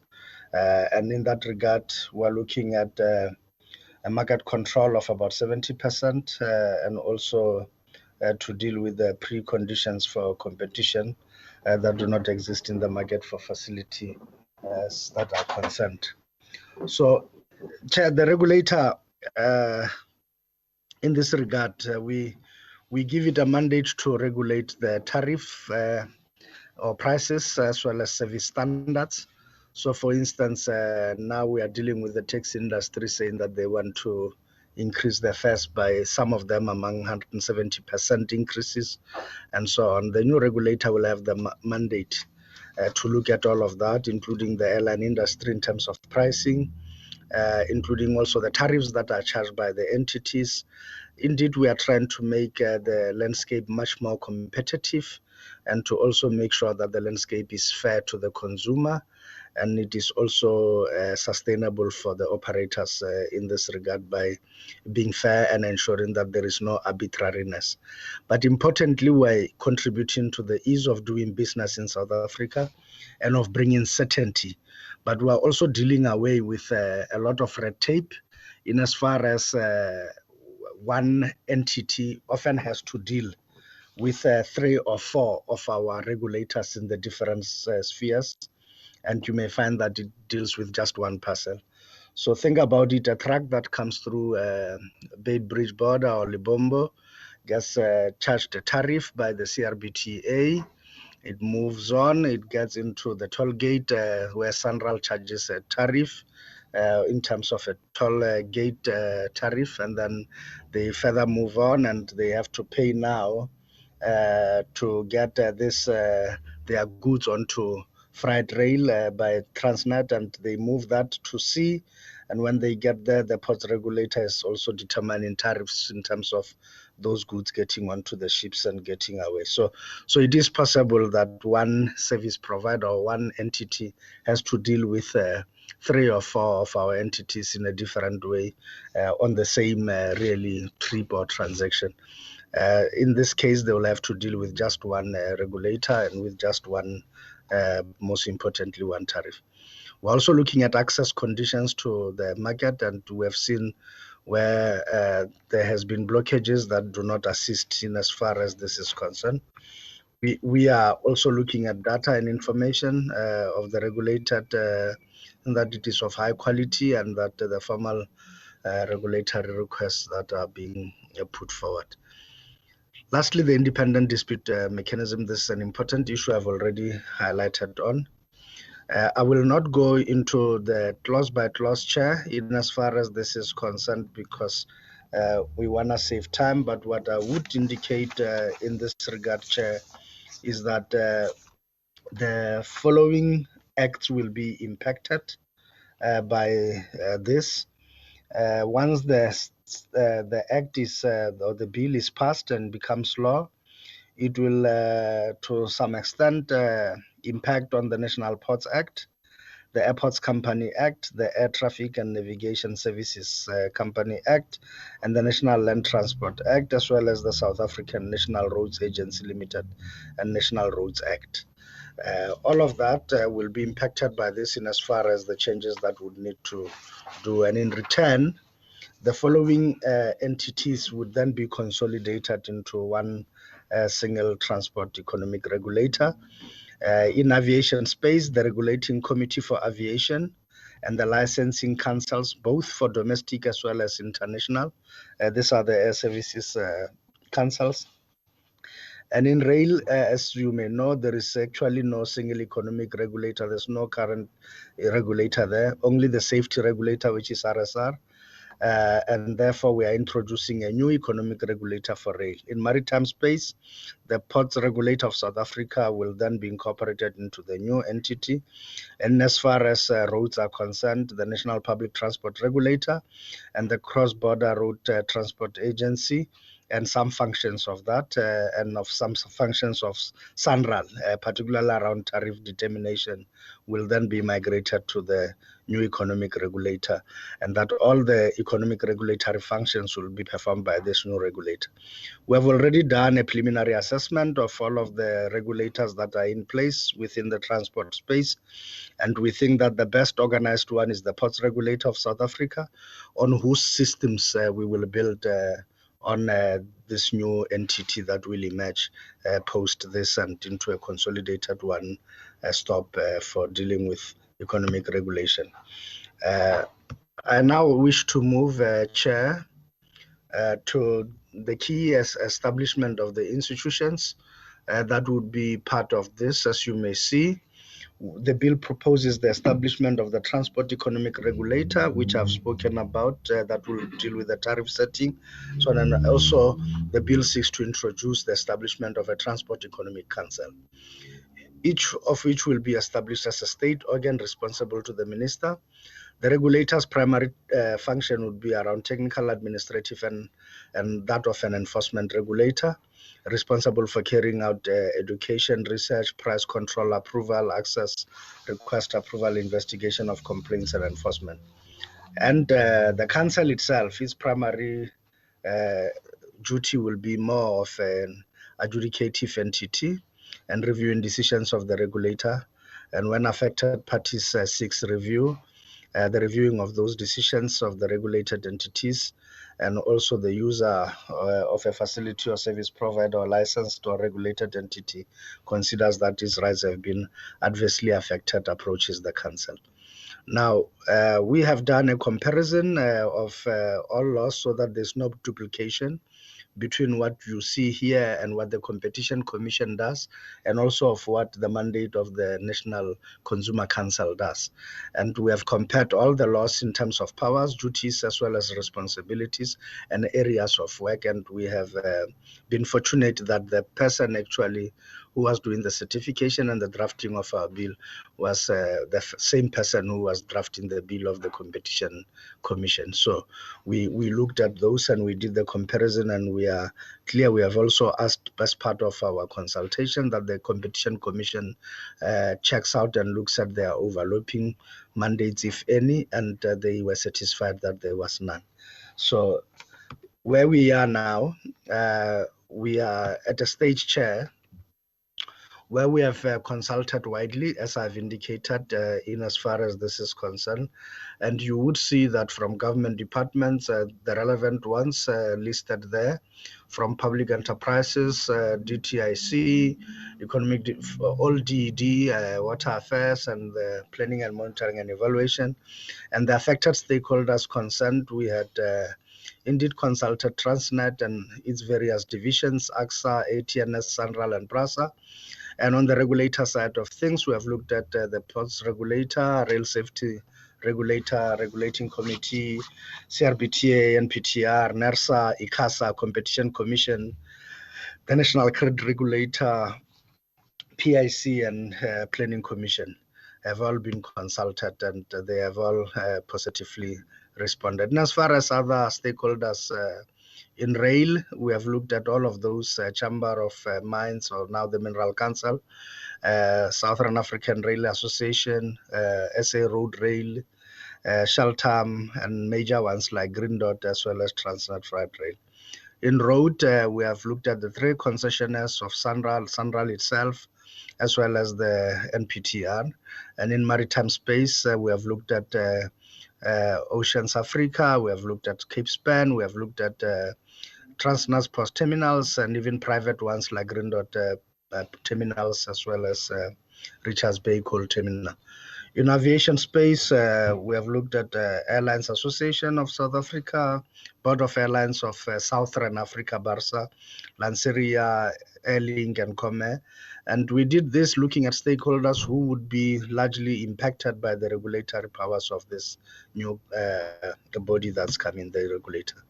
Our request, therefore, to the Portfolio Committee on Transport is to approve and process the bill and take it to its logical conclusion of getting the House to approve it into law.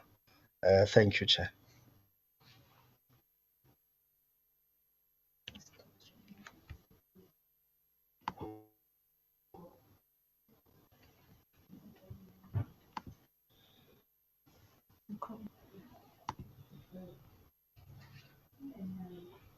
I think you are muted, Chair.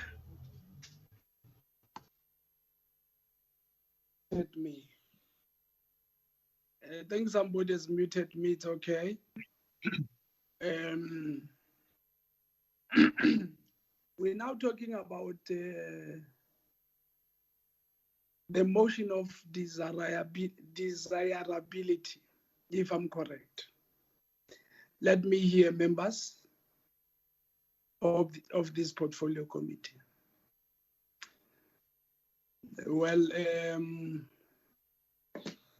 honorable members, anybody wishing to say something? I can't see. Chris Hunsinger.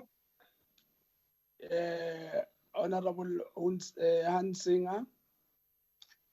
Thank you, Chair, and let me also recognize the presence of Minister Fikile Mbalula. Thank you, DG, for the presentation.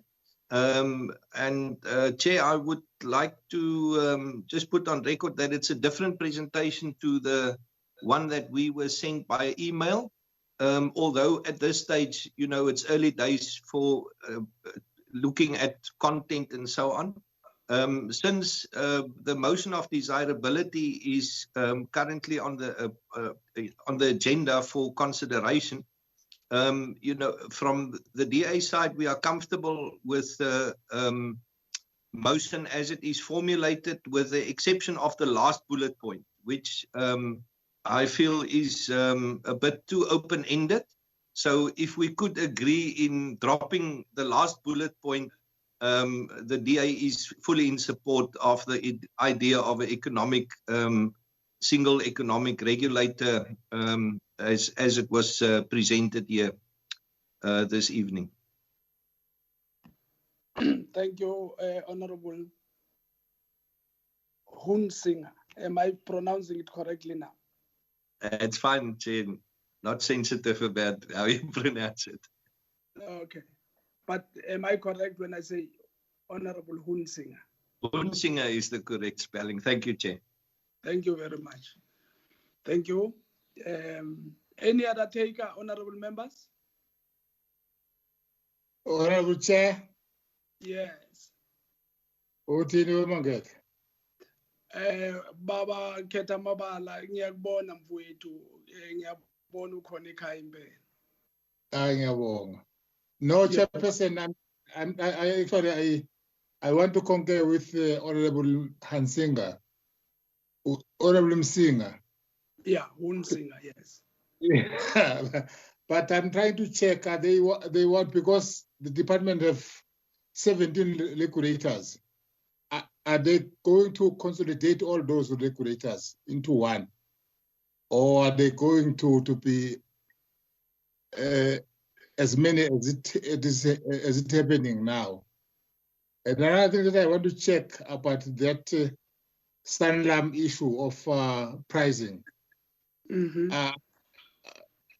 The issue there, are they going to deal with the Sanlam as an entity, or are they going to close some entities of the department? I'm trying to check the impact of this regulation to this thing. And then another thing that I want to check on the public transport, like taxi. What are they going to do? Are they going to incorporate them to these regulations, or are they going to leave them outside as it's happening now? Thank you, Chair. Thank you, honorable member. Any taker? Honorable Chair, if I may. Yes, Honorable McDonald. Thank you, Chair. Thank you, DG, for the presentation. Good evening, Honorable Minister, Deputy Minister. I would like to also support Honorable Hunsinger and my other colleagues here. Not with the last bullet point that he's mentioned, but in the desirability of the bill. I think there's still work to be done, but let's get the wheel in motion, and I support the motion for the desirability of the bill. Thank you, Chair. Chair, if you want to hear a moment to talk about the motion of desirability and the drafting thereof. The bullet points raised by the members is reflected as the bill was tabled in Parliament. So at this stage, what the committee considers is the bill as it was tabled, and that is what's going to be published for public comment. The issue of bullet point number 5 is a matter that can be taken up during deliberations if the committee feels the need to amend the bill. So that issue can stay over until then, but for the purpose of the motion of desirability and for publishing the bill, it will have to be the bill as it was tabled. Okay. Chairperson Chris Hunsinger. Yes, Honorable Hunsinger. Thank you, Chair. Chair, I think the motion of desirability is of far more importance than what was emphasized by the Secretary now.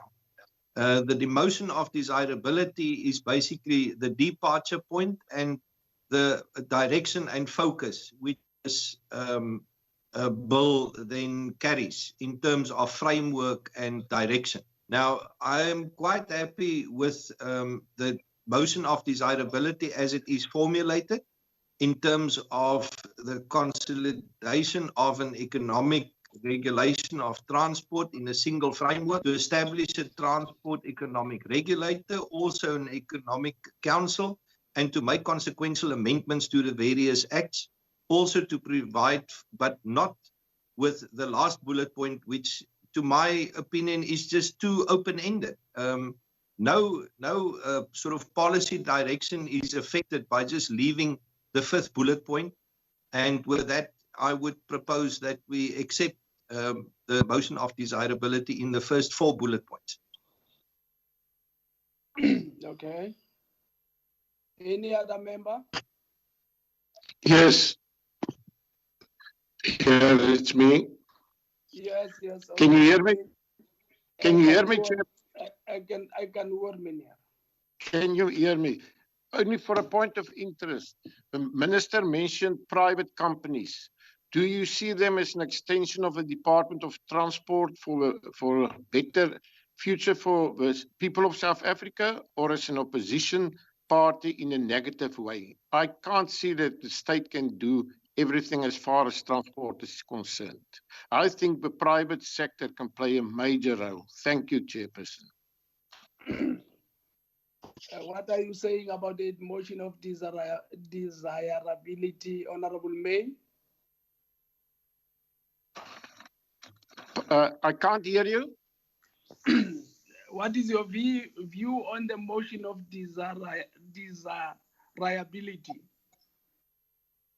Can you explain to me what do you mean by that? Are you happy that we should take this bill as it is for public comments? Yes, Okay. I've got no problems. No problems. Okay, thank you.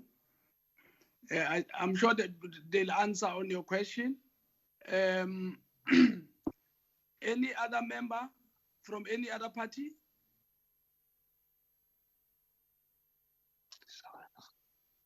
We are. All right. I think we're coming to the point that all party members agree to the motion of desirability. DA has also indicated that it is their wish that the last bullet point should not be left open-ended. Let's see if we get that fixed. DG and Minister.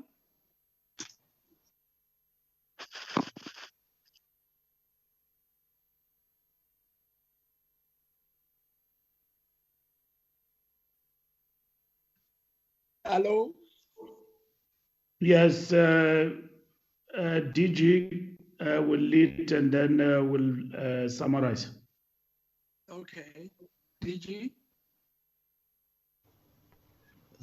Thank you very much, Chair. On the issue of whether we will consolidate all our entities into one, only the regulatory entities that we have mentioned, that we said that we will consolidate into one. And those entities, as I've indicated, are Regulating Committee for Aviation and the 2 licensing councils for aviation, both domestic and international, and the ports regulator, the National Public Transport Regulator, and the Cross-Border Road Transport Agency, not all of it, but only the regulatory arm of it that was there in terms of tariff setting. And also some functions of SANRAL. I think they make up about 10% of SANRAL. Some functions of SANRAL will also be incorporated into there. So those will become one single entity when done. And will this also regulate taxis? Yes, in terms of the Land Transport Act, taxis will fall within the category of the regulatory or the regulated sectors and entities. And to that extent, the economic regulation thereof and determination of tariffs, of fares, even to some extent of the value chains will then be determined as long as those value chains are transport related. Honorable May, why the private sector and what is the context upon which Minister raises it? No, not in an adversarial manner. However, as I have been indicating, and if you look at the slide of the entities and the stakeholders that have been consulted. Amongst those, you would also see, Honorable May, that we refer to private sector companies, which are major operating in the transport sector. Those two will be impacted by what this regulator does. If we determine the tariffs, for instance, in maritime, so the Richards Bay Coal Terminal is privately owned. Of course, there is a terminal owned by Transnet and that, but largely, if you can recall, there is private sector concessions and interests in that area. And those two, once we set tariffs for tonnage of coal in those areas, and the transport regulator sets tariffs for the transportation of that, including tariffs for ships that call into that port, there will be an impact in terms of what the private sector investments and in terms of what private sector companies are able to do. So we're not adversarial, but we know that the role and the work of this will be to do that. Amongst other things, it will also seek to prohibit in transport excessive pricing, and it will also prohibit illegal profiteering to that extent. So yes, there will be that relationship of the marriage of the opposites and the antagonism of the two sides, and dialectics as we know it in terms of our relationship with capital. So I think that is what it is, and I think I've covered the questions that Honorable Sitole as well as May have raised in this regard. Thanks. Honorable Minister, thank you, DG. Yes, I wish to welcome all the comments from members, and which have been very constructive. And it now paves the way for us to continue with this work going forward to Parliament. And it's exciting because we will be able to close a gap in terms of our work in the transport sector with this bill. And it is very much appreciated with all the constructive comments that have actually been made. And I wish to pause there. Thank you, Chairperson. Thank you, Honorable Minister. I think this item is dealt with. Having noted. Chair? Yes. Just for the record, I have not heard a mover and a seconder for any proposal in terms of that motion yet. I just want to know the way forward. Well, let me do it for you. I thought everybody's, as I gave different political parties, everybody who talked said we support this motion, that it is desirable that this bill should be taken for public comments. But let me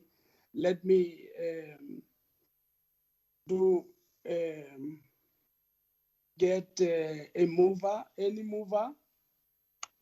Chair, I move that the bill for desirability.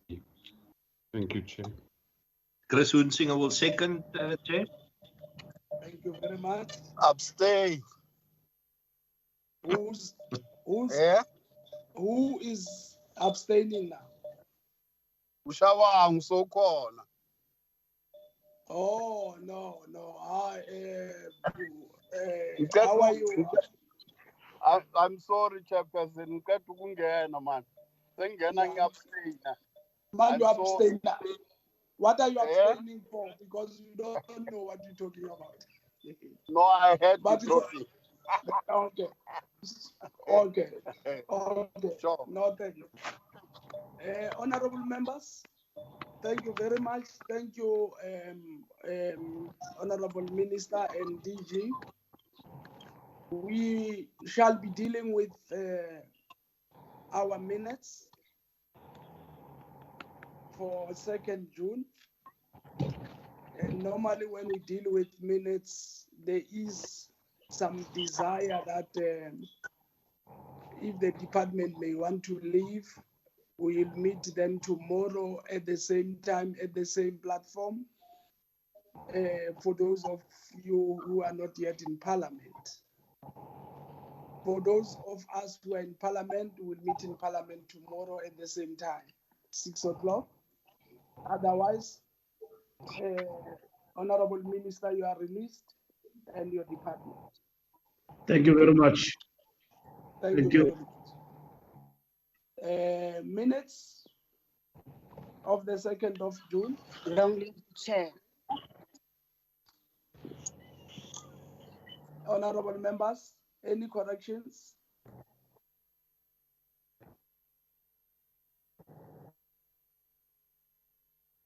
No corrections. Any mover?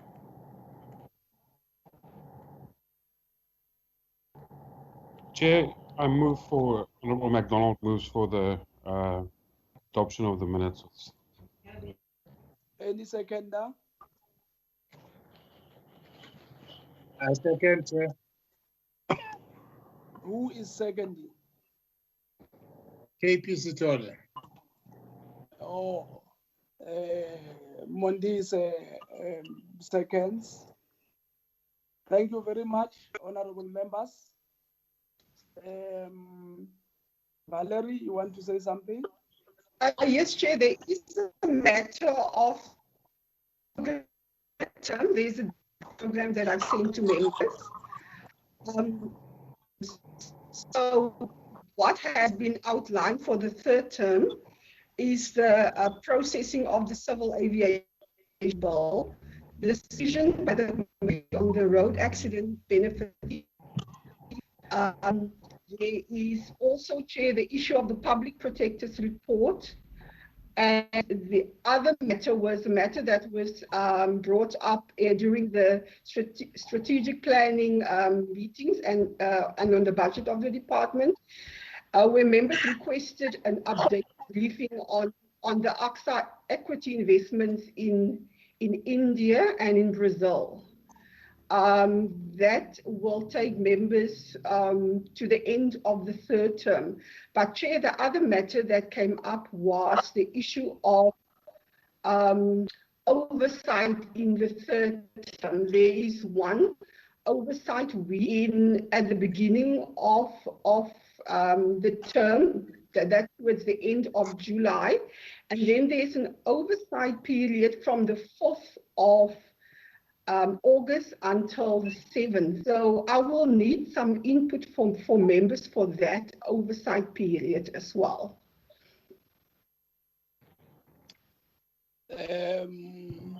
Inputs from the members for the oversight. The other issue was our program. Am I correct? Yes, Chair. Yes, Chair. This is specifically for the 3rd term, because in the 3rd term, the legislation is always prioritized by Parliament. So, but there is a period for oversight. So I need to know which areas the members want or the committee wants to focus on for oversight during the 3rd term, so that we can start planning around that. Okay. So members will do their contribution by writing to the Secretariat. Is that clear, honorable members? Chair. Yes. It's clear. But because I arrived late, I would like to say to Valerie, Nano Lushundu is not feeling well. She's ill. She's ill, very much ill. And then I would also like to ask her to do me a favor and send me a summary of what you're talking about, so that I could be in line with what was happening. Please. Chair, thank you. Thank you, Honorable Makosini. We Thank hear you, my you. chair. Honorable members, I think this meeting comes to its logical end for today. We are meeting tomorrow here on the same platform. And thank you very much for your cooperation and the working together. We shall continue to work together as a collective and ensure that our people are served better by all of us. Thank you very much. Let me take this opportunity to say the meeting is properly adjourned. I know we are home, so I can't say go home. Thank you very much. Thank you. Thank you, Chairperson. Thank you. Thank you, colleagues.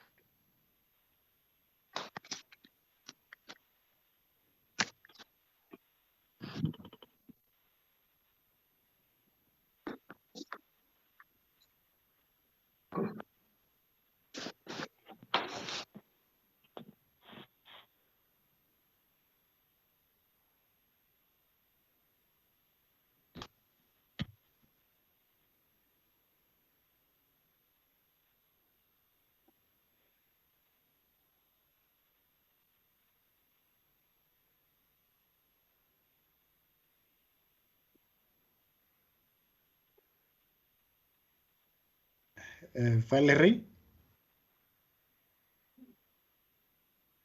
Valerie?